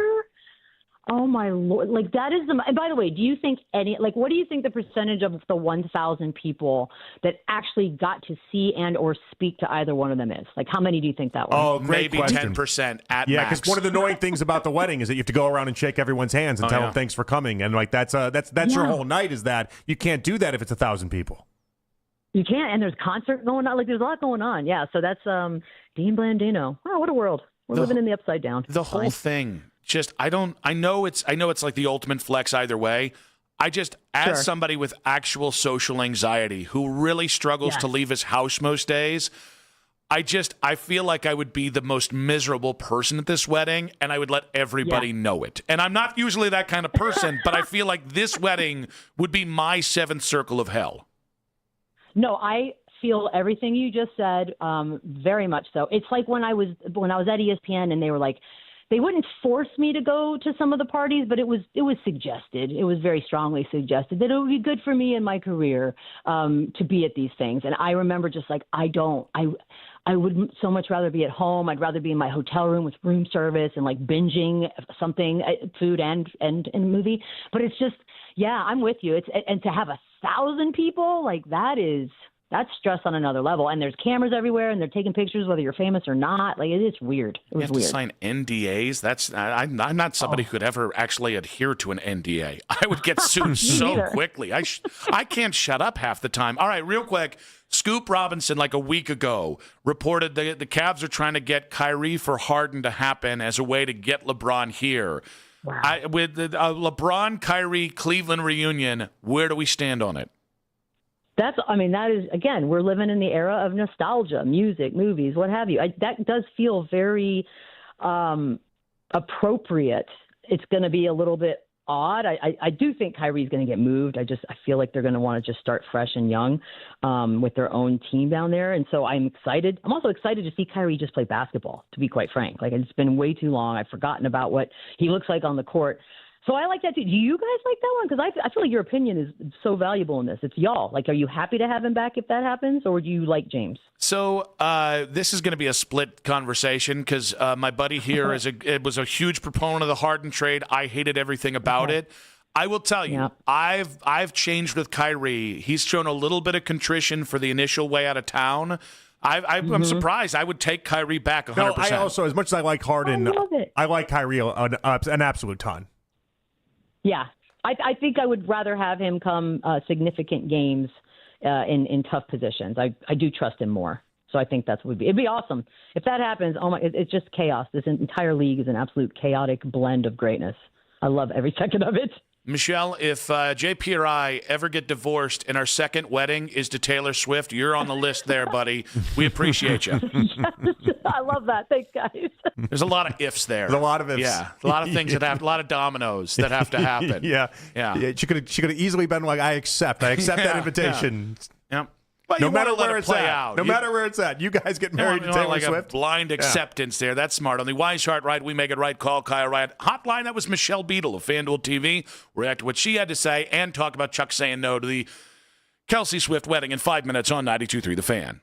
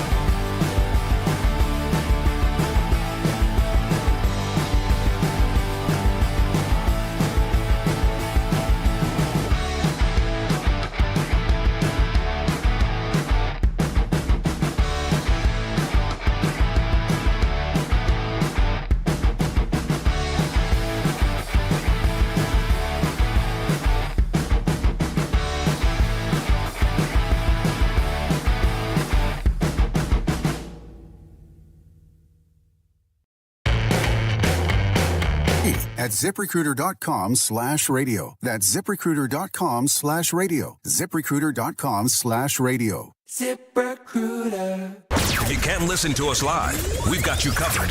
You can hear the Ken Carman Show with Anthony Lima, Baskin and Phelps, an afternoon drive with Nick Wilson and Jonathan Peterlin as a podcast. Full hours, full shows. Find it all on the Odyssey app, Apple Podcasts, Spotify, and anywhere you get your podcasts.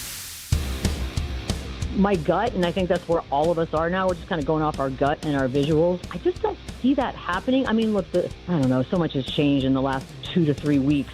My brain hasn't processed where everybody has ended up so far.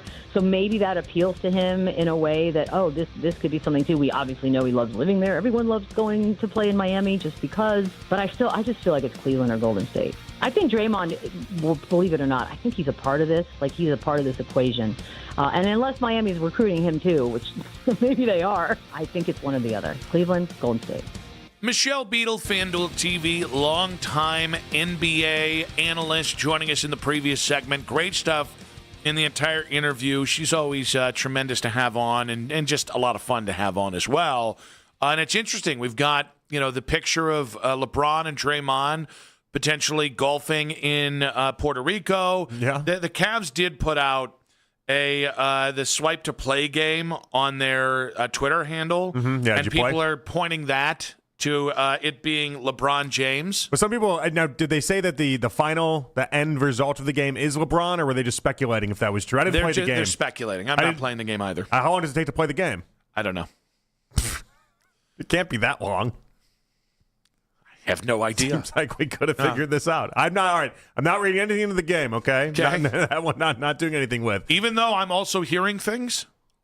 So all right. Play with this for a second. Is he going to go from the golf course with Draymond to then just announcing everything? Is that what you're hearing? Is that the idea?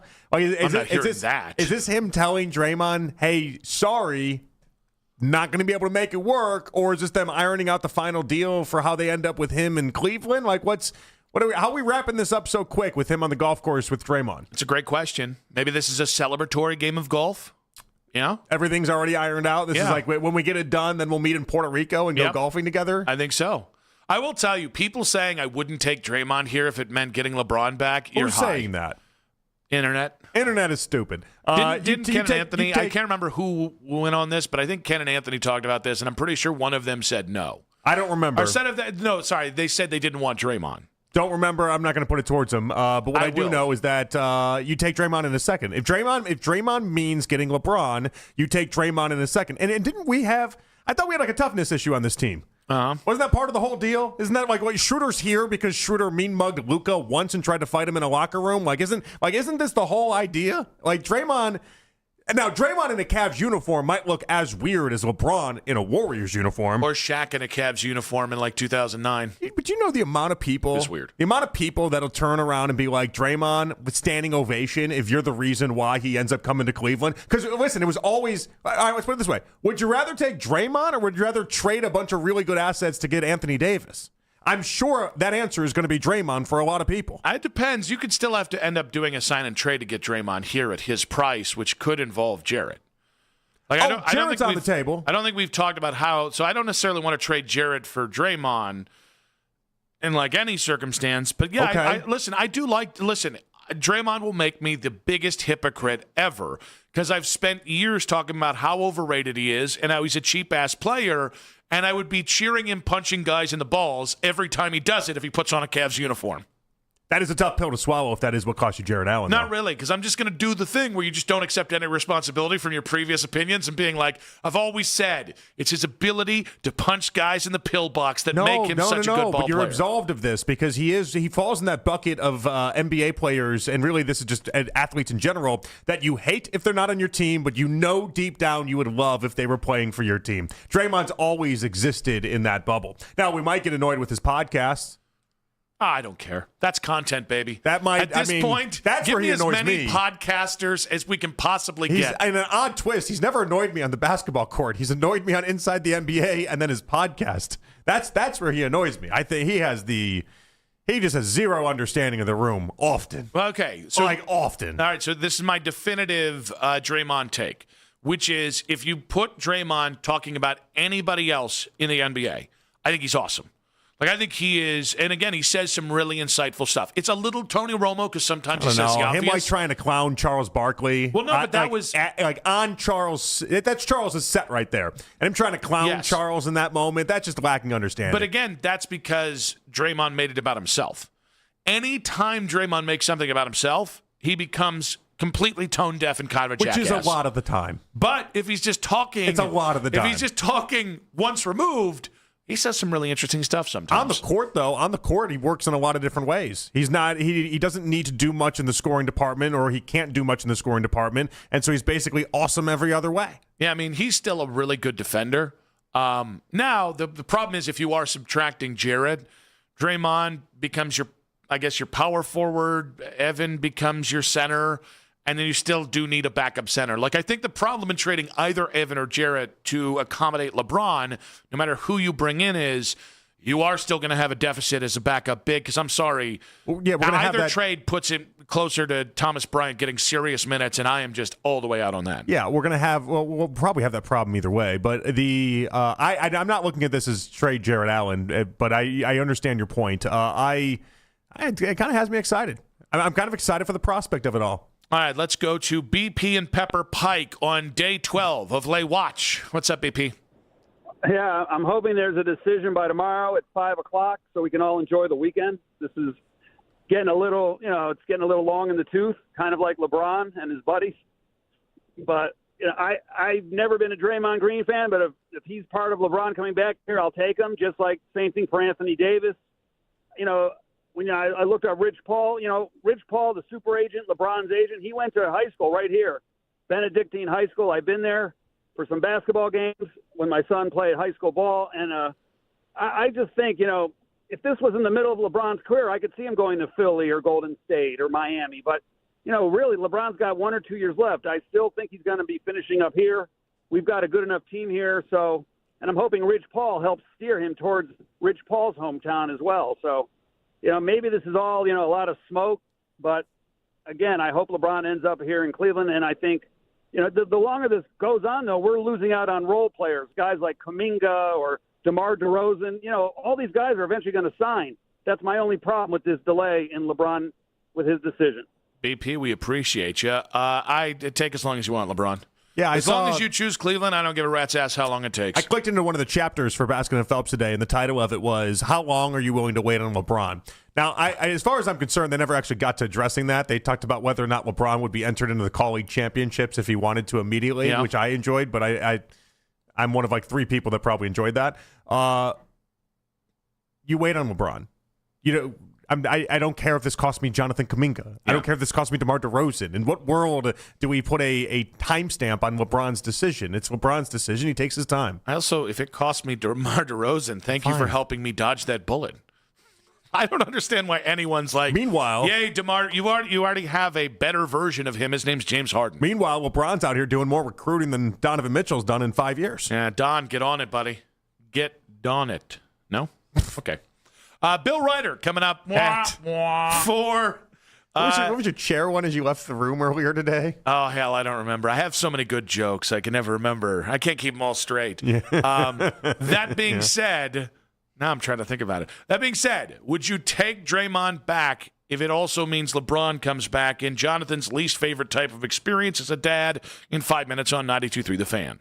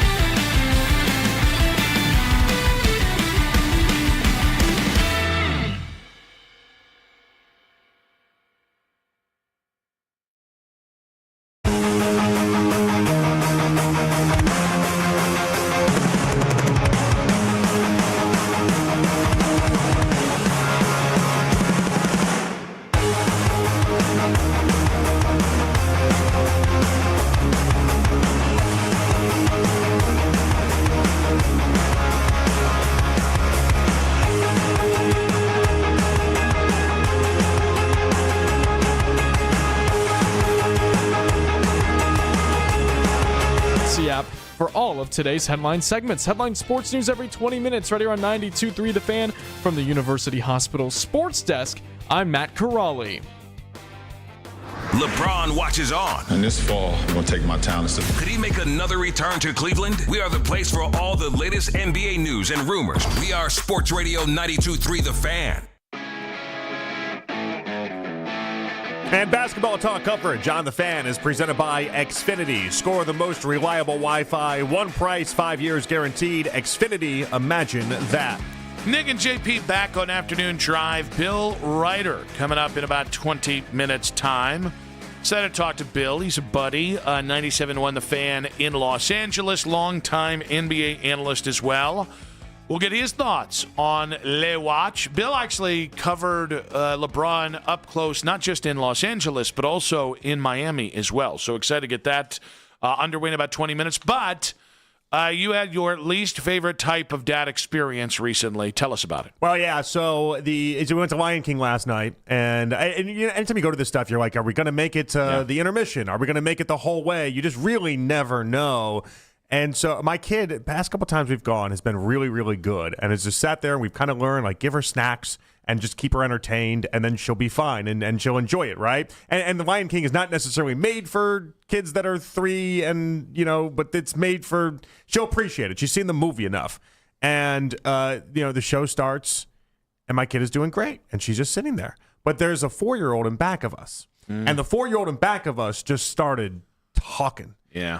And so every 3 seconds, I want to turn around and I want to like clock this 4-year-old to be like, are you gonna stop? You're not gonna stop? I just want to like size up this other 4-year-old and be like, what are we dealing with here? But I'm not even turning around. I'm just so like focused on keeping my kid all right. So my kid's nailing it and is great. But the entire time, this 4-year-old is making so much noise in back of us, and people are turning around and they're looking at me like, do something with your kid. Like, do something. Like your kid is being a problem right now. And I'm like, it's not my kid. It's the kid in back of my kid. That's the one that's the problem. And I had nothing else but to do. Intermission. I said, we got to go. I can't do this. I think we have to leave. So the other big concern in that scenario is if the disruptive kid is going to turn your kid disruptive just because they hear it. Yeah. And, you know, like, no, my kid was great. So the anxiety. That's the thing that I don't miss about having kids that little. I miss so much about it. The anxiety in those scenarios where you feel like, even if it's not your kiddo, that there's judgment being sent your way, and you're just like, you literally are helpless. We had this one other time on an airline. We were there, and at that point, there's so many people on this plane, and it was a bigger kid in back of us, and people, they just don't know. They don't know who's crying, and they think it's not the bigger kid. They go, oh, this kid's like 11 years old. He's not sitting there crying. No, he was crying, but everybody looked at our kid to be like, hey, can you shut this thing up? So I am mostly patient in scenarios like that. Inside, I'm melting. But exterior-wise, I've always been very patient until somebody says something. And there is my mom was a mama bear, right? Mm-hmm. And my mom, I literally seen my mom like duke it out with another person because she came near their baby boy, right? Yeah. So my mom's always been a very protective mom. I have that instinct in me. Well, what are you going to do, out. though? Are you going to be like, oh, no, it's not my kid. It's the kid in back of us. Like, I don't know what you do. No, the worst thing is I'm going to say something real quick, real severe, real mind your damn business, which kind of is a blanket protection for everyone. Don't you remember when you had kids, one of those type things? Well, because I do feel that. I would never say that to anybody. It's so funny. Like, when I hear people bitch about little kids on planes, I instantly empathize with the parents in those scenarios. And I've understood most people do, but it doesn't take away from the fact that people's times are still being ruined. Yep, that happens.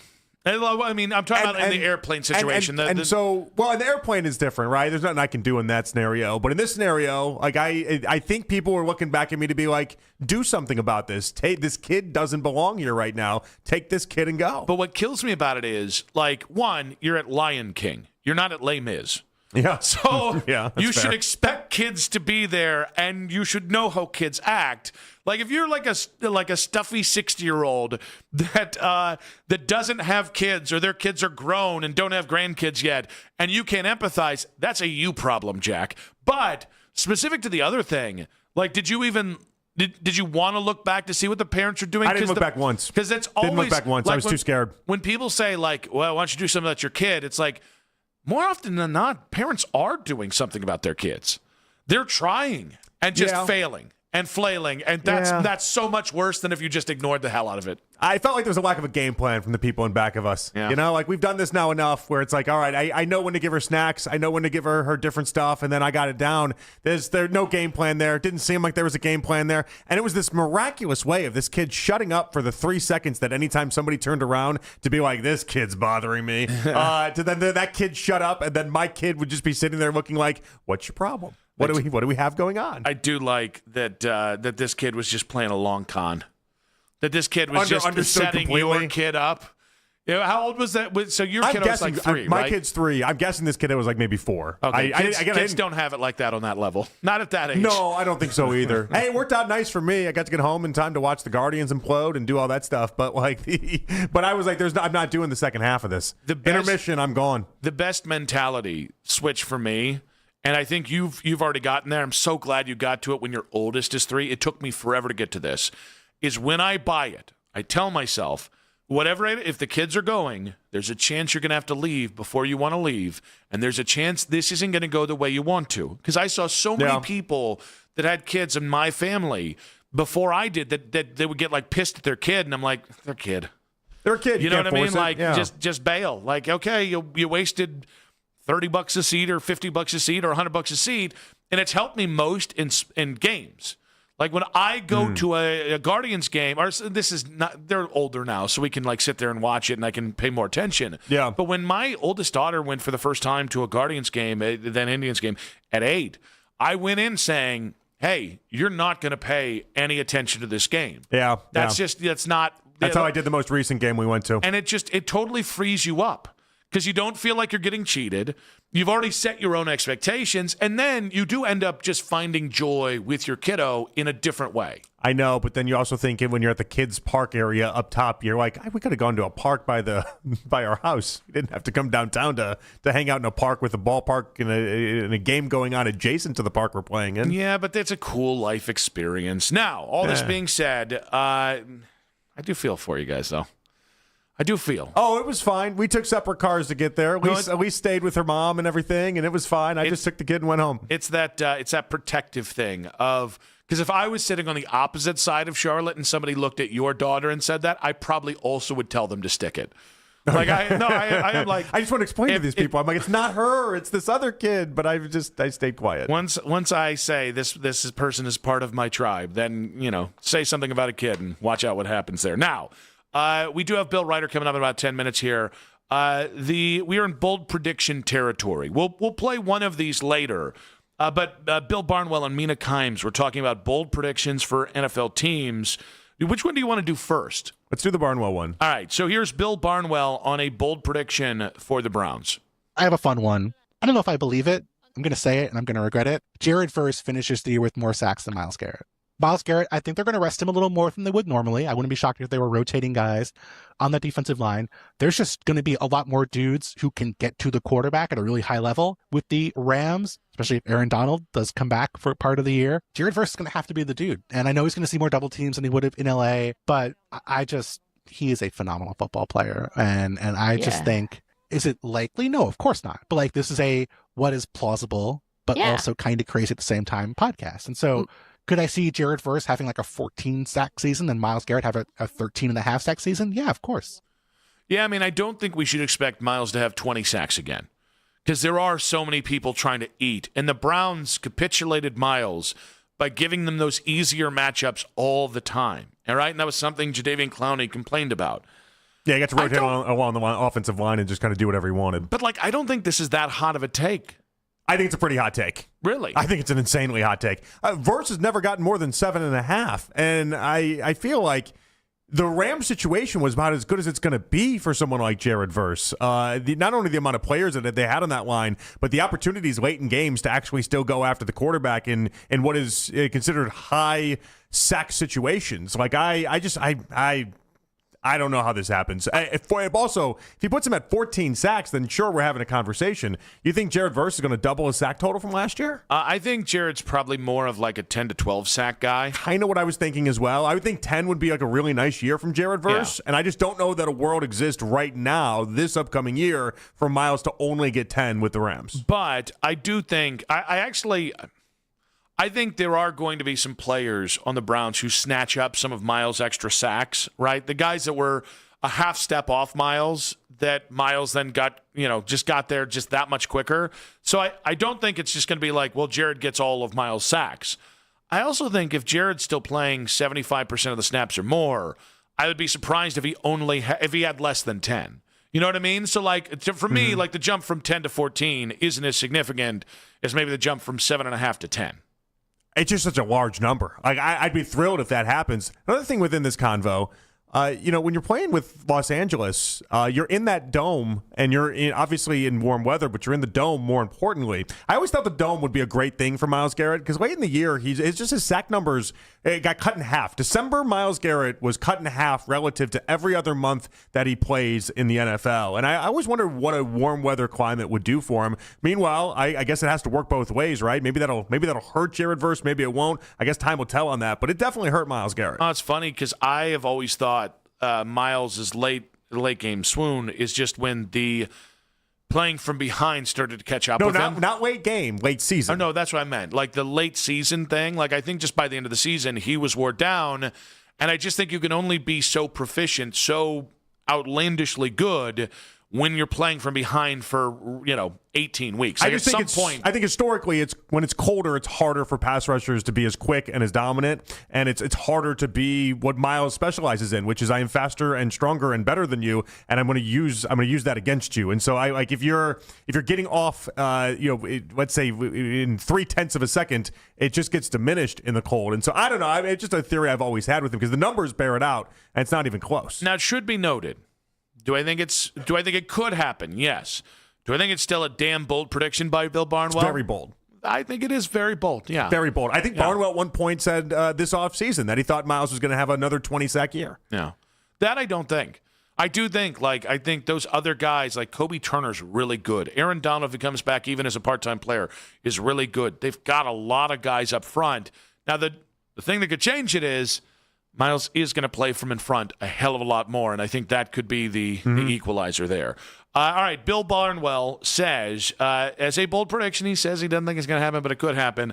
Jared Verse has more sacks in 2026 than Myles Garrett. Is that too bold for you? Bill Ryder talks us through the latest on Le Watch in 5 minutes on 92.3 The Fan. This is an Odyssey.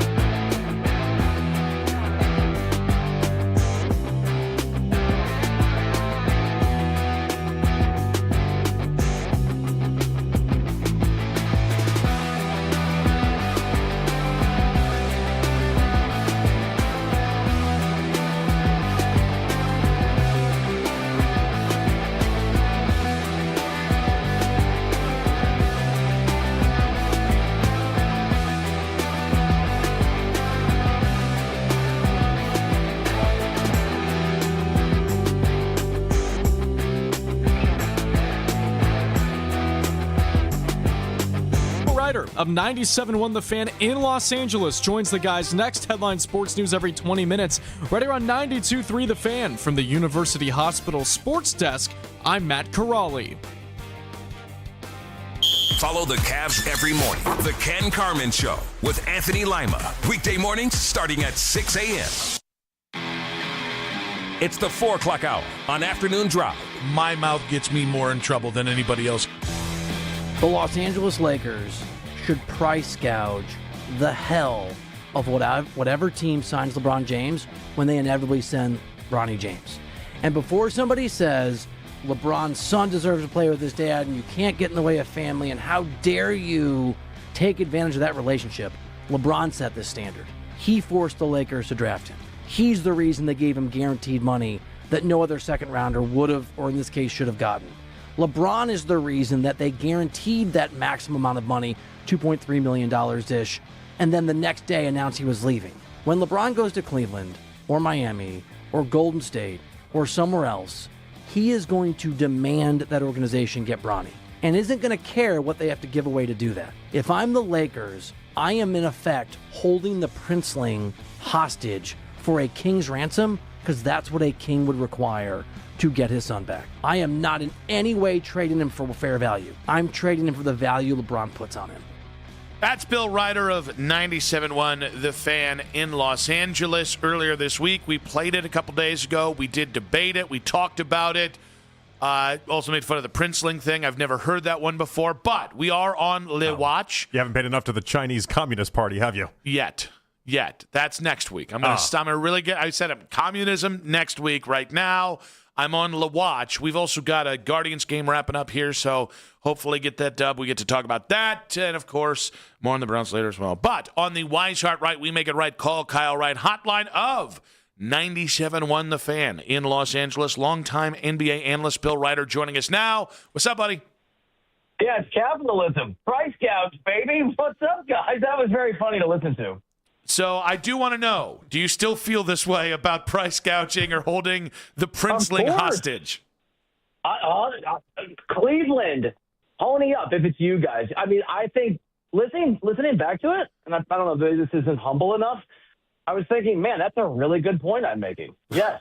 I do think I wanted to make sure, because you were talking about you being funny in the clip and then you having a really good point in the clip. Bill, I've known you to be more humble than this, but I actually appreciate this twist. Now, only because you're being, very, very like, hey, this was a great take. I need to see what you think about me poking a hole in it, okay? Is that all right? I mean, do your best. I can't wait to hear it. Okay. There's no world where you let you try to demand a rich return to a guy like Rich Paul, who you're gonna have to deal with for the next 25 years in the NBA. Like, if Rich Paul gets mad at you because you won't give Bronny over to LeBron and you're demanding a king's ransom, I don't see that being beneficial. I don't let Bronny get in the way of the most powerful agent in the sport. Here's my counterpoint to your counterpoint, and it's a good one. One, I don't know that it's a guarantee Rich Paul will be that powerful in 25 years, let alone 12 years. Two, my understanding, this is speculation. I got to aggregate it last time I was on this show, and people got very mad at me, including LeBron. So this is my speculation, aggregators. I would suspect that LeBron and Rich are not super happy with the Lakers already based on the way that LeBron exited the Lakers. And three, too bad. I mean, I know for a fact the Lakers didn't love being held hostage by Clutch Sports when LeBron was there. I would imagine a little freedom from that now that he's gone will be just fine. So it's interesting, Bill. I have a lot of respect for the Lakers organization and what they've accomplished, and not direct TV Rob Pelinka though. But JJ Redick's grown on me. I actually really do like Luka as well, and I respect Lakers fans in general. I think they were tone deaf as hell for what LeBron meant to them. And that guy really rescued them from the Luol Deng, Timothy Mozgov abyss. What has LA's reaction been to LeBron leaving the Lakers, though? So, look, this is poor. I mean, people are he didn't connect here. And I will say this, and let's have a nuanced conversation on this, because I think it's really interesting. People in Cleveland burned his jersey when he went to Miami, right? And that was a crazy reaction based on an incredibly tone-deaf way that he, on television 16 years ago yesterday, announced he was going to Miami. The Miami Heat organization that I covered, I was based there, loved LeBron until he surprised them and went back to Cleveland. And that front office, and I mean, I know this, I hated him for a time. I think they're fine now. For whatever reason, and you guys tell me, I don't know how Cleveland felt when LeBron left for LA. Maybe it was fine because he won a title.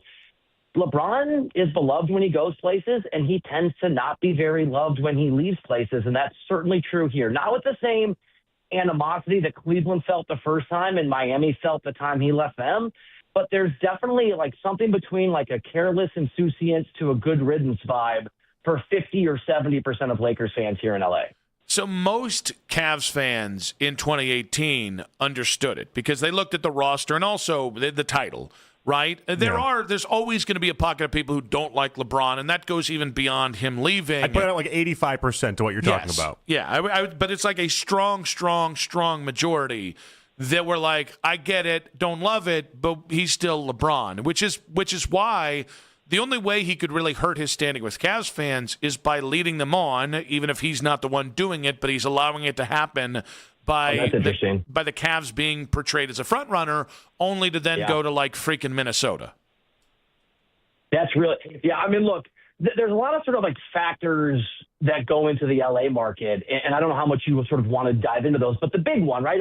50% of the sort of blame pie for why LeBron is not loved here, and he didn't respond well, so I would argue, to that sort of lack of adulation, is because nobody was going to be able to fill Kobe Bryant's shoes, even when Kobe was alive. And then, obviously, when he passed away, rest in peace, Kobe, it became a whole other thing.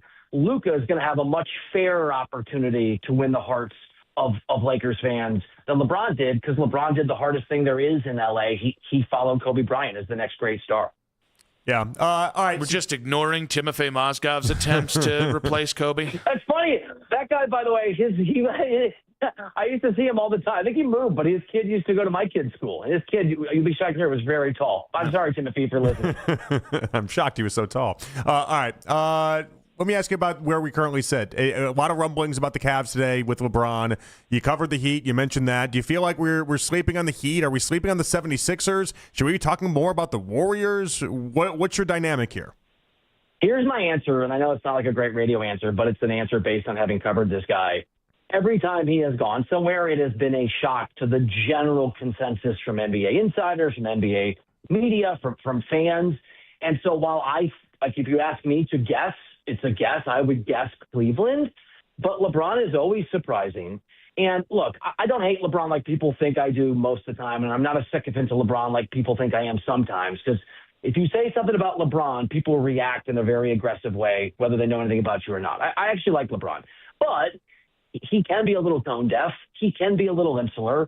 He can have behaviors that I think can be misunderstood as narcissism sometimes.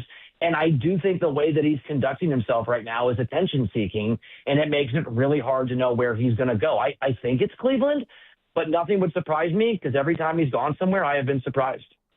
So it's interesting, because I do think that his actions can be construed as attention-seeking. But it's funny, like, all LeBron has done is kind of not say anything, and it's kind of bottled up his camp. Why do you think that gets confused with attention-seeking? I'm not saying he hates his attention, by the way. I think to the degree that people take it, it's kind of going back to that word that you said, narcissistic. And I think the guy likes to be loved, but I don't think this is like a power play or like a necessarily a negative thing that he's doing this offseason. So here's what I would say on that. I agree. I don't think he's a narcissist. I do think he likes to be loved. I agree. The people around, when you're the president or you're LeBron or who else, Messi is at that level. There's very few athletes or humans on earth who are at the level that LeBron James is at in terms of, and he's very smart, he knows this, when he speaks, when people speak in his name, it is a tsunami of sort of information that follows. So you are, in my opinion, as one of those rare people, you are responsible. You're going to get attached, I think, fairly to the words of the people that are authorized to speak in your name. And so when Rich Paul goes on a podcast and is having the guy that runs basketball operations, Bob Myers, in effect elevator pitch, beg LeBron to come to Philly, when Rich Paul is saying that every team in the NBA should reach out if they're interested, I think that's LeBron doing it, or at least the people that he has empowered to speak on his behalf. And so if you include Rich Paul in the news that comes out through Shams, that's approved through LeBron, I do think it's attention-seeking, and I do think LeBron is, A, responsible for it because he could put a stop to it, and B, probably approves it. Bill, I love your basketball brain, so I want you to do something for me here. Between the Heat, the Warriors, the 76ers, and the Cavs, can you go 1 through 4 and how you think the fit works with LeBron? Are we talking pure basketball, like to win an NBA championship? Yeah, pure basketball, yeah. Man, that's a really good question. Okay, so I'm going to counterintuitively, I'm going to go last on Philly because I just think if you're LeBron in this conversation, you have to win a championship. That's the goal. That's the deal. And so he is, I think, a difference maker anywhere he goes if everybody is out there. And Joel Embiid is always hurt. He's always injured. So if you tell me Embiid can play 70 games and be healthy for 2.5 months to the playoffs, I'll put Philly higher, but I can't believe that. So Philly's last. I will go. For me, it's Cleveland and Miami are 1A, 1B. And if you want me to sort of think, I don't know, right? Like, I think Spo's the best coach. I'll go Miami 1A. I'll go Cleveland 1B till I give you an answer. I think Giannis and Bam and LeBron is so dangerous, and Spo can coach around a lack of depth on that bench. And I think that Cleveland, for me, is just behind that. I do have severe doubts about Donovan and James in the postseason. Those tend to go away if LeBron James is a part of that basketball team, and what we saw him do in L.A. in March, where he was the third guy, and he made Austin Reeves a lot of money, and he made Luka Doncic even better. I mean, they were 15-2 in that stretch when LeBron basically selflessly took a back seat over that stretch. And I'll go the Golden State Warriors 3. I think the Warriors have a higher ceiling than most people do, guys, if LeBron is there. I just think their floor is very problematic given their age. All right, Bill. I'm always interested about this because I think so much of the LeBron frustrations or the criticisms come from the fact that he's really the first athlete we've seen in the 24-hour of social media and the way that sports has exploded over the last 20 years in terms of media coverage. So I don't necessarily think he needs to win a championship. But what do you think this last leg, this last landing spot, what has to happen here to add to his legacy as opposed to just fading away like Michael's final 2 years in Washington were and certainly Kobe's last couple of years in L.A. were? That's a great question. You didn't ask me this, but I'll say I don't think anything detracts from his legacy. I think there's nothing that occurs going forward that takes away from him being the best or second best player of all time, regardless, sort of depending on how people see it. I would say, I think if he makes an NBA championship, even if you lose, especially with Cleveland, I know he won one with you guys, but obviously Donovan and James haven't been able to get over that hump. They haven't won one. I think that, honestly, as I think it out loud, I think Cleveland's the thing that is the most of an enhancement to his legacy because you win with Giannis, who's won. You win with Spo, who's got a bunch. Yeah, you're going to get credit, but they've done it before. Obviously, if you go to the Warriors, you're going to get treated a little bit like Kevin Durant did by LeBron haters.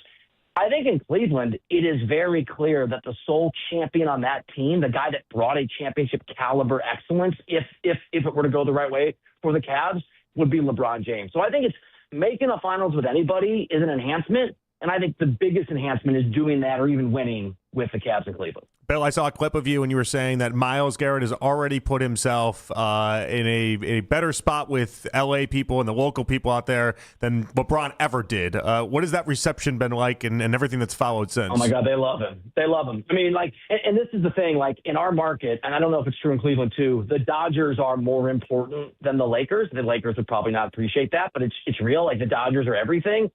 And just Garrett going to a Dodgers game and throwing out the first pitch, look, Myles Garrett was a mercenary just like LeBron, and people in L.A. will love him until they turn on him. That was a very big thing for him in terms of people here being all in. But Myles Garrett doesn't have to follow Kobe Bryant. There's a lot of factors for this. It's not just Myles is better. It's that L.A. fans are very particular in sort of how you win them over. But people in L.A. are over the moon. I mean, people are really excited about Myles Garrett because there is a conviction here that a Rams championship is borderline. I don't know about guaranteed, but they feel very good about things if Stafford stays healthy. So I'm glad you said that because I was thinking about this. We almost did a topic before I went on vacation a couple weeks back, just thinking about the pressure on that Rams team. I don't know any team has been expected to be a lock for a championship like this year's Rams team since Tom Brady went to Tampa Bay. Do you think that's fair or unfair? I think it's totally fair. And I think this, I mean, I'm in it, right? So sometimes when you're in the current, it's hard to be rational about it. I think it might be even in a higher standard. It certainly is a higher standard here in Los Angeles. I mean, and it's crazy because, as you guys know, the division is brutal. The Seahawks just won the Super Bowl. The Niners are very, very, very good. And it's the National Football League. There are going to be forces of nature we don't even see coming. That's how the NFL works. But in LA, they feel like they gave away that game against Seattle. They feel like Stafford has another at least year of being another MVP level quarterback. He's obviously the reigning MVP. Everyone is convinced because of Myles Garrett that Aaron Donald's going to unretire. Sean McVay is basically a football god in the streets of Los Angeles. So you're right. I mean, it is a borderline expectation with a lot of people, which is a really good recipe for heartbreak because the NFL is not Major League Baseball or even the NBA before this run of 8 or 9 teams who kept changing the championship trophy hands. Bill, you were part of launching 97.1 The Fan in Los Angeles these last couple months. One, congrats on your guys' early success there. Two, and I say this because periodically it happens to every two-man show on the face of the stinking planet. Have you and your partner had your first real on-air Donnybrook that got awkward the second you turned off the mics for the first time? I mean, it's crazy because, like, this guy, Doug, is wrong all the time, and he's the nicest guy in the world. So I tell him he's wrong, and so far he smiles afterwards, and he has very thick skin. I keep trying to have the experience, Nick, you're asking me about. I keep pushing for it because I like that stuff. But no, not yet. But I'm sure it's coming. That's the honeymoon phase right there. Those were the steak days, my friend. I hear a lot of problems on your horizon. Yeah. It sounds like you guys aren't communicating enough. Hey, you should tell Doug that he's a real B. Yeah, Doug's going home to his wife and complaining about you every night. I don't doubt it. I would. All right, Bill. Great stuff, buddy. Appreciate you. Thanks, boys. Bill Ryder there, 97.1 The Fan in Los Angeles, NBA analyst and reporter on the Weishart Ride. We Make It Right. Call Kyle Wright hotline. Good job, Gardos. Reaction to Bill and the latest on LeBron. Apparently voicemails are in right now in 5 minutes on 92.3 The Fan.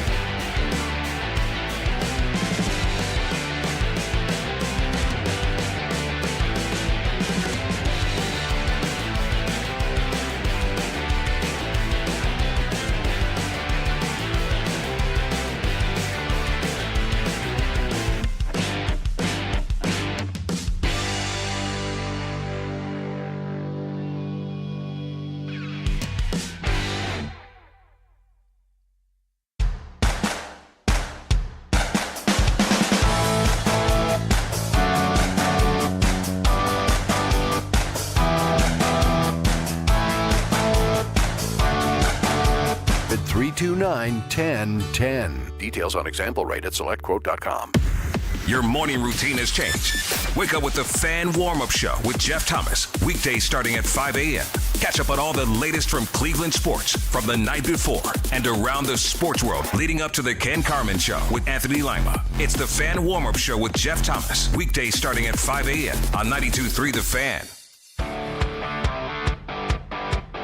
They love him. I mean, and this is the thing, in our market, and I don't know if it's true in Cleveland too, the Dodgers are more important than the Lakers. The Lakers would probably not appreciate that, but it's real. The Dodgers are everything. And just Garrett going to a Dodgers game and throwing out the first pitch, Myles Garrett was a mercenary just like LeBron, and people in LA will love him until they turn on him. That was a very big thing for him in terms of people here being all in. But Myles Garrett doesn't have to follow Kobe Bryant. There's a lot of factors for this. It's not just Myles is better. It's that LA fans are very particular in sort of how you win them over. But people in LA are over the moon. I mean, people are really excited about Myles Garrett because there is a conviction here that a Rams championship is borderline. I don't know about guaranteed, but they feel very good about things if Stafford stays healthy.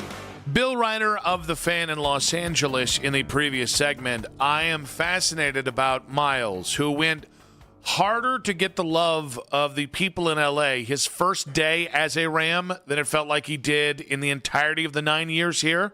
In terms of acts of pandering. Well, I feel like first off, it wasn't that hard, was it? It's you throw out a first pitch at a Dodgers game and wear a Kobe Bryant t-shirt. It wasn't that impossible to pull off. That's why, that's why it just felt, didn't have to move mountains. I just thought it was a D-bag move.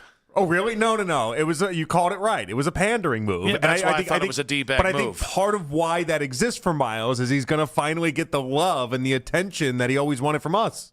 We never gave that to him, and I think part of why he why he wanted to trade is to win a Super Bowl. Let's not be obtuse about it. But the reality is that he found a second chance to go ahead and have a fan base that wraps their arms around him. I'm happy that they seem to love him. I am fascinated to see how Myles' relationship with L.A. how that goes. Because on one hand, I don't think they're going to care about any of the off the field stuff like the leadership stuff or the car racing and all that kind of crap. I don't think they're going to care about that, right? You can get 1 million tickets out there, and I don't think they're going to care. But I do think it's going to be dialed in directly to, did we win a championship this year? In the same way that I think if the Browns are bad and Jared Verse is the face of a defense that goes from first to 31st or 32nd, and he's got 4 sacks, I think that's going to be tough for Jared Verse in town. I think if the Rams are merely good, not great, Myles has a 12-sack season and they bounce out in the second round, I think that's not going to be great for Myles. Well, listen how Bill talked about it. I mean, winning an NFL Super Bowl there's no guarantee in the slightest bit. It's the furthest thing from a guarantee to predict an NFL season, how it's going to go down. If they have Super Bowl aspirations and then they end up with even winning one playoff game and then bowing out, yeah, they're going to be pissed. It would be pretty funny, though. Now, that being said, we do have the latest on Le Watch, where LeBron's going to go. Everyone keeps speculating. I have heard that today could be the day. All right? I did, but not from people I trust. Well, that doesn't make it as fun. Just say you heard. I heard things. Yes, I did, but not from people I trust. So I'm I think he's golfing with Draymond. Mm-hmm. And I think that's where we stand right now. Well, see, I know that. I think that's where we stand right now. because I saw an Instagram story about it. The internet right now is going crazy, and I understand it. I get it. Everyone thinks this is coming, and this is going to be a thing. Send a voice note to LeBron James via Rich Paul. So whether it's an owner, a president, or a general manager, being able to record a voice note, I'm told, send it to Rich Paul, and that makes its way to LeBron James. This is just a part of LeBron James's process of studying as he makes a decision. He has not been in a rush, and it's unclear whether Cleveland or Miami have been among the teams that have sent a voice note to LeBron via Rich Paul. Again, they kind of don't need to. They already had him in their buildings in the recent past. All right, that beat that they dropped was so sick, only to have the nerdiest nerd that ever nerded talk over it. That made Sham seem like such a B. I just want to make that point. That was embarrassing. That was very embarrassing. The second point is... No, the actual voice note. That's what's embarrassing. Oh, no, that's also very embarrassing. Very incredibly embarrassing. Imagine how... you're Mike Gansey, for instance, and then you're hey, let's get this voice note together. It's going to impress LeBron. It can be 30 seconds long. Can it be 45 seconds long? How much time do we have on this voice note? What an embarrassing thing for anybody that actually submitted a voice note to Rich Paul. Hey, LeBron, it's me. I'm the president of basketball operations over here. Hi. Just want to say, thinking about you. I just had some, I had a macchiato, and who are you talking to over there? Yeah, hey, I heard you were golfing. Hope you hit them straight and far. Don't forget to hit them far too. And anyways, just thinking about you, buddy. Maybe text me back. I'm on Twitter. You drop into those Instagram DMs. Anyways, you just get back at me. I'd love to hear from you, buddy. Hope you're doing well. It's just the lamest thing in the world. It's just not how you do things. I don't know. I don't. Again, is there a cutoff? Is that a minute long? Do you get a minute? Are these like 7-minute voice notes? Is there a cutoff on Apple's iPhone function for voice notes? I would like to point out, I also think you got to, if you're doing this, embarrassing. If you're doing this like in the normal part of the day, you go home, have a couple belts. You got to know you're circling back if you get drunk with what is essentially a booty call drunk dial, right? Keith says, are they just floating this to see what he'll actually report for Shams? That's actually really funny. At this point, if an agent tells it, it's a game. It's he's all going to say game. anything. Yeah, that's one of the more embarrassing things I think I've ever heard. Listen, I thought the Bob Myers going on the podcast It's not even to LeBron. It's to Rich Paul. We give it to Rich Paul, and Rich Paul may or may not pass it along. Hey, Rich. Hey, and maybe LeBron. Do you think they write out what they're going to say ahead of time? Like they script out the 30 seconds so they make sure they don't fumble over themselves and they get it done right? Oh, they've got to know that doesn't work. None of it works. Like I knew it. I think you shoot from the hip here. I know I've told this story before, but a host I work with in Charlotte script out his entire first segment, like wrote it down word for word, and then he'd read it on air. We used to have a host here that did that as well, weekend host here, and it annoyed me so much. I'll tell you. You want to guess which host it was? No longer with the station. Used to do weekend shows here. I actually think very highly of this person, but his first segment was scripted out. I don't want to do it. I don't think I can do guesses? It. Anybody got any guesses? No, because I instantly thought of somebody that felt like punching down. Still in the business. No, still in the business. Oh, my God. No, now you have to tell me. Now, I don't even have a guess. Jake Chapman. Okay. All right. I can see it. Yeah. No. Hey, you don't get to be the Orlando play-by-play guy for nothing, right? Like, what if he scripts his pregame show? Maybe we should be scripting more things out is what this is telling us. Yeah, one day I happened to not like the guy in Charlotte, so he left his script open, and I might have ganked it and started reading on the air the next day. And I was like, does this sound familiar? I wish you would have rewrote it and put just different things in the middle of it that would have been slightly off to then crescendo at a curse word or something. It was not great. However, I thought the Bob Myers going on Rich Paul's podcast and being like, clearly LeBron's best place is Philadelphia. So does Mike Gansey just get on the phone and then just start yelling, Embiid, Maxey? He's just saying names. He's just saying names. Yeah, that's like my whole pitch. Edgecombe. At some point, LeBron is just having fun with the rest of the NBA, right? Like if I was LeBron, I would save these, and I would make sure that at some point they got released. They're getting put in the documentary. I want to hear. Oh my God, who's the nerd running the Timberwolves? Tim Connolly. Or is that the Nuggets? No, it's Tim. I want to hear Tim Connolly. He was with the Nuggets. Now he's with the Timberwolves. I want to hear Tim Connolly be like, "Hey, LeBron, why don't you come to Minnesota? You're gonna love LaMelo." I desperately want to hear these voicemails. Why do you think Tim Connolly sounds that way? Like a nerd?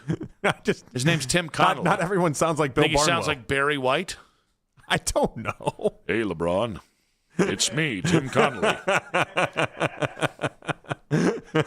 I sure as hell don't think Tim Connolly sounds like Walter Cronkite. I don't think he sounds like whatever you thought he sounded like, though.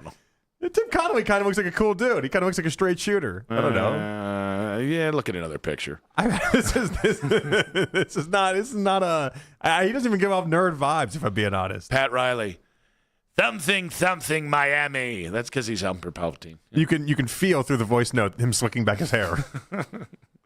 Hey, LeBron, it's Pat. Yeah, got your cookies right here. You hear like a bag. You hear like, yeah, those are for you, buddy. Would never take him away again. Do you bring in a celebrity to be like, and here's Usher? Is it like to sing to you why you should be a part of our team? Remember when and he just screams about Edgecombe? The Knicks tried to recruit LeBron by using Gandolfini and Edie Falco, but yes, I have character. Heard that. Yeah, and the problem is, who the hell can we get? Drew Carey is going to make a bunch of Price is Right puns. This is close to, but I mean, the Cavs made that Family Guy skit. Remember that? Okay, It's close to that. Didn't work though. Can't do that one again. Okay, what about? Well, he's also evolved, so now I think maybe he doesn't care about Family Guy anymore. He cares about golf. Is Tiger Woods our secret answer? 30 seconds voice note. It's just, hey, it's Tiger. I mean, did you tell me that's not awesome? I think that's pretty awesome. It's very quickly becoming the Bryce Harper voice message for the FanDuel Super Better. It's actually just Tiger after he got drunk and ran off the road. It's trying to call the president. It's Tiger halfway through the Denny's waitress roster. It was a Perkins, and you know that. But he ran out of Perkins waitresses. Oh, is that how we ended up at Perkins? Yeah. That's how it goes. You run through Perkins, and then you got to get to Denny's. You start with the Grand Slam. Yeah. Well, you hope. You know. Wow. Not everyone can be so lucky. All right, guys. Would you want the Cavs sending LeBron a voicemail if I heard Kobe Altman, Dan Gilbert, or Kenny Atkinson sent a voice note? It's not even a voice note. What a nerd Shams is for calling it a voice note. I would make fun of them for the end of time. Even if it landed LeBron, I would make fun of them, and I pray to God it gets leaked if they did that. It won't get leaked. I wish it would. It won't. But yeah, this is not a great development. LeBron's toying with people now. Good job, Gardos. And Deshaun Fatigue in 5 minutes on 92.3 The Fan.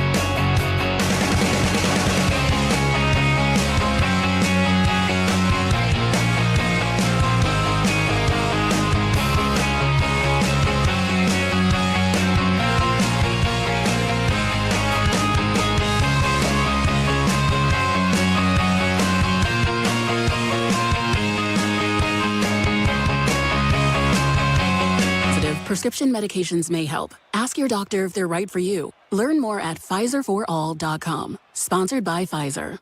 The Cavs have locked up Donovan Mitchell this offseason. Could this be leading to a return for LeBron James? Dominate on 3. 1, 2, 3. Dominate. Get all the latest Cavs breaking news right here on your number one source for Cavs talk. We are Sports Radio 92.3 The Fan.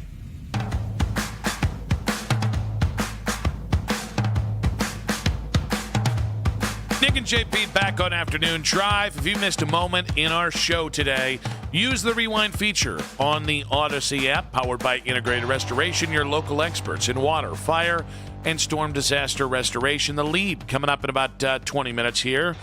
All featuring the biggest news, sound, and whatnot from the station, from the show, and, of course, all of sports. But good job, Gardos. They staved off a sweep today. Yep. Nice job by Gavin today. A couple home runs out there, including your boy Chase DeLauder, who continues just to rake as of late. Nice things out of him, and so that's nice. They didn't get swept. So I did realize, watching the home run back while we were sitting here in studio, his baseball swing looks like the reverse of LeBron's golf swing.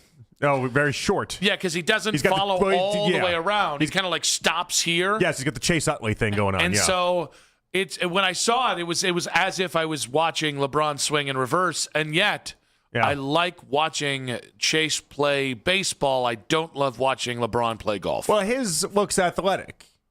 And in a weird twist, the most athletic human we might have on planet Earth ever does not look athletic. I don't know that I would say Chase's swing looks athletic. Oh, I disagree. I think the whole package of it looks like athletic. a lot of wrist. Well, it's a lot of T-Rex. It looks like a T-Rex swinging a baseball bat, but ultimately when you finish, it looks good. Now, easy. We're not that kind of show. Not that kind of show, Mac. Good God. I mean, this is a Thursday after all. Easy now. That was very well done, but easy now. In fact, I like the end result of what happens with Chase DeLauder's swing. Just the swing itself, I tend to look away just a little bit. But I like home runs. We're pro dingers on this show. Oh, this is odd. He's like one of your favorite players. Yeah. To think one of your favorite players has an ugly swing is not something I could ever be a part of.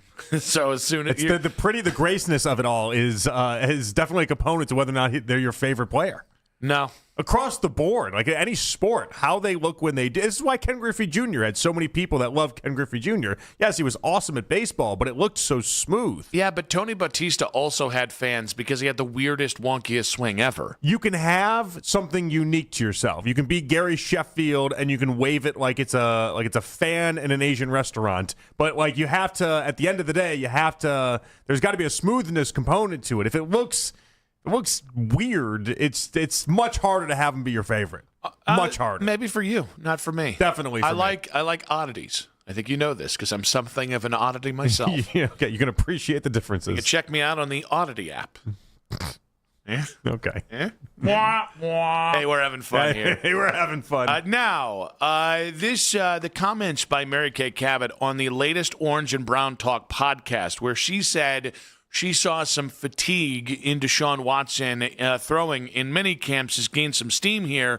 Well, she was on with the Modern Boys earlier today, and she kind of readdressed those thoughts.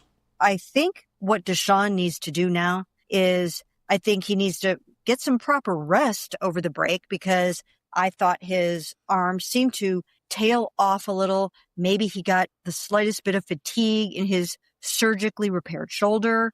It hasn't had this much work, I don't think, since before the surgery. So I think he needs to get a little bit of rest in there. All right, so that was actually from the Orange and Brown Talk podcast and not from Ken and Anthony. And she did say, she specified this morning, slight fatigue. Well, and she said, more importantly today, she said not a huge issue. Yeah. That's the part she wanted to clarify. I guess my thing is any fatigue for a guy who my biggest concern with him is the shoulder. And like we've heard, he'll have a ball that is on point and then he'll put 3 at the guy's feet. That the visions of Cam Newton in Carolina are the things that I have from watching that up close. Any fatigue when we're talking about, camp, OTAs. Any fatigue, and we haven't even gotten to training camp. Yes. He hasn't played a game in 700 days, and we haven't even gotten to training camp. And if any fatigue is obviously not a great sign for him being a good quarterback this upcoming year, at least being a healthy quarterback this upcoming year. And I come back to the idea of if you're the Browns and you can't trust Deshaun to stay healthy, then he can't be the starting quarterback. And I would say that no matter who it is. Obviously, I have a biased take on Deshaun. All right, I'm done with the experience. It didn't even have anything to do with the things before he got here. I just am done. It's the worst trade in NFL history, and nothing's going to change that. But if you go into the season thinking, about 6 weeks from now, we might have to go to Shedeur because, Deshaun's arm is about to fall off, you can't possibly give him the starting job. You can't. Yeah. I think a big component of this is when they look around at the preseason games, does Deshaun look like how he said he was feeling about a month ago when he said he was feeling as great as he's ever felt and he thought he was moving as well as he ever has and all these other things that I think fans wanted to hear? You have to do an honest assessment on it. Like, are you actually being truthful in that? Because if he's got the slightest bit of pain or looks like it's not going to go well, save yourself the troubles. Well, yeah, and I mean, I do think there's going to be a consistency with his arm that's crucial because if we're talking about this against air in June or in May, when that's about as good a weather as you're going to get, how's his arm going to be after 9-10 weeks, and then you're into November weather in Cleveland on the lakefront? I continue to come back to, and it's so funny because all the injuries. I think everybody looks at the just bulk of injuries and go, good God, it's every single year, almost every single year he's been here. He's had a major injury. To me, it's always been about that shoulder. Yeah. And there's been something, I almost feel like the shoulder concerns they've almost been underreported because they kind of got blocked out by the Achilles. Well, and it hasn't helped that it's a unique shoulder injury too. It's one of those, what has everyone told us around this injury? It's like, it's a baseball injury. Yeah. It's not a football injury. That's a baseball injury. And it's like, well, all right. Who are the most damaged people in all of sports? It's baseball players with shoulder injuries and with Tommy John surgeries and different elbow issues. And like once that starts to go, it's gone. 216-474-0092. Want to hear from you guys on this. If Deshaun already has shoulder fatigue, how big of a deal is this, and how much should health matter in the quarterback derby? USA Today also put out their, I guess we're in hot seat season as well. Back-to-back days. Back-to-back days we have hot seat pop up. So maybe I'm just really attracted to the hot seat convo. I mean, we are Spin hot zone. seat guys. We might just both like hot seats. Yeah. We like to put people on hot seats. There was actually a Hungarian emperor. Hot seat, cool throne. Way back, like in the 1500s. Yeah. That when the people overthrew him, they made him sit on a steel throne that was under a fire. Is that where it comes from? I don't know, but I can tell you right now, that scared the crap out of me when I found that out in seventh grade. Did they do that until he died, or did they do that until he couldn't take it anymore and then they threw him off? That was the death thing. That was the death thing. Yeah. I don't even remember his name. I just remember scant details. That's a special kind of torture. Yeah, there's I don't like you, so you're gonna have to die, and then there's that. Right, there's a different level of I'm going to overthrow you, and that second one I would say is the worst. They got really dumb as a civilization. Like 1,000 years ago, even as recently as 500-600 years ago, we were still as people. I mean, we were getting there, but as a whole, not the greatest, all things considered, relative to where we are right now. And I think it's because they spend too much time trying to be creative in how to kill people. That is fair. There's a lot of creativity in just how do we murder people in different ways, different and special ways, thoughts that we don't have now. And just in general, well, I wouldn't say that, but in general, a lot of beheading. As a whole, we don't have them now. Constantly trying to get other people beheaded, and it's like, well, that's a surefire way to get yourself beheaded. Well, you mean the person that this is like a mafia thing? There's a what goes around comes around here. If you're constantly getting people whacked to use the mafia thing, eventually you're going to get yourself whacked. People are going to be like, this guy's whacking everybody. We got to whack him. Okay. That's what they call it. JP, we're not that kind of show. Easy now. Easy. However, USA Today said of all the quarterbacks in the NFL, Deshaun has the hottest seat. Yeah. And I'm torn because, sure, it's not like he's on secure ground, but also, I don't know how. Does anybody have any expectations for Deshaun? But I also don't know how this seat is hotter than what Shedeur's seat is. Because if Shedeur starts and it doesn't go well, then he's out of a job in the NFL, essentially. Maybe he's a backup, but he's going to have to do the Geno Smith thing where you just wander into the NFL desert for 5-6 years to then hopefully be given another opportunity. If it doesn't go well for Deshaun, he is gone completely, but at least Deshaun has the idea that he did it. Mm-hmm. He played at a high level in the NFL. He went to Pro Bowls. He had 4,800-yard passing seasons. He legitimately did it, whereas Shedeur is playing with the idea that he would have never accomplished anything at the top level. That, to me, inherently, from a personal standpoint, that, to me, would be way more pressure than someone like Deshaun who can just walk away and be like, well, I did do it at a high level. I just never rebounded after a fact. I just think the whole hot seat, there's always an implication of what happens, right? What's the implication of what happens if either guy doesn't do diddly squat? Yeah, I mean, both are out of their job. Well, yeah, but you get to the end result. But isn't that also tied to expectation? Nobody expects either guy to do anything. Literally nobody outside of Cleveland has any expectation for any guy. It's all about 2027 to anyone outside of here in the NFL media. So then how can they have the hottest seat if no one expects anything of you or your team? Yeah, I guess you could also argue the idea that if it's all about end result, well, we have 7 or 8 guys that would be put in the same boat of you're out of a career, out of a job at this point if you don't perform this year. 216-474-0092. How much should health matter in the quarterback derby? I'd say quite a bit. You need a quarterback that can start for all 17 games. The lead in 5 minutes on 92.3 The Fan. Hey, it's Nick Wilson here for Northeast Factory Direct and their beautiful kitchen cabinets. You're not just picking cabinets from a catalog. You're collaborating with actual designer who knows what works. And the best part is that their expertise works for every project, from efficient 10 by 10 layouts to expansive custom kitchens.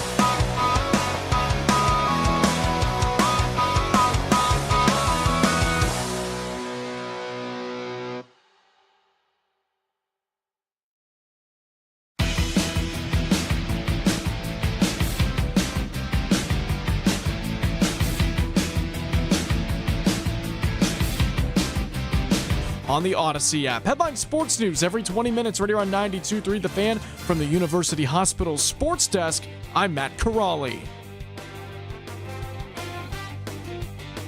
Summer's here, and Browns training camp is just around the corner. Stay locked in with The Fan all summer long. It's 5 o'clock on The Fan, and it's time for The Lead with Nick Wilson and Jonathan Peterlin on Afternoon Drive. But first, win a 4-pack of lawn tickets to see your choice of John Mellencamp, Thomas Rhett, Chicago with Styx, or Billy Idol at Blossom Music Center. Here's what you got to do. Enter the code word CONCERT, CONCERT, by the end of this hour at 923thefan.com to get registered to win, courtesy of Live Nation, where for a limited time, buy 4 lawn tickets to select Blossom shows for $99 at blossommusic.com. Nick Wilson, Jonathan Peterlin, back on Afternoon Drive. We're here. We're at The Lead. We are on the watch. Will LeBron James make his decision today? Many people are saying it could be. Also, got to shout out Daryl Ryder here with an update of the century here. I actually think we might be closer to LeBron making his decision just because Daryl tweeted within the last 8 minutes, as of this post, it's unclear how many more rounds of golf or Rich Paul podcast remain before LeBron announces his decision. It's not quite the Donovan Mitchell thing. It feels like the thing, though, that Daryl would tweet before LeBron was like, all right, let's announce this mess. Yeah, it's not quite the Donovan, because the Donovan version of this would be, guys, pack it in. He's not doing it today. And then 3 seconds later, then come out and have the announcement. So it's not that. I'm low-key kind of looking for some way to Daryl look a little funny out of the whole ordeal. Should we goad Daryl? How sometimes Daryl can be encourageable. Should we encourage him with the idea that he's not coming here? So maybe Daryl tweets it, and then all of a sudden LeBron announces he's coming home. Yeah, that'll get LeBron thinking. Yeah, let's do that for LeBron's sake. I just think the idea of, I do feel like, again, basketball gods and whatnot. Yeah. That if LeBron saw some level of mistruth out there from a big name in Cleveland media like Daryl Ryder, that could be the thing that maybe goes, I was going to announce it tomorrow, or maybe at the FanDuel Fest or Fanatics Fest. I'm going to do it today. Probably not, but I don't know. Taking away one more day of Daryl's vacation is kind of funny. His 2-week sabbatical. Just every time he just gets completely screamed at. Every time he tweets something that is unpopular, immediately is proven true. That poor guy on his vacation. That poor guy. Yeah, that's tough. Let's get to the lead here. ESPN's Shams Charania provided the latest on the LeBron sweepstakes, including how teams have been able to communicate with him. All of the information so far is funneled through agent Rich Paul with LeBron James. And so they've been in a process of gathering information. And one interesting wrinkle that has occurred in the last several days is some of the leading suitors for LeBron James, whether that's a Golden State, a Cleveland, Miami, Minnesota, Philadelphia, some of them have been able to send a voice note to LeBron James via Rich Paul. So whether it's an owner, a president, or a general manager, being able to record a voice note, I'm told, send it to Rich Paul, and that makes its way to LeBron James. This is just a part of LeBron James's process of studying as he makes the decision. He has not been in a rush, and it's unclear whether Cleveland or Miami have been among the teams that have sent a voice note. It's embarrassing. And no other way to describe it. It's embarrassing. I do also think this is part of the idea of genuflecting at the altar of LeBron, though. Like, you want to kiss the ring? Better send LeBron a sappy voice note, I guess. I would love if LeBron came out and was like, I was leaning one way. And then insert executive here, sent me a voice note. And it was so nice. It was just nice. It hit all the right tones. And talked about an experience we had together. He remembered a situation I had forgotten. And I was just like, this attention to detail. This is what I want in my final stop. I hope that's how this goes down. It's so ridiculous. I could not take it serious. As a human, I could not take it serious. He's asking you to beg and grovel, and you have to because he's LeBron James. But for all of us from the sidelines, we can acknowledge and laugh that this has gotten to a ridiculous place. Like, I thought Bob Myers, the guy who runs the organization that owns the Sixers, Harris Blitzer Group. I thought him going on the Rich Paul podcast was desperate and kind of embarrassing. That somehow looks tame compared to this. That looks normal compared to this. That looks like, oh yeah, of course you'd go on a podcast. That's not the end of the world. You speak for a half hour. It's going to be fine. This is like a voice note.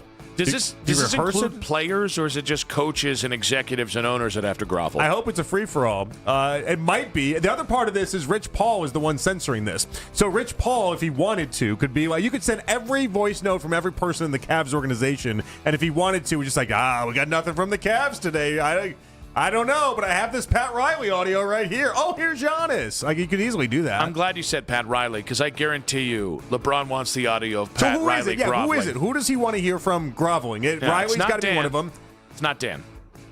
I mean, listen, it doesn't hurt. Listen, do I think they have the best relationships? No. Do I think it's anywhere close to what it was for 4 years after 2010? No. I think there was at least an understanding. There was some level of, hey, and Dan did publicly basically acknowledge how often he screwed up. Yes. I think that does help. Yeah, and Riley has never. But you still want to hear it, though. I don't think so. You still want to hear it. Yeah, I don't think so. You do. I think that this is all about Pat Riley. Who's running this franchise? Who's running this franchise? I love that take, though. I love the idea that it's about those two in particular, and then whether or not they're going to acknowledge LeBron and what he can do for them, and the groveling that has to happen in order to make this go down. LeBron, probably the other stipulation he has to have with Miami is, under no circumstances are you allowed to build me a statue. Because they come out horribly? After the Dwayne Wade one, that's like it's the only place he goes anywhere else, and it's like contractually obliged to get a statue in the future, but not Miami. Yeah. I don't think LeBron's getting, by the way, we talk about statues, whether he does or doesn't want him is a different story. I'm sure he wants one, but like LeBron's probably not getting a statue from Miami unless he comes back. Like, this might be what tips it over the scales for him actually getting. Just desperately wants a statue in a second location. It might. I mean, why not? We've talked before about whether he'll get one in Los Angeles. We don't even know if that's going to actually happen or not. I'd be pretty shocked if it did. I would be too. They gave Kobe 6 of them. I don't think they got room for a LeBron one. He's getting one here, obviously. He's going to have like 7 here by the time it's done. We're going to do what they did for Kobe. We'll do that for LeBron here. We'll make it 7. He's like, it's like on the fence in Miami. And I don't know. If he goes back there, maybe it cements him. Does Shaq have a statue in L.A.? Yes. Yes, he that's does. Good. Yes, he does. Good. Yeah. Is it life size? So it's not 7'1", 330 pounds. I'm not interested. I'm not sure the dimension. I vaguely remember them doing something with the Shaq statue not too long ago. I could just be having like a fever dream on it, but that's what I remember. Yeah, weird thing to have a fever dream about. No, okay, it exists. Yeah, I have weird dreams sometimes. It's in Star Plaza. It is a 1,200-pound statue. And it's of his signature slam dunk, suspended 10 feet in the air off the side of the building. It's a massive statue. I love me some Shaq. It's a cool statue. You should actually Google it because you love Shaq so much. It's actually a really cool statue. One of the better statues I think I've seen. All things considered. Trying to say Shaq statue. You're doing too many words into other words lately. They're called portmanteaus. Yeah. All right, Michelle Beadle, FanDuel TV. She joined us today at 3. She believes that LeBron's decision will come down to the Cavs or the Warriors. It really felt like this thing was being set up for him to go to Golden State. And I actually found myself getting kind of excited about it in sort of like a nostalgia tour vibe way. And then when Draymond redid and didn't the extension and he's redoing the money so that it can be a little more team friendly, I just thought, well, that just reeks of he's going to bring his buddy to town. And we know they love playing with each other. We know Steph and LeBron, like they had such a good time in the Olympics. We all watched it happen. And I really did, and I still, I think, do in my heart of hearts think that's going to happen. I think Draymond, will believe it or not, I think he's a part of this. Like, he's a part of this equation. And unless Miami's recruiting him too, which maybe they are, I think it's one or the other. Cleveland, Golden State. So I think I was kind of out on the Warriors until Michelle said this. And the Draymond golfing thing today. Yeah, that's been the big development of the day. It's just my no-no.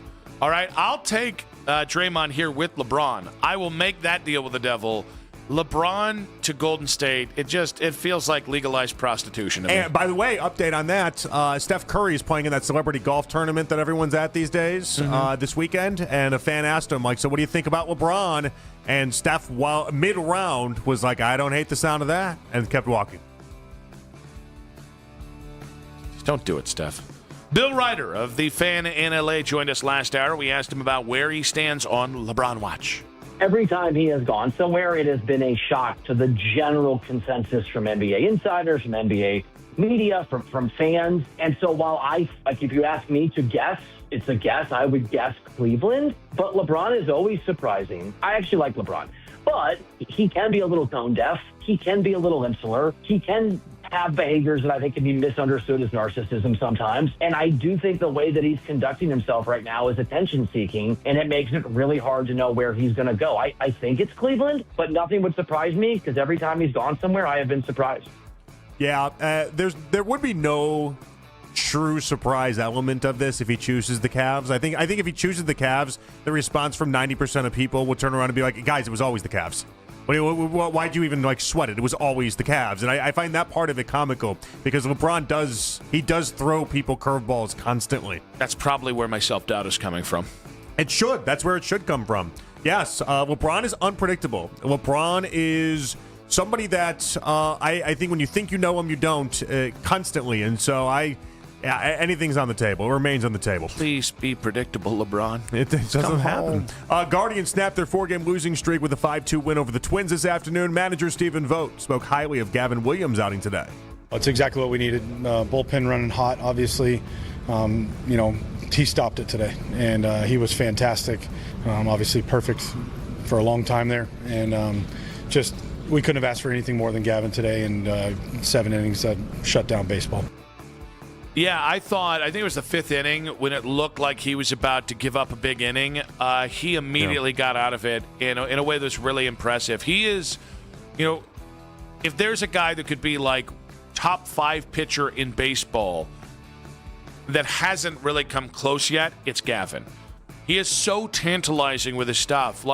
And I said this off air. I was talking to somebody about the Guardians rotation, and I was like, man, if he thought like Parker Messick, Gavin would be the best pitcher in baseball. He's had a much better little stretch here, at least in the early portion of July, and then obviously the latter part of June. Really since the Brewers start. At Brewers start, he just got taken to the cleaners, and a start like that can just make your season seem so worse than it is. I think he's been really nice, 4 or 5 starts now since that Brewers start. Now, to the Guardians, that makes them, I think, 14-19 since June 1st. Man, I didn't realize how much I needed this win, and it actually happened after last night's loss. Last night's loss was one of those things where I was like, oh, they've scored, 5 runs. Of course they're going to lose this game. And it harkens back to something I've made the point of. When the offense shows up, the bullpen decides to hit the bricks, or if it's the rotation has a rough day, when the offense shows up and the bullpen shows up. Last night, the first 2 games of the season or this series were just like that. So to get a game where you just had a relatively easy-peasy win was nice. Last night was a roller coaster between the 7th inning and all the walks, between Bazana having the fielding gaffe in the 9th, a day after already having another fielding gaffe. That was a roller coaster. No other way to look at it. So it's good they got back in the win department. We really should check on Matt Festa's super fan, number 1 fan. I thought of him. I did. I checked his Twitter. He already changed it. Yeah. He's not like a Keith Britton super fan. What a kiss ass. He'll be on middays by 2 weeks. That's all it takes, I guess. Actually, I will tell you, I don't think Keith is so easily. Neither was Andy Roth. Neither of them were kissed up too easily. I don't think Anthony's learned that yet either. They enjoy compliments. You're not going to get anything with compliments with those two. Nah, don't tell him. Let him keep kissing. Yeah. Give him some chapstick. More on what'd you say? I was going to call him a brown nose and SOB, but that's all right. A little choosy too, Mr. Ghost there. We should nickname him Casper now. That's funny. That's really funny. Yeah, that is. Yeah, that was bad.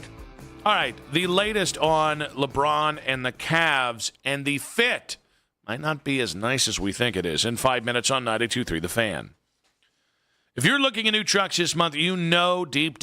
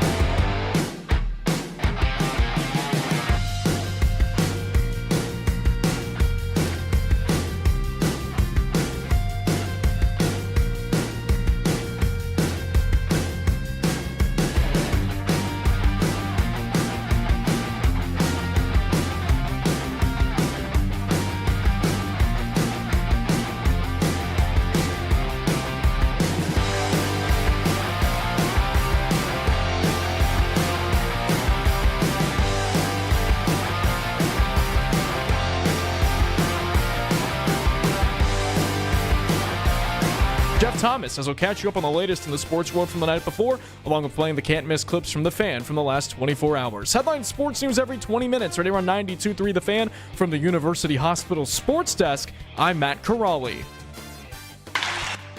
The first big baseball move in July could involve the Guardians, and this is the place to talk about it. Cleveland's Sports Radio, 92.3 The Fan. All right, a couple updates here. Nick and JP back on Afternoon Drive. One, apparently, Jake Volnick tells us that we got by our buddy Robert in Brecksville.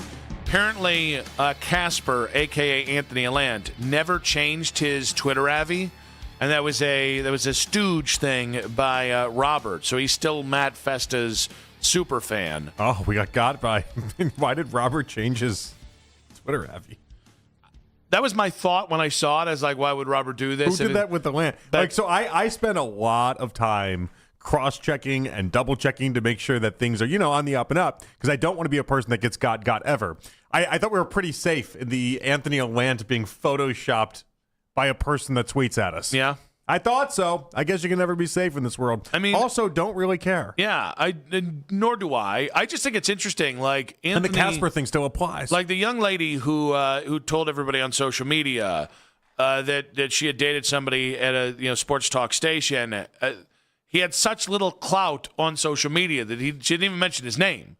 Yeah, it was like a nebulous. And mentioning his name would have hurt the actual importance of the tweet. Oddly enough, it would have been people would have cared 1,000,000 times less if she had actually said the name. And yet, Robert thought it was important enough to I don't think he was trying to dupe us. I think he was just trying to be funny. But that's all. That's a lot of work. A lot of work. All now, right. Thanks for the update. Everybody knows I tweeted out the googly eyes. About 10 of them earlier before the show started, right before the show, because I'm hearing things. All right, I'm a sports talk host in Cleveland. Yeah. People tell me things. People tell you things. Lima things. Ken things. They don't tell Daryl anything. JK, they tell him everything. Or they tell him the wrong things. They tell us or he just tweets the wrong thing because he's a weirdo. But I'm hearing a lot of stuff, okay, about Bronny and LeBron coming back. Well, turns out, we got Cupcake Lady chiming in here. This is, and I don't know if this is for real or not. I can only pass this along. Who's Cupcake Lady? Is that the name of her? Poke Fresh Ohio. Okay. Yeah, that's the Instagram handle. Okay. Saying, hey guys, I've got it on good authority that not only is LeBron coming back to Cleveland, but he's bringing Bronny and Draymond with him. If you don't believe me, you can Google Caroline's Cupcakes LeBron to check my credentials. This ain't my first rodeo. So we got that going for us. Okay. The streets are rolling in here. All sorts of people are talking now. I see Steph Curry at that celebrity golf thing we mentioned, by the way. They did like a whole podium interview with him, and he was making his big pitch. Talked about all the golf they have in the Bay. Said you want to play good basketball and be around people who know how to play the game. Raise our floor, all this other stuff. So the idea that Steph is making this pitch, you think Steph would do all this if he really thought he wasn't going to have a chance? No. I don't think so either. But that also means that if LeBron doesn't choose Golden State, he gave Steph no indication, and that's a bad friend. Oh, he definitely let him out to dry. All these people that are like, oh, LeBron definitely knows where he's going. He's got his decision made. I get why you can't loop Steph Curry into the mix, but maybe you don't let him just seem like an idiot right here. Who do you think you're going to enjoy when it comes out? Because again, we are going to be, if he decides he's not going to come here, there's going to be a big uproar for a minute. In the end, I will let my disappointment pass, and I'm going to root for LeBron to win if it's not the Cavs this next year, right? Yeah. But there will be the initial groundswell of why the hell did you lead us on, right? And again, he doesn't have to say any of this stuff without the vacuum basically backfilling to it's going to be Cleveland. Mm-hmm. He could stop that at any point. He could stop it at any point. He couldn't let the poly markets go the way that they're going right now. He clearly wants people to think that the Cavs are in the front, or doesn't mind people think that the Cavs are the front runner. I do, if he does announce the Cavs, though, who's the person that you're going to think to yourself, oh, you just know they're pissed right now. You just know they're furious that LeBron burn them, whether it's the first time, the next time, whatever. So it's got to be like an NBA person, right? Yeah. Because there's a lot of media people that I feel like would be lined up to be like, I can't believe you're actually doing this. What the hell? It's not Kevin O'Connor, is it? Because that guy's dead to me. Jason Timpf, our buddy there. I was thinking about him for a second. Does he feel some sort of way? Yeah, he was feeling like the Cavs make no basketball sense. I got your basketball sense right here, Like Jason. the Cavs, Appreciate you. He thinks the Cavs are the worst spot for LeBron for basketball reasons, etc. I think Jason Timpf is the worst spot in we this like conversation. Jason. He comes on. He's great. We do, except for this conversation. He's great. He really doesn't see what's happening here between the Cavs and LeBron, though. Really doesn't see it. Is really trying to see hoops tonight. Really trying to make a point out of that. And from a basketball perspective, maybe Giannis is probably the most crushed. Only because I go back to that stream that he was on. And he's on with one of these famous streamers, and the chat starts saying LeBron to the Cavs, LeBron to the Cavs, and Giannis got, speaking of Casper, Giannis got like ghost white. Giannis felt crushed. Giannis felt like this can't be real right now because I've been led to believe that we have this, that this is set up for us. Because Steph Curry isn't ultimately going to care at the end of the day because Steph Curry's got his legacy, he's got everything he needs, he's fine, right? Even Draymond's going to be fine at the end of the day. They'll all be cool. Giannis made a massive bet in going to the Heat instead of, by the way, waiving the no-trade clause instead of holding out and being like, I'm going to Boston, and this is what this is. Like, he bet on Miami. And I wouldn't bet that it wasn't with the idea that maybe, just maybe in the background, we can also get LeBron. Not the whole reason why, but like LeBron was part of that equation. So I think there's a part of me that thinks if LeBron doesn't take Draymond wherever he goes, it's going to be really funny to see Draymond get bitchy about it because that's Draymond. I will tell you, you're right. I think you're in the right market of who's going to maybe throw the biggest temper tantrum. And I'm not saying publicly. I'm saying just maybe even behind closed doors. It's Pat Riley. I think Pat Riley realizes there's a little Jerry Jones there to his game that he realizes he was so patient with the hero-led Bucks. And he missed out on this great wave of player movement we've had over the last 4 years. And I think that's so much on the ideology of chasing what is, I think, an immense risk for them. A great reward if Giannis can stay healthy and Giannis dominates. But it is a huge risk. And it is one that was necessitated because they kept waiting for Tyler Hero and Bam Adebayo to ascend, and they just never did.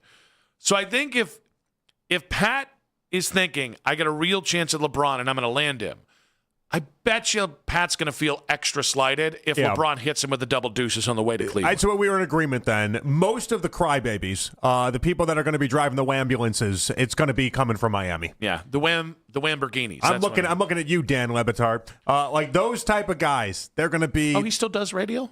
Stop that. I didn't know what happened with him and Stu Gatz. Yes, Stu Gatz he's on his own different show. Yeah. They don't even have his name at the end of it these days. Gosh. Look at me just breaking news to you. Boy, that was 6 months of really necessary content. It was a lot of back and forth. I mean, a lot of back and forth. I mean, I want to be on the show. I want him on the show, but somehow he's not on the show. Oh my God! All the Barrett media articles. Beautiful. The Le Batard billboard back in the day. That was a real. That was back when he was cooking. Yeah. And now not so much, but it is what it is. Yeah. But now he's got his own company. For now, congrats to him. Yeah.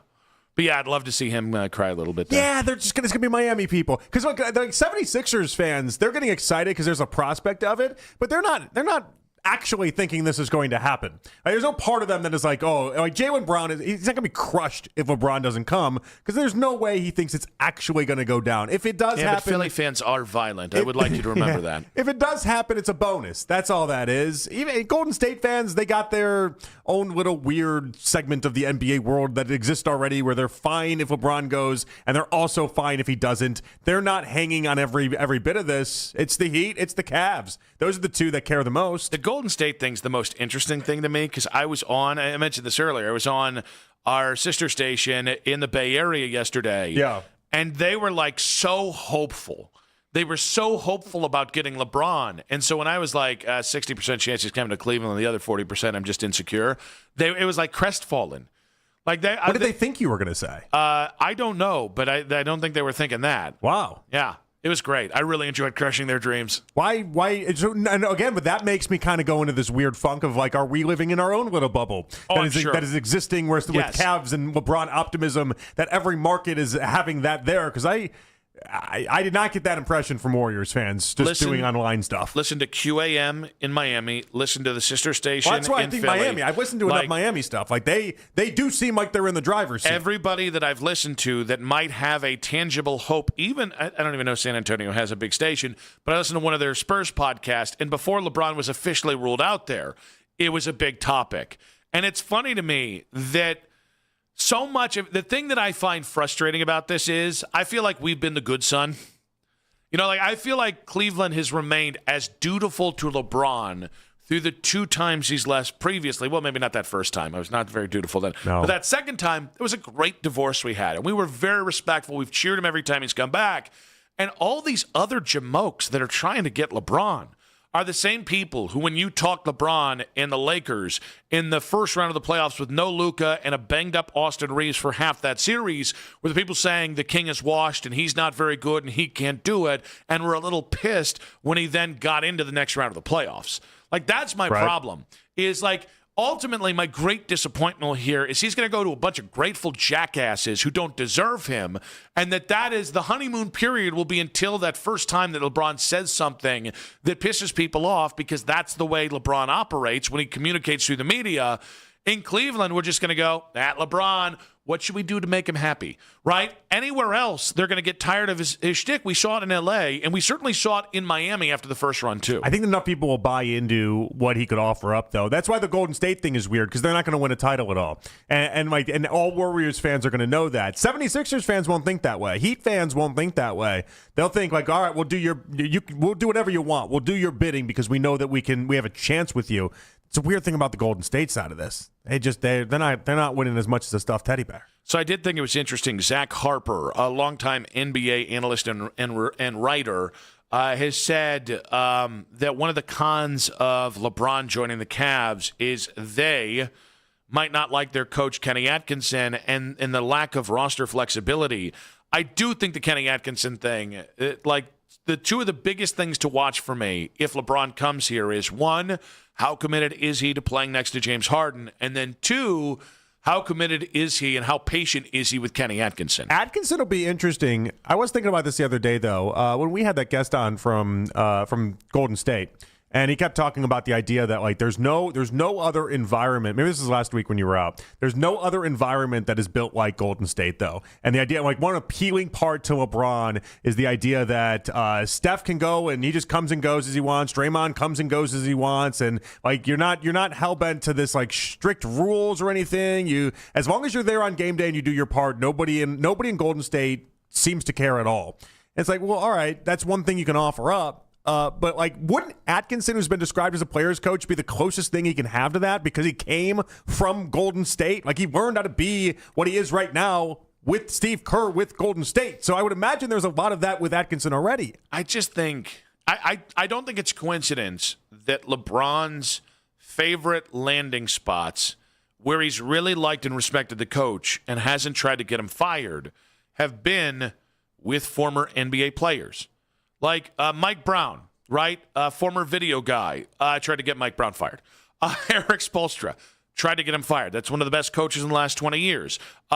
Look to every other guy that he's had as his coach. David Blatt, certainly. I mean, yeah. But the ones he likes is guys like J.J. Redick, for instance. And like Ty Lue. Or like Jason Kidd is a name that keeps getting brought up with the idea of like... No, please no. There are people that are convinced if you give him an assistant coaching role, because you can spend like as much money as you want on any assistants, obviously, like that might be one way to do it, because LeBron's got... Listen, Jason Kidd's a very problematic human, okay? Mm-hmm. He's got a lot of shady dealings, and I don't trust him as far as I can throw him, but LeBron really likes him. Yeah. Yeah, well, by the way, it wouldn't surprise me if there was that kind of thing of hey, we'll bring Jason Kidd on as a lead assistant. And I got to be honest with you, that's a signal to me that Kenny Atkinson would be a short-timer. So I do think like the Kenny Atkinson-LeBron fit is probably the most interesting question that would come up if LeBron comes back to Cleveland. 216-474-0092. What are the cons to LeBron joining the Cavs? More on that and missed connections at the Cleveland airport in 5 minutes on 92.3 The Fan.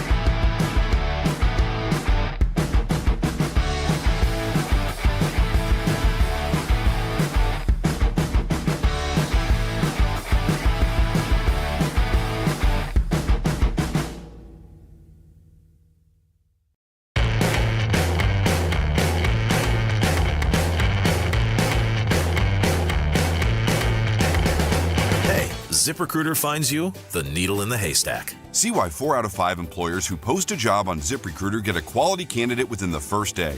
Try ZipRecruiter for free at ZipRecruiter.com/team. That's ZipRecruiter.com/team. ZipRecruiter.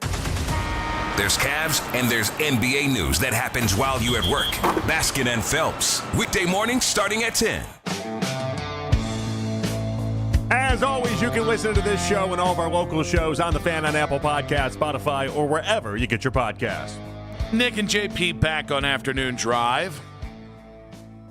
Continuing to wait for LeBron's, whatever the answer is this time. I do want to know, outside of the Kenny Atkinson thing, Zach Harper mentioned Kenny Atkinson and no roster flexibility as like the cons to LeBron joining Cleveland. Do you view the roster part of this as meaning like the lack of flexibility as a downside? Only downside I see of LeBron joining the Cavs is we might have too much fun. Yeah. I just might have too great of a time. I don't know. Am I prepared to have as much fun watching regular season basketball as I will be with LeBron? That's the concern I have. I just get a little annoyed at the no flexibility because you do. I mean, at some point you can move off. Depending on what you do to get LeBron here, meaning like a Jared Allen thing or if a Strus and Schroeder, like you do have some flexibility. And I really do think like the James Harden thing is going to be something worth watching. If you get through even you go through next year and James wants to go elsewhere or LeBron doesn't want him here, I do think you're going to have a chance to turn James into another player that might fit next to LeBron better or might fit better next better. What to I like about Donovan. that convo is the idea that you're already preparing LeBron for 2 more years, which is something I'm doing as well, but I feel like we're in the minority there. Like, a lot of people are talking like this is the last season, and I don't necessarily see it that way. It's tough because I think we're at the point where at 42 or soon to be 42, every year he has to. He's in prove it mode again. Every year he's got to prove he can keep a certain level of play. So I don't even know LeBron knows if his body's going to hold up or if he's going to be able to do what he wants for the next 2 years. But yeah, I think if he comes back, if he goes anywhere that wasn't LA, one season never really felt like long enough. It's just nice because I feel like the predominating thought right now is that if LeBron's back, it's back for 1 season and this is it. And Rich Paul, by the way, in these interviews, it seems like he's like gone out of his way to make the suggestion that people have that idea wrong. So we do have ESPN's defensive tackle rankings out, which we'll get to in about 15 minutes, and what it says about the Browns. But this has taken over Cleveland social media, the missed connection Cleveland airport. So this woman posted, let's see here, a couple days ago, if you were the dark-haired maintenance guy at the Cleveland airport who hurt himself while working on the Frontier flight at 6 a.m. this morning, hi, I hope you're okay. And she goes into this whole thing saying, basically, I think you're hot, and this is a long shot, but I want to get to know you. Yeah. Now, we have the update, which is that apparently this guy has been found. A guy that reached out from Instagram gave him messaged him from there. So basically, they got together. He is single because that was one of the big questions. Okay. And we're waiting on the next update here. The obsession with this story from people not just in Cleveland but around the globe has been very. It's been very funny to me just how attached people got to this story. It's a tale as old as time. What is making this one stand out? Like, it's a misconnection story. Yeah. I feel like these are like a dime a dozen, are they not? I think it's July. Is I think there's not a lot going on. I'm trying to figure it out. Was it the desperation in this woman's note that maybe kind of helped it land a little bit more? Is it... I do think it's the fact that it's a woman looking for a guy is more sellable. Okay. Because I think there's a connotation of guys doing stuff like this that isn't great. Well, guys are always just shooting their shots, are they not? Isn't that like half the game? Is just guys shooting their shots? And I also, yes, but I also think it's like if a guy does this, he's perceived as creepy. Whereas if a woman does this, like a woman saying dark-haired maintenance guy that's super handsome doesn't come off as creepy. Whereas some of the wording guys might use, like beautiful woman with blonde or whatever, it's going to be taken a specific way. Where I instantly think is I just instantly think that this woman is the guy's probably outside of this woman's league. Oh, that's interesting. I don't automatically go there. I think my big question is, does this guy remember her? Because I doubt it. He was probably just doing his job. So I think that's what I actually really love about this. there's kind of a shoot your shot in reverse thing here. I got to see photos of these people. But yeah, 100%. Do we have any way of finding out the photos of these people? Because I'm sure the internet's already done it. We just haven't. It's going to go one way or another. Because the guy has got to be either much better looking than her, or there's no chance she just has there's no chance that she's just a smoke show and he's just an awful looking human. I think. Well, okay. Yeah, I mean, if there's a chance if she's a smoke show and he's also good looking, that exists. Yeah, but like the idea that like she'd be great looking and he's just kind of some schmuck doesn't seem to make sense to me. All right, so I want to play in the margins here because I think it's more likely that he's super attractive and she's within his range, but maybe a half step. Like if she is, listen, let's just say how it is. Attractive women can do anything. All right, meaning like they don't need misconnection to find a man of their attractiveness or lesser, right?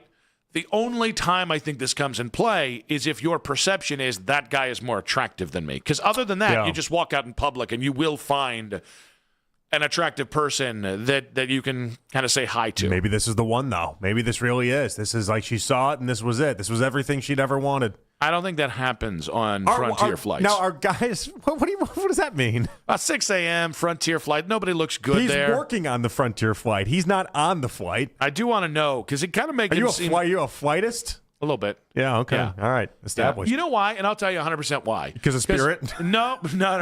Okay. No, that doesn't help. When I was single, this was never going to happen to me.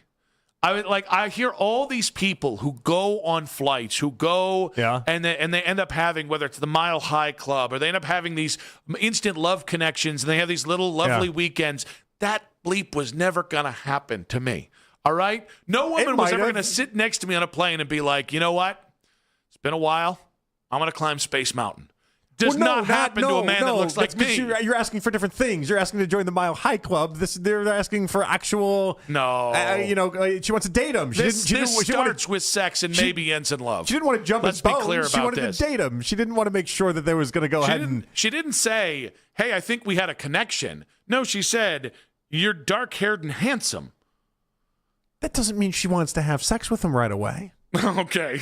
All right, JP. I know you've been out of the game for a while. Yeah. I need you to think like a couple, horn dog single people now. I don't understand the people that think the guy should be offended by this. Like Mac, you're a single guy. Would you be offended if a woman did a misconnections? I was eating at Yours Truly and watched this dark, handsome man walk by as he was going to his job at 92.3 The Fan, and that's the most forward anyone's been with Mac in a while. I just need to know what's going on. Are you like offended by this or no? No, not at all. I would appreciate that. No, again, the man will never be offended. It doesn't seem like it. Even if he doesn't like, even if he's not into, I should say, he's not into the other person, a compliment's a compliment. Now, would you go on a date, like regardless of what she looked like because the story blew up in such a way?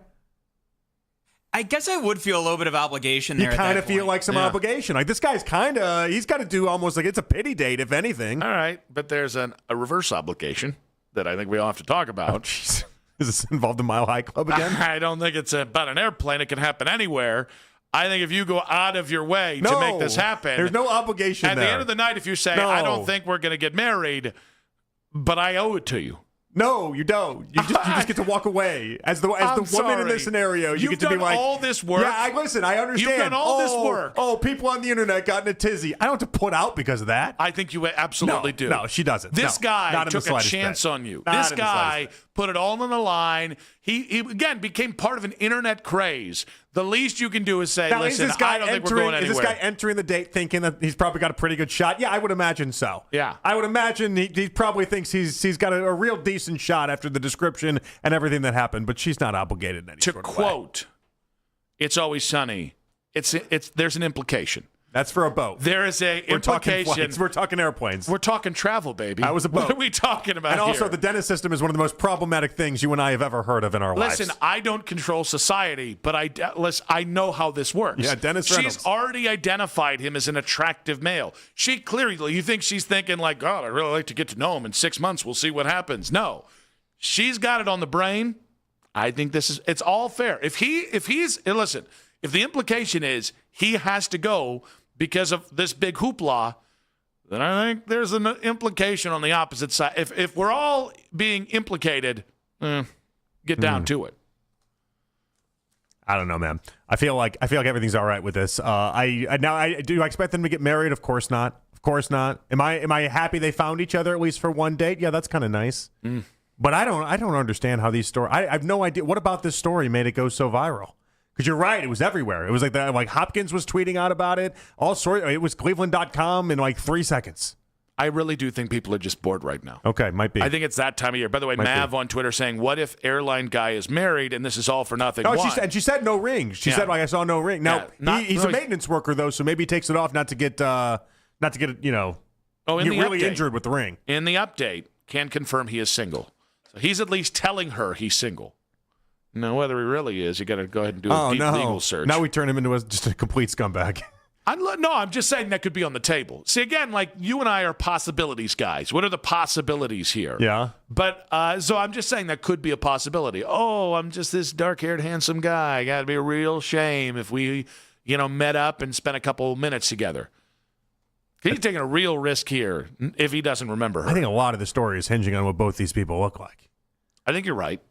Yeah. Are you rooting for the lopsided? I'm rooting for her to be awesome. Yeah, for her to be like the hot one of this story, and for him, this maintenance worker on the airline. Oh, he's going to be making it at 6 o'clock in the morning. That is just trying to get through his day. Single guy, doesn't have much luck out there. I can already tell. I hope he's kind of like a troll. If we're being honest, I hope he's a very ugly human. Oh, see, this is just like the one come up that he's got. I'm hoping that he's good looking, but again, maintenance guys, they make good money. They don't make great money. I'm hoping she's got some cash. I'm hoping this guy, if he's bringing the looks, I'm hoping there's a sugar mama side of this, and that this guy, it's like Pretty Woman, but without the prostitution, right? But like sugar babies, basically, and that's what I want for him. Maybe she's a cougar. Maybe this guy's much younger than we thought. She's on the prowl. Again, I want to make sure she's got some money. A lot of scenarios. I want to know what she's bringing to the table now. I'm on the maintenance man side of things. She still was just flying Frontier. Oh, that's true. I mean, let's be real about it. That's true. Maybe she was doing that to be humble. She was not first class in Delta. All right, is first class at Spirit better than they don't even have economy? Spirit's closed, obviously, at this point. But I don't even think they have a first class at Frontier. Oh, that's very classist. I think they're like it's. Yeah, I don't even think they do that. 216-474-0092. Who are you rooting for? Missed connection at the Cleveland airport, and what the ESPN defensive tackle rankings say about your Browns in 5 minutes on 92.3 The Fan. Hey, it's Nick Wilson here for Northeast Factory Direct. If upgrading your outdoor space is on your to-do list this season, Northeast Factory Direct has you covered. And right now, they got the best prices of the year on everything you need.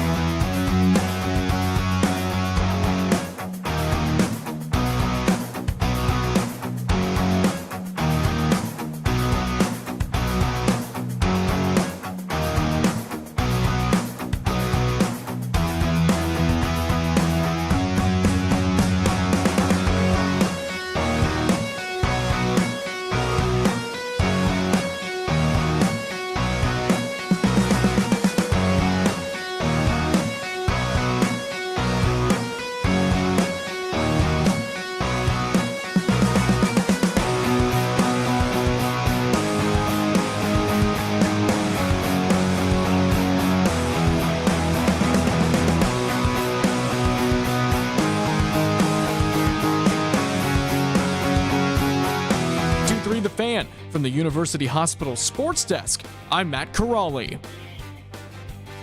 Don't be that guy who missed the biggest Cavs news during the offseason. Hear the latest during our exclusive 2020 reports. Cleveland's Sports Radio, 92.3 The Fan. It's the 6 o'clock hour. Someone step on a duck. On Afternoon Drive. Nick and JP, 1 hour to go on Afternoon Drive. In case you missed it, coming up in just about 40 minutes there. I am waiting on pins and needles here. I chunked up some brisket today. I'm making some brisket chili, and it's been stewing all day. Nice. And I just asked Vanessa if she's had any dinner, and she hasn't seen the message or responded yet. And I desperately need this to be good because I really put a lot of thought, heart, and effort into this one. Like, this is one I've been thinking about for like 12 hours. You talked about it yesterday. Yeah, you talked about it yesterday even. Yeah, like my methodology. I'm trying it. Anytime I try like a new way to do something I've done 10 times before, the anticipation is just killing me. So, by the way, so as I was going to check on the Reddit story we were just talking about 20 minutes ago, I went to Reddit and the Cavs Reddit popped up. Yeah. And the headline of it was Caroline's Cupcakes confirmed LeBron's returning, right? Uh-huh. But in the like the actual thing, I was like, oh, that's interesting. We briefly mentioned that like 40 minutes ago. The guy goes, it was just mentioned on the Afternoon Drive show on 92.3 The Fan. And then went this whole detail about how basically we are like the originators of this Caroline's Cupcake. I'll take it. I don't think we want to take this one. Why? Well, the cupcake store has been closed for like years, apparently. Oh well, no, we didn't originate that. Nope. Right? Nope. I think that was Lima. It was actually no. You know who won't care? Jeff Phelps was the guy that originated this. He won't even know. It's just part of the internet that he just doesn't even live in. Yep. So yeah, Caroline's Cupcakes. I don't know why their Instagram is tweeting it out the way that it is, but there's no the Yelp reviews are done with this. This place has been closed for a long time. That kills me on like two fronts there. Now, we were just talking about the misconnection, Cleveland Airport. Sean in Kent, welcome to the show, buddy. What you got on it? Hey, guys. I'm going with there's a weight class difference with this whole thing. I think that I'm with JP. I think that the first vibe I got was that the woman was probably not in the guy's league. Just saying that's my thing with the whole deal. It just kind of like saved me kind of night on the, in shining armor. That's my take. That was my first take was the whole thing was like, yeah, she's probably not in this guy's league. Okay, thank you for saying league this time and not weight class. When you say weight class and then, oh yeah, I'm right there with JP. Not great. I mean, it's not better great. than if he said it about me. When he said weight class, I don't think he was. I think it was like a boxing reference or a UFC reference. I don't think he was literally talking about her weight. Sure, that's what we'll go with. Yeah, that's what we're going to go with because Sean seems like a very nice gentleman. That just seemed like a poor choice of words. That's all that was. It's funny because I feel like 1 out of every 7 callers actually agree with anything I say. It's like a very tiny number. And of course I get the guy to be like, yeah, your first thought about her being ugly. Okay, thank you. Yeah. I think, didn't you say she's a troll? You say, yeah, right. Yeah. I think we went through legitimately every scenario you could have in this setup. Whatever one, that's fine. And whatever. That's the one. That was the first one I threw out there, but whatever one, that's fine. Yeah. I couldn't find any photos online. Man, I'm just rooting for lust. I'm just pro lust on this one. I want it for both of them, Well, why not? Like, think about it. What if he just got the reputation as like the Lothario of the airport? Yeah. That's a great place, man. Like, you want to talk about, depending on how old he is, because, again, if you're like 50, it's a little weird. But if he's like 27, 28, we're talking like max age range. And like his whole thing is he starts the day, works a full day, and then he goes home with somebody on a flight. Come on now. That's a dream. I mean, the dream is to be like billionaire. But like the second dream is you're broke as hell, but you just get boy band action because of like that doesn't happen in radio, right?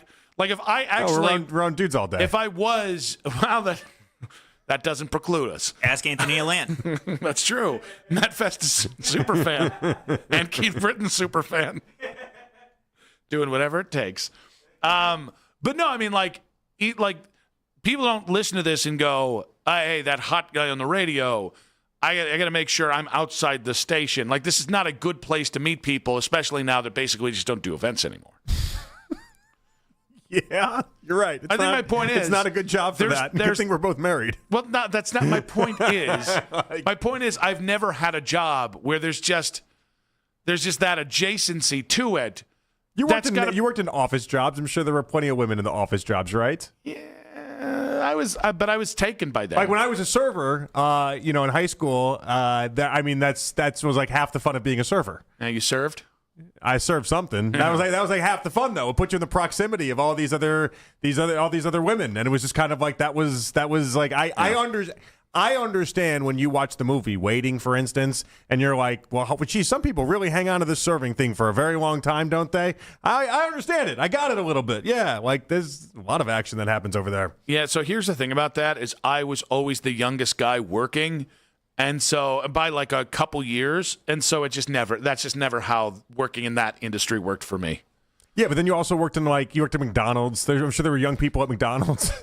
They were. I swear to you, because I remember this. Did you work with no young people at McDonald's? The only girl that was there, very beautiful, by the way. Her name was was Olivia, which ended up being the name of my oldest kid. Right.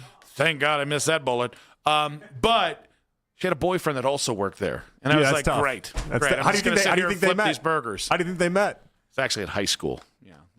They were high school, and then they went to work. And then they both were like, we're just going to work at the same spot and to they hang out with each other. Slip away for like 15 minutes. I'm like, they were getting on in the freezer section all the time. While I'm sitting there flipping burgers, all the time. I'm making sandwiches, I'm doing all this stuff, and I'm just like, well, I hope they're having fun. Yeah, you definitely weren't getting action at Thistledown. You know, like that wasn't happening. Yeah, they for put you. me up in a corner, like the third turn. They put you as far away from people as you possibly could get. But I was still by myself, guys. Right? Where there's a will, mind over matter is all I'm saying. I think there's been like 4 women to enter Thistledown in 10 years. It just wasn't happening there for you. And let's see, all 4 of them, I wouldn't do it. Now, want to make sure we say this. The Browns have no defensive tackles in ESPN's yearly survey of their rankings, not even an honorable mention. Yeah. Did not really surprise me. Actually, the guy that I can't figure out why nobody in the NFL gives credit is Malik Collins. Yeah, the injury hurt him in this conversation, I would imagine. No, if he didn't get injured and was able to finish out that season, I think it'd be a different conversation for him. But like, it's interesting, and I know like San Francisco's moved on from him. Who else? He played for Dallas. Like, it's not like this has been a guy that has been cut like twice in his career. But this is a guy that, the last, like what? How many sacks did he have last year? I don't know why I'm asking 6.5. So 6.5 in like 12 games? That's right, yeah. That just, I don't know. Anyways, I don't want to make like a case about it. I just thought that was interesting. He didn't even get an honorable mention given the stats. Well, and his advanced numbers were really dynamic too as well. Yeah. The quarterback hits, the pressures, some of the other things, even if you're not like sacks are the only thing I look at, guy, everything else was really solid for Malik Collins too. But one of the things I'm excited to see with this defensive line is just what matters most to the success of pressure on this offensive line.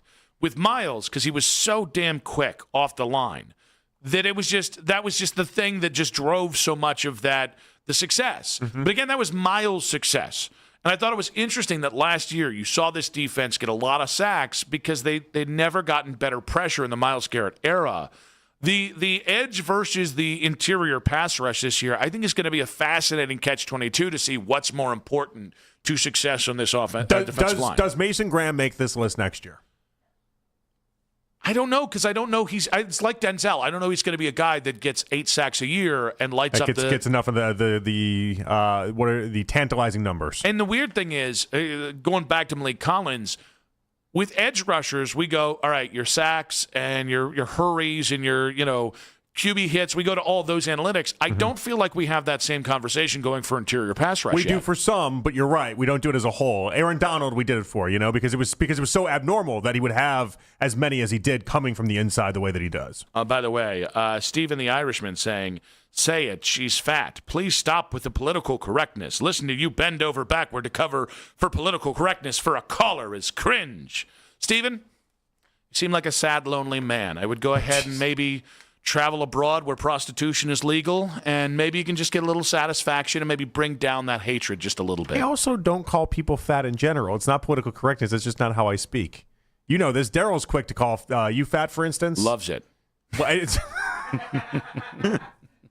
And every time he does it, I'm like, why are you saying that? I don't know. I just don't do it. I think he just likes to get his facts right. I think it's just mean. Jeez. So that's the one time. Hey, we're having fun. But if he tweets out, Nick is fat, I know, within 6 months, I'll get below that line. That's when I'm worried you're on Ozempic. But I do think, like, I don't want to have Ozempic face. I know, you're very worried. You're very worried I'm already about it. compromised with the way I look. Ozempic face would. I don't want to be skinny if it suddenly takes the one thing I might have going for me, which is decent bone structure, and turns me into Skeletor. Okay? That's not a commentary on anyone else. It's a commentary on my fears. But I do think it's going to be really interesting to see who's more important, because you said Mason Graham. Who's more important to the individual success of this thing, Mason Graham or Jared Verse? Yeah, I mean, I would think Jared Verse is going to be. I'm also expecting more from Jared Verse than I am Mason Graham. I don't know what to do with Mason Graham. I don't. I thought there was a lot about what happened last year.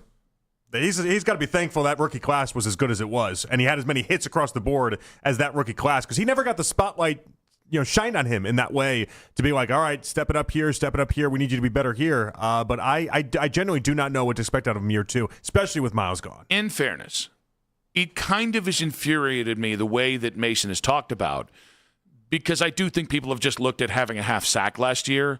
If you guys remember, Mason was the second guy to the quarterback, meaning like a half second late, as much as anybody on the defensive line last year. Maybe Alex Wright had him by like a minute. And I think one thing you'd point out before the year that it ended up being very accurate was the idea that, I mean, you said all year long leading up to that, Mason Graham's not going to have a bunch of sacks. Like, the idea that people think that he's going to have 1 million sacks is just wrong. I think he could be the next Denzel. So Denzel's a guy who around the NFL is thought of as an elite player. And in Cleveland, well, he gets hurt a lot and he doesn't have enough interceptions. I think with Mason, Mason's one of those dudes who, because he might be one of the most dominant guys, like Derek Brown in Carolina, but if he doesn't have 5 to 7 sacks a year, I think he's going to be ignored in Cleveland, because I do think there's an element of we stat watch with certain spots, and I think defensive tackle will be one of them. Yeah, even though we can acknowledge that, and as we've talked about in this segment, like we don't care necessarily about sacks as much on the inside with those guys, but with Mason Graham, I think it's going to end up being something. Pressure-wise, Mason Graham had a lot, by the way, last year. I mean, he really did. He was 22nd overall. He had 36 total pressures. Like it wasn't as if he was massively disappointing in any stretch of it. He did get after the quarterback. Which is what kills me, that the OG nerds of stats in Palazzolo and Sam Monson called him a disappointment. He was 22nd. And defensive tackles take longer to develop than other positions, right? And sorry, that's not fair. That's not correct. They take longer to get to the sack number than maybe like edge rushers do. Like, again, Chris Jones came on in like year 3 or year 4. Fletcher Cox came on like year 3, year 4, to where they went from 5 sacks a year to like 10 sacks a year. Like, we should have a little bit more patience with this. And so, again, the nerds are wrong is what I'm saying. The nerds are wrong. No, we'll find out. This is going to be a big year for Mason Graham. The Browns have no defensive tackles in ESPN's top defensive tackle rankings. Is it more important than Mason Graham or Jared Verse take a step forward in 2026? And we have something important to discuss with your Cleveland Guardians in 5 minutes on 92.3 The Fan. Hey, guys.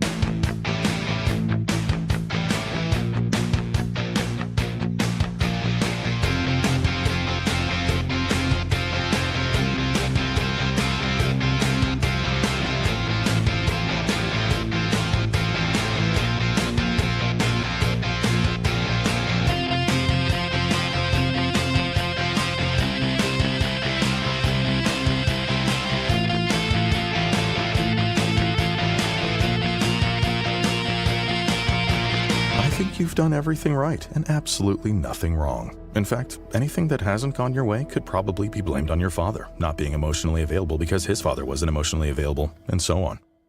And now that you're calm and healing, you're probably driving better too. Liberty, liberty, liberty, liberty. In your weeknight with the best segments of the day. The Fan Rewind. Weeknights at 11. In case you missed it, coming up in about 20 minutes, we do have a special request here for a deep dive in the France-Morocco World Cup match. Good thing we're not like a radio station that plays music, because I don't know, like an all-request hour? What are we doing here? No, I was a request. It was, I want to hear about Mbappe. I got to say, I love the name. It's a cool name. Yeah. So what team's France, Morocco? Is that what you said? I believe that's who's playing. Yeah. And they want our thoughts on that. Yeah. My thoughts are they're playing. I thought we were all done with soccer.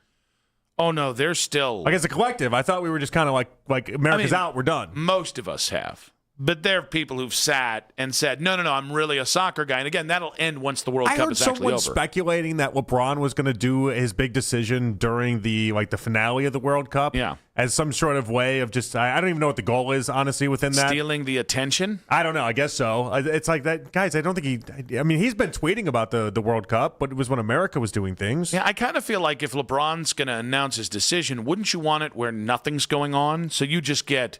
if LeBron said right now, I'm going to Cleveland, I'm coming back to Cleveland, the internet would remain on fire no matter where he announces. It's going to remain on fire for the next 48 hours. Right, but partly because the time he does it is why we do this. I mean, think about it. Like, this is if LeBron had to make his decision in October, sorry, LeBron, you don't get the same runway as you get right now. So thoughts on this France-Morocco matchup? Couldn't name one player on either side. You said Mbappe. Yeah. Does he play for France or does he play for Morocco? I think with France, you just got to keep up the attack, Morocco's not as aggressive. You just keep firing at them.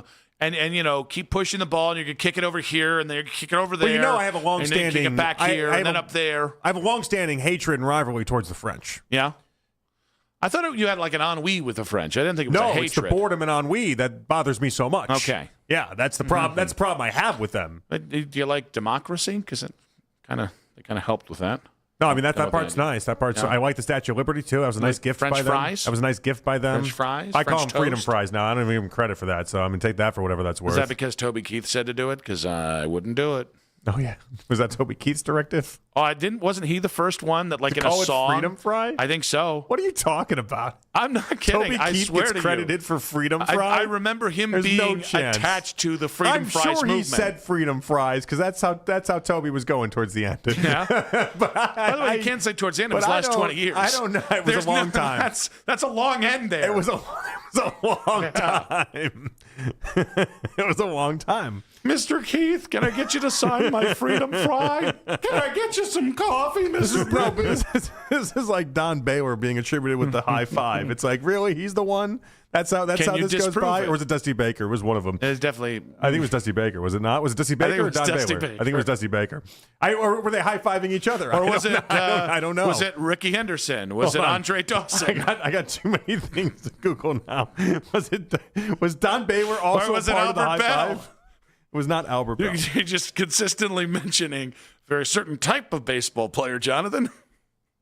Was it Oil Can Boyle? Oh, no, I think it was Satchel Paige. Oh, I think it was Ken Griffey Jr. Stop it. Stop it. Yeah, Dusty's credited with the high five. I'm glad you took that time to Google that. Well, I wanted to make sure he wasn't high-fiving Don Baylor. I didn't know where Don Baylor came into this. I don't think he did. He was high-fiving I think Don was just another dude that played the same era. What's DB, and it is what it is. Yeah.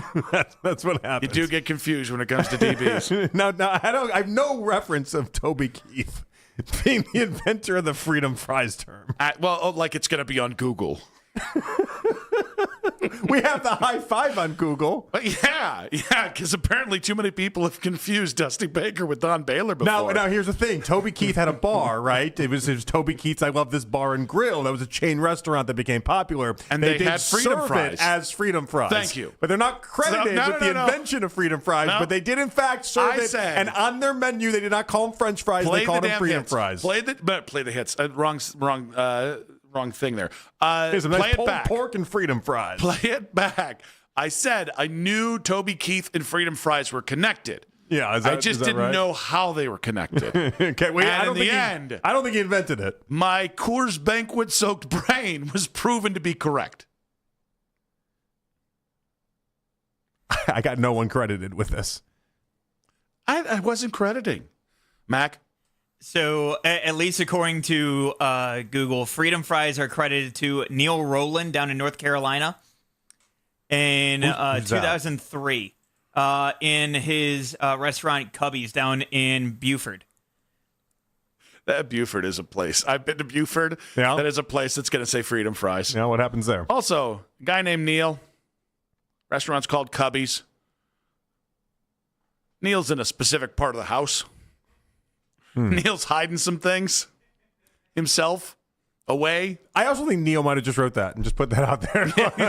Yeah, like, why not? Then when he dies, enough people will be like, the inventor of the Freedom Fry term. And then I'll Great. say, no, it's Toby Keith. I got a long-standing feud with the French. It's been known. Jalen Tyson fan club calling myself out, several other people saying, so an hour ago, it was more than an hour ago, Jalen Tyson fan club, or as I'm going to call from now on because I don't want to say it, JTFC. So an hour ago, people from both sports radio stations in town tweeted eyeball emojis and here we go, and yet nothing has happened. And then he demanded we show ourselves. Hi, JTFC. Yeah. I didn't say when it was going to happen. Maybe he only follows Padone. Oh, no, he put show yourselves. You got some things attached to it right there. Show yourselves, Daryl Ryder.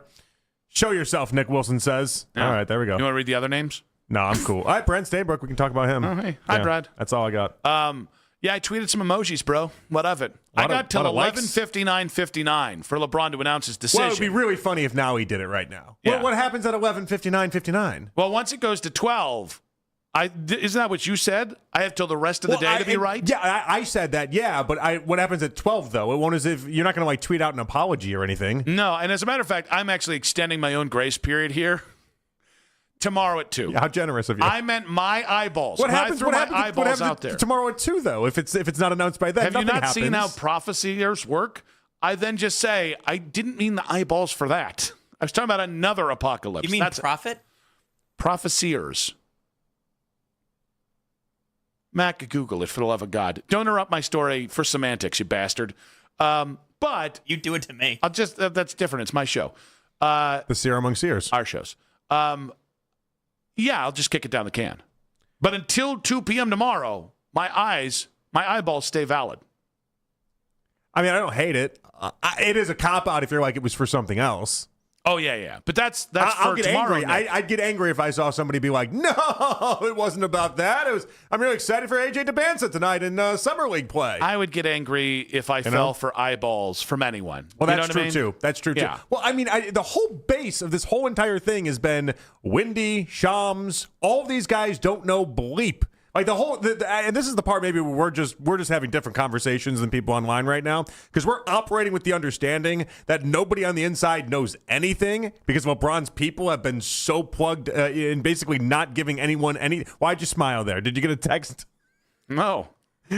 Why did you smile there? So I was just tweeting about our Dusty Baker Don Baylor thing. So I'm locked in. You and me right here. Well, what was the tweet? Oh, they were just enjoying the confusion between those two players. Well, I specifically. mean, it is. It's both DB. Yeah. Both old school. What else? That's about it. What other That's about it. similarities they can you think of? They played together at one point. There's both managers. What about Chris Chambliss? Did you think of him there's too? So many coincidences between the two of them. No? That is a What about very Elston easy. Howard? That is a Did you think very Elston easy Howard thing too? to be like. Was it Don Baylor? Was it Dusty Baker? I'm not entirely sure. So your thoughts on LeBron though? And the eyeballs? Yeah, I mean, everyone has played with the idea that LeBron, even if LeBron knows, his camp has been very tight-lipped about the whole entire thing. So it's just not. I don't know why this is shocking people that we don't have a decision, and then also people that aren't even in the know are like tangentially related to being in the know would maybe have some sort of, I don't know, false lead. I just think it's so funny how everyone is getting so clenched about this. Like, am I ready for a LeBron decision? Yes, especially if it's Cleveland. But at the end of the day, do I feel the need? Am I like feeling the tension from moment to moment? No, I'm living my life, and then every once in a while I'll think about LeBron, get excited about him coming to Cleveland, get a little pissed about him coming to Golden State, and then I go back to living my life. Like, I don't feel like this isn't like LeBron in 2014. He won the championship. The stakes cannot possibly be the same. This is the happiest farewell tour. This will be pure ecstasy if he comes back. We don't need to get all uptight on social media about whether it's eyeballs or anything else. For the love of God, like, have some fun. This is the one LeBron thing that I think we can just have fun I think with. this is too far past for people. I think how people are perceiving this is you're playing with their emotions. Me or like you? LeBron? No, you with the eyeball emojis. I think they feel like you're playing with their emotions. Well, I am. LeBron too, but I feel like that's how there's a seriousness. So they can't blame LeBron, so they blame Nick. Maybe there's a serious nature attached to this decision that obviously you're not playing with. Doesn't that prove that people maybe need to lighten up a little bit? Yes, it's all sports anyway. Yeah. Like yes, and it's summer, and people should be having fun with this. But there's a lot for people like what would you call them? JTFC. Yeah, there's a lot for JTFC riding on this one. But again, until tomorrow at 2, my eyeballs remain valid. Let's go with Dick in Dayton. Dick, welcome to the show, buddy. Hey, how you guys doing? That's a pretty Dick, good show I'm tonight. doing great. Yeah, how was your vacation? Dick, I got to tell you, Lake Michigan is. Have you been to Lake Michigan, Dick? Yeah, I went up there with my family when I was in college. And we used to go to Alpena up there by Ludington. Oh, yeah. Ludington. Yeah, I was up at Muskegon Way, Dick. I had a cousin that played in the Shades of Grey. He was for Lorraine. But I did never tell you, Nick and John, my family was from Wellington. Oh. Let me I tell think you have something. mentioned that. My cousin made sure he lives in Olmsted Falls. I was a little kid going to school. I would come home, watch the Browns, and listen to. I was young then, but and when I got in college, I always watched them on NBC, and I always liked. He was young. He died, so it's Ned Chandler, but I used to call on the End Zone show, Jimmy Donovan, and they always took my call. But I say LeBron that. It's going to be good with me. I say. Dick, what are you watching in the background? Yeah, we watching. What are we watching? MSNBC. What are we doing? What here? is that? Yeah, but I wanted to tell you another thing. The Guardians are in better shape than they were last year, aren't they? Not really. Wait, was it actually MSNBC? Dick, let me ask Did you just guess right? I have the channels. I have heard stories previously that retirement communities are just a lot of fun. That there's a lot of ladies willing and able. Dick, you got to tell me here. Yes. Is this true? Is there a lot of action going on these retirement communities? Yeah, there is. We have music all the time. I learned from my dad and my uncle. They played. In fact, all my cousins. Gil played from Lorraine. He's the way young, and I want you guys to come sometime here over to Stony Ridge or Cleveland, or I'll come up there. I play in the band, and it's 3 hours away, but you guys are always welcome, you know. Well, Dick, I'd love to hear some of that action, buddy, firsthand, but you be good, okay? Okay, I love you guys. Love you too, buddy. That's Dick and Dayton right there. You're fine. What? Oh, I'm not going to tell Dick I love him. You don't love Dick? I don't.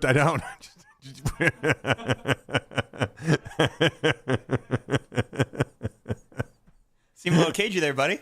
I just got no problem telling Dick I love him. In case you missed it.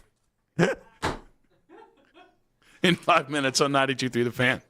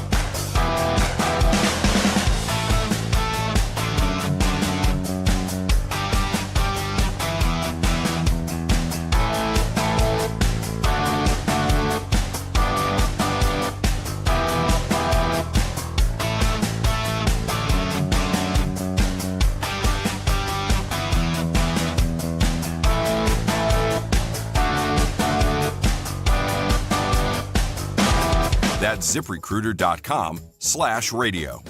ZipRecruiter.com/radio. Never miss out on great candidates with ZipRecruiter. LeBron watches on. And this fall, I'm going to take my talents to... Could he make another return to Cleveland? We are the place for all the latest NBA news and rumors. We are Sports Radio 92.3 The Fan. Final segment of today's show. I want to say a big thanks to our guests. We had Michelle Beadle, FanDuel TV at 3 o'clock. A lot of fun stuff there on LeBron. She seems to think it's between Cleveland and Golden State.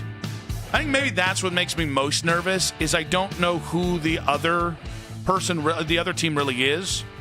You know, like if everybody just agreed it's Cleveland versus Miami, I think I wrap my head around it. The idea that I don't know who the real threat is probably brings most nerves to me. Well, it keeps changing. I mean, at first it felt like Golden State was in the driver's seat, and then Miami's had a past couple of days that seemed nice. Philly's had a past couple of days that seemed nice too, by the way.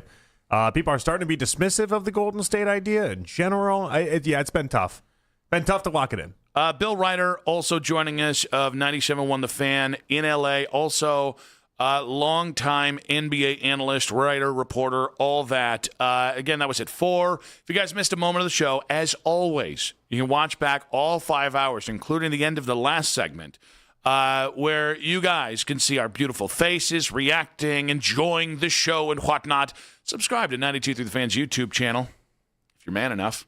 And like our videos, we desperately like to be liked. Let's get to In Case We Missed It.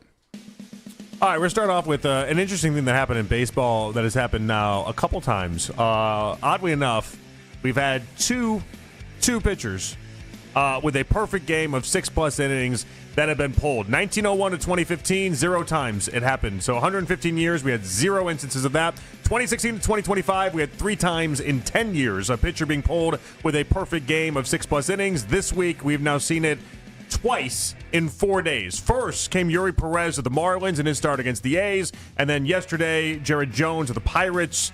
He had 6 perfect innings. Then the Braves went ahead and went down that road. Didn't Jared Jones? He was still well under the limit, right? So he was at 77 pitches. But the thing about Jones is that he was coming off. It's about 10 starts or so since he had that elbow surgery that he had, and so the idea there was that you just had to be really delicate with his pitch count because he's coming off the elbow injury.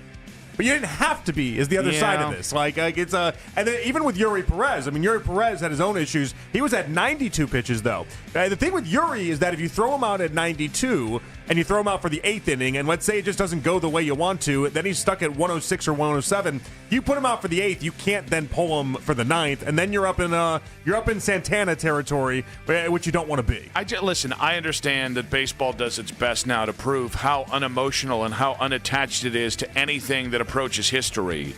We're getting just too damn comfortable pulling these guys when they have something. I mean, again, like that. The likelihood, and Jared Jones is a nice pitcher. He's not an elite pitcher. Perez is a nice pitcher. He's not an elite pitcher, right? He's got some elite stuff. That could very well be the best games those guys ever throw, and I don't love that. I just think Perez throws hard. I just think you're telling these guys the wrong thing. Yes, you've got to be mindful of your career. Yes, you've got to go ahead and take care of the pitcher. There are also certain times where you say, to hell with it, 76 pitches, this kid's going out in the 7th, and we'll see where we go, once we get to the 8th. Yeah, I think a perfect game is so rare. No hitter, I've given up on the idea. I remember Ross Stripling a few years back in his debut start. Dave Roberts having to come out in the 7th inning and pull him. No hitters happen. Perfect games don't. That idea, there's something to it. I don't know what else you would have done coming off injury, though. And then in Yuri's case, 92, it was in a tough spot. I think this is going to become more the trend, is the bottom line here. I know you're not happy that this is becoming the trend. I think this is going to become the trend. At some point, you got to let ball players be ball players. And again, I err mostly on the side of caution with this stuff. I get it, especially with pitchers, but come on, man. Now, good win for the Gardos today. It should be noted, the most confusing season anyone's having in baseball is Austin Hedges, who is now hitting .288 on the season after last night's game where he got another hit. Obviously, Patrick Bailey had a nice home run today as well. You're actually getting offensive output from the catcher spot. If you look at his baseball savant, yeah, everything is below par. except like expected batting average and a couple other things at the bottom of the chart. But even then, his expected batting average is 253. Okay. Which would still be his career high because his expected batting average for his career is $193. So, like, I can't, like, I watch it and I'm still watching so many bad at bats from Austin Hedges. But statistically, at 288, he's the highest batting average in the Cleveland Guardians. I cannot make sense of. I keep thinking, like, oh, the other shoe's going to drop. Yeah, I'm trying to figure out. I looked up his BAPIP, which is his batting average balls in play, right? And that's 333. So that is higher than what league average. League average, usually around 298 is where that kind of normalizes. So he's obviously having some luck on balls in play, which is oddly enough. Wow, he had some really ugly BAPIP numbers previously in his career. Is this the ultimate get-right season? Yeah, abnormally so. I don't think Has he just been criminally due? A couple of years ago, he had a 193 throughout 338 plate appearances. That doesn't happen. Yeah. That's weird. And so it's odd that not only is he getting what the baseball world would quote unquote call luckier with some of the actual times he's hitting the baseball, but he is hitting the baseball harder. And there's some things that we can go off of here. What an interesting little development, though. You put more stock into batting average than I do, obviously. That's not it. It's more the idea that it's not just batting average. It's on-base percentage, his slugging percentage. It's all of it as a whole makes him look relatively decent. He's not Barry Bonds, but he's relatively decent, and that is remarkable. Yeah, and it's funny. Like, again, today, we're halfway through the season. We've played more than 81 games in the regular season, so we've got less than half the season to go. And I still don't know whether I trust Austin Hedges. And I'm not even talking about like as a 288 hitter. I'm talking like it's like a 200 hitter. Yeah. Because it's just so confusing. And like I was talking with my cabin boys, I'm like, I'm pretty sure we're due for like an 0 for 100 for Austin Hedges. I think that's my concern. Might be. Well, so all right, to put this in perspective, because again, we're going beyond batting average. I like slugging percentage a lot. I do. He is within 2 percentage points of having the same slugging percentage as Jose Ramirez. Yeah. Jose Ramirez is 418. Austin Hedges is 416. As expected. Like, he's got on top. Okay, all right, here's what we're going to do here. Blind, and it's blown because you guys know the two players I'm comparing here, okay? But, like, blind resume test. Player A, 239 batting average, 339 on base percentage, 418 slugging percentage. Player B, 288 batting average, 348 on base percentage, 416 slugging percentage. I'm going to take that second guy. And that second guy's Austin Hedges. And that first guy is J-Ram, which is insane to think about. This is not just better than J-Ram. That is significantly better than J-Ram. Now, the one, if you're sick of watching Austin Hedges play for the Guardians, the one upside here for those people might be he might be hitting himself out of the Guardians' price range for a backup catcher. No, this is where no. This is here's my take on this. That could be like $6 million, though. We gave you $4 million multiple times to be a cheerleader. He's got to stick to $4 million. To be a cheerleader. Your deal's $4 million, okay? I spent like 3 different years of Austin Hedges getting $4 million or something. Like, you're the cheerleader. I'm sorry. That's it. And you stay at $4 million. That's your price. We don't move off of it. And it is what it is. I'll go one step further. Austin Hedges has been dealt at the deadline and then gone on to win the World Series in Texas. Yeah, and they all credit him with that, like him being the guy. I wonder if Austin Hedges is one of the guys you'd sell off if you are going to sell off at the deadline. Somebody comes along and offers you a decent prospect for Austin Hedges. There's no way you can say no. You'll just sign him in next year. I think we need the at-bats.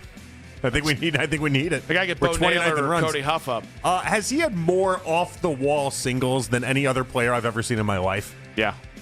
I don't even know how to begin to look that up, but I feel like I can think of a few times off the top of my head where he hits it off that left field wall and then it's a single, and you're just like, Austin. What I do love and then he's about laughing this, about it. What I do love about this is I'm getting a kick out of him being at bat now instead of basically me waiting until they had 2 people on and being like, who's up? Of course it's Austin Hedges. Bleep that guy. Again, it's only when he's at bats. We like Austin. I like Austin. I understand his value. He's a great defensive catcher. Great clubhouse thing. All right, another one. When he's at bat, 9 times out of 10 the last 5 years has been bleep that Another guy. one. All right, player A, 288, 348, 416. Average on base percentage, slugging percentage. Remember, 288, 348, 416. Player B, 279, 346, 428. Is that Rocchio? The water. The Lauder? That's like you bite your tongue. That's like neck and neck. You bite your tongue with Chase. That is neck and neck. Don't you dog CDL like that. That couldn't be a closer average on-base percentage, slugging percentage than anyone. That's Big wild. thanks to Mac Robinson on the board. Yes. Big thanks to Jake Murren. Big thanks to Matt Carolli, baby doll. JP, good stuff today. Had fun. We'll do it tomorrow. All right, we'll be back tomorrow on a unforgettable Friday, on a feel-good Friday, on a fun Friday, on all the F's Friday. See you guys tomorrow for Le Watch on 92.3 The Fan. Keep it spicy, baby. Let's go. I love you. Have a great day. Take care, Nick. Take care of him. He needs help.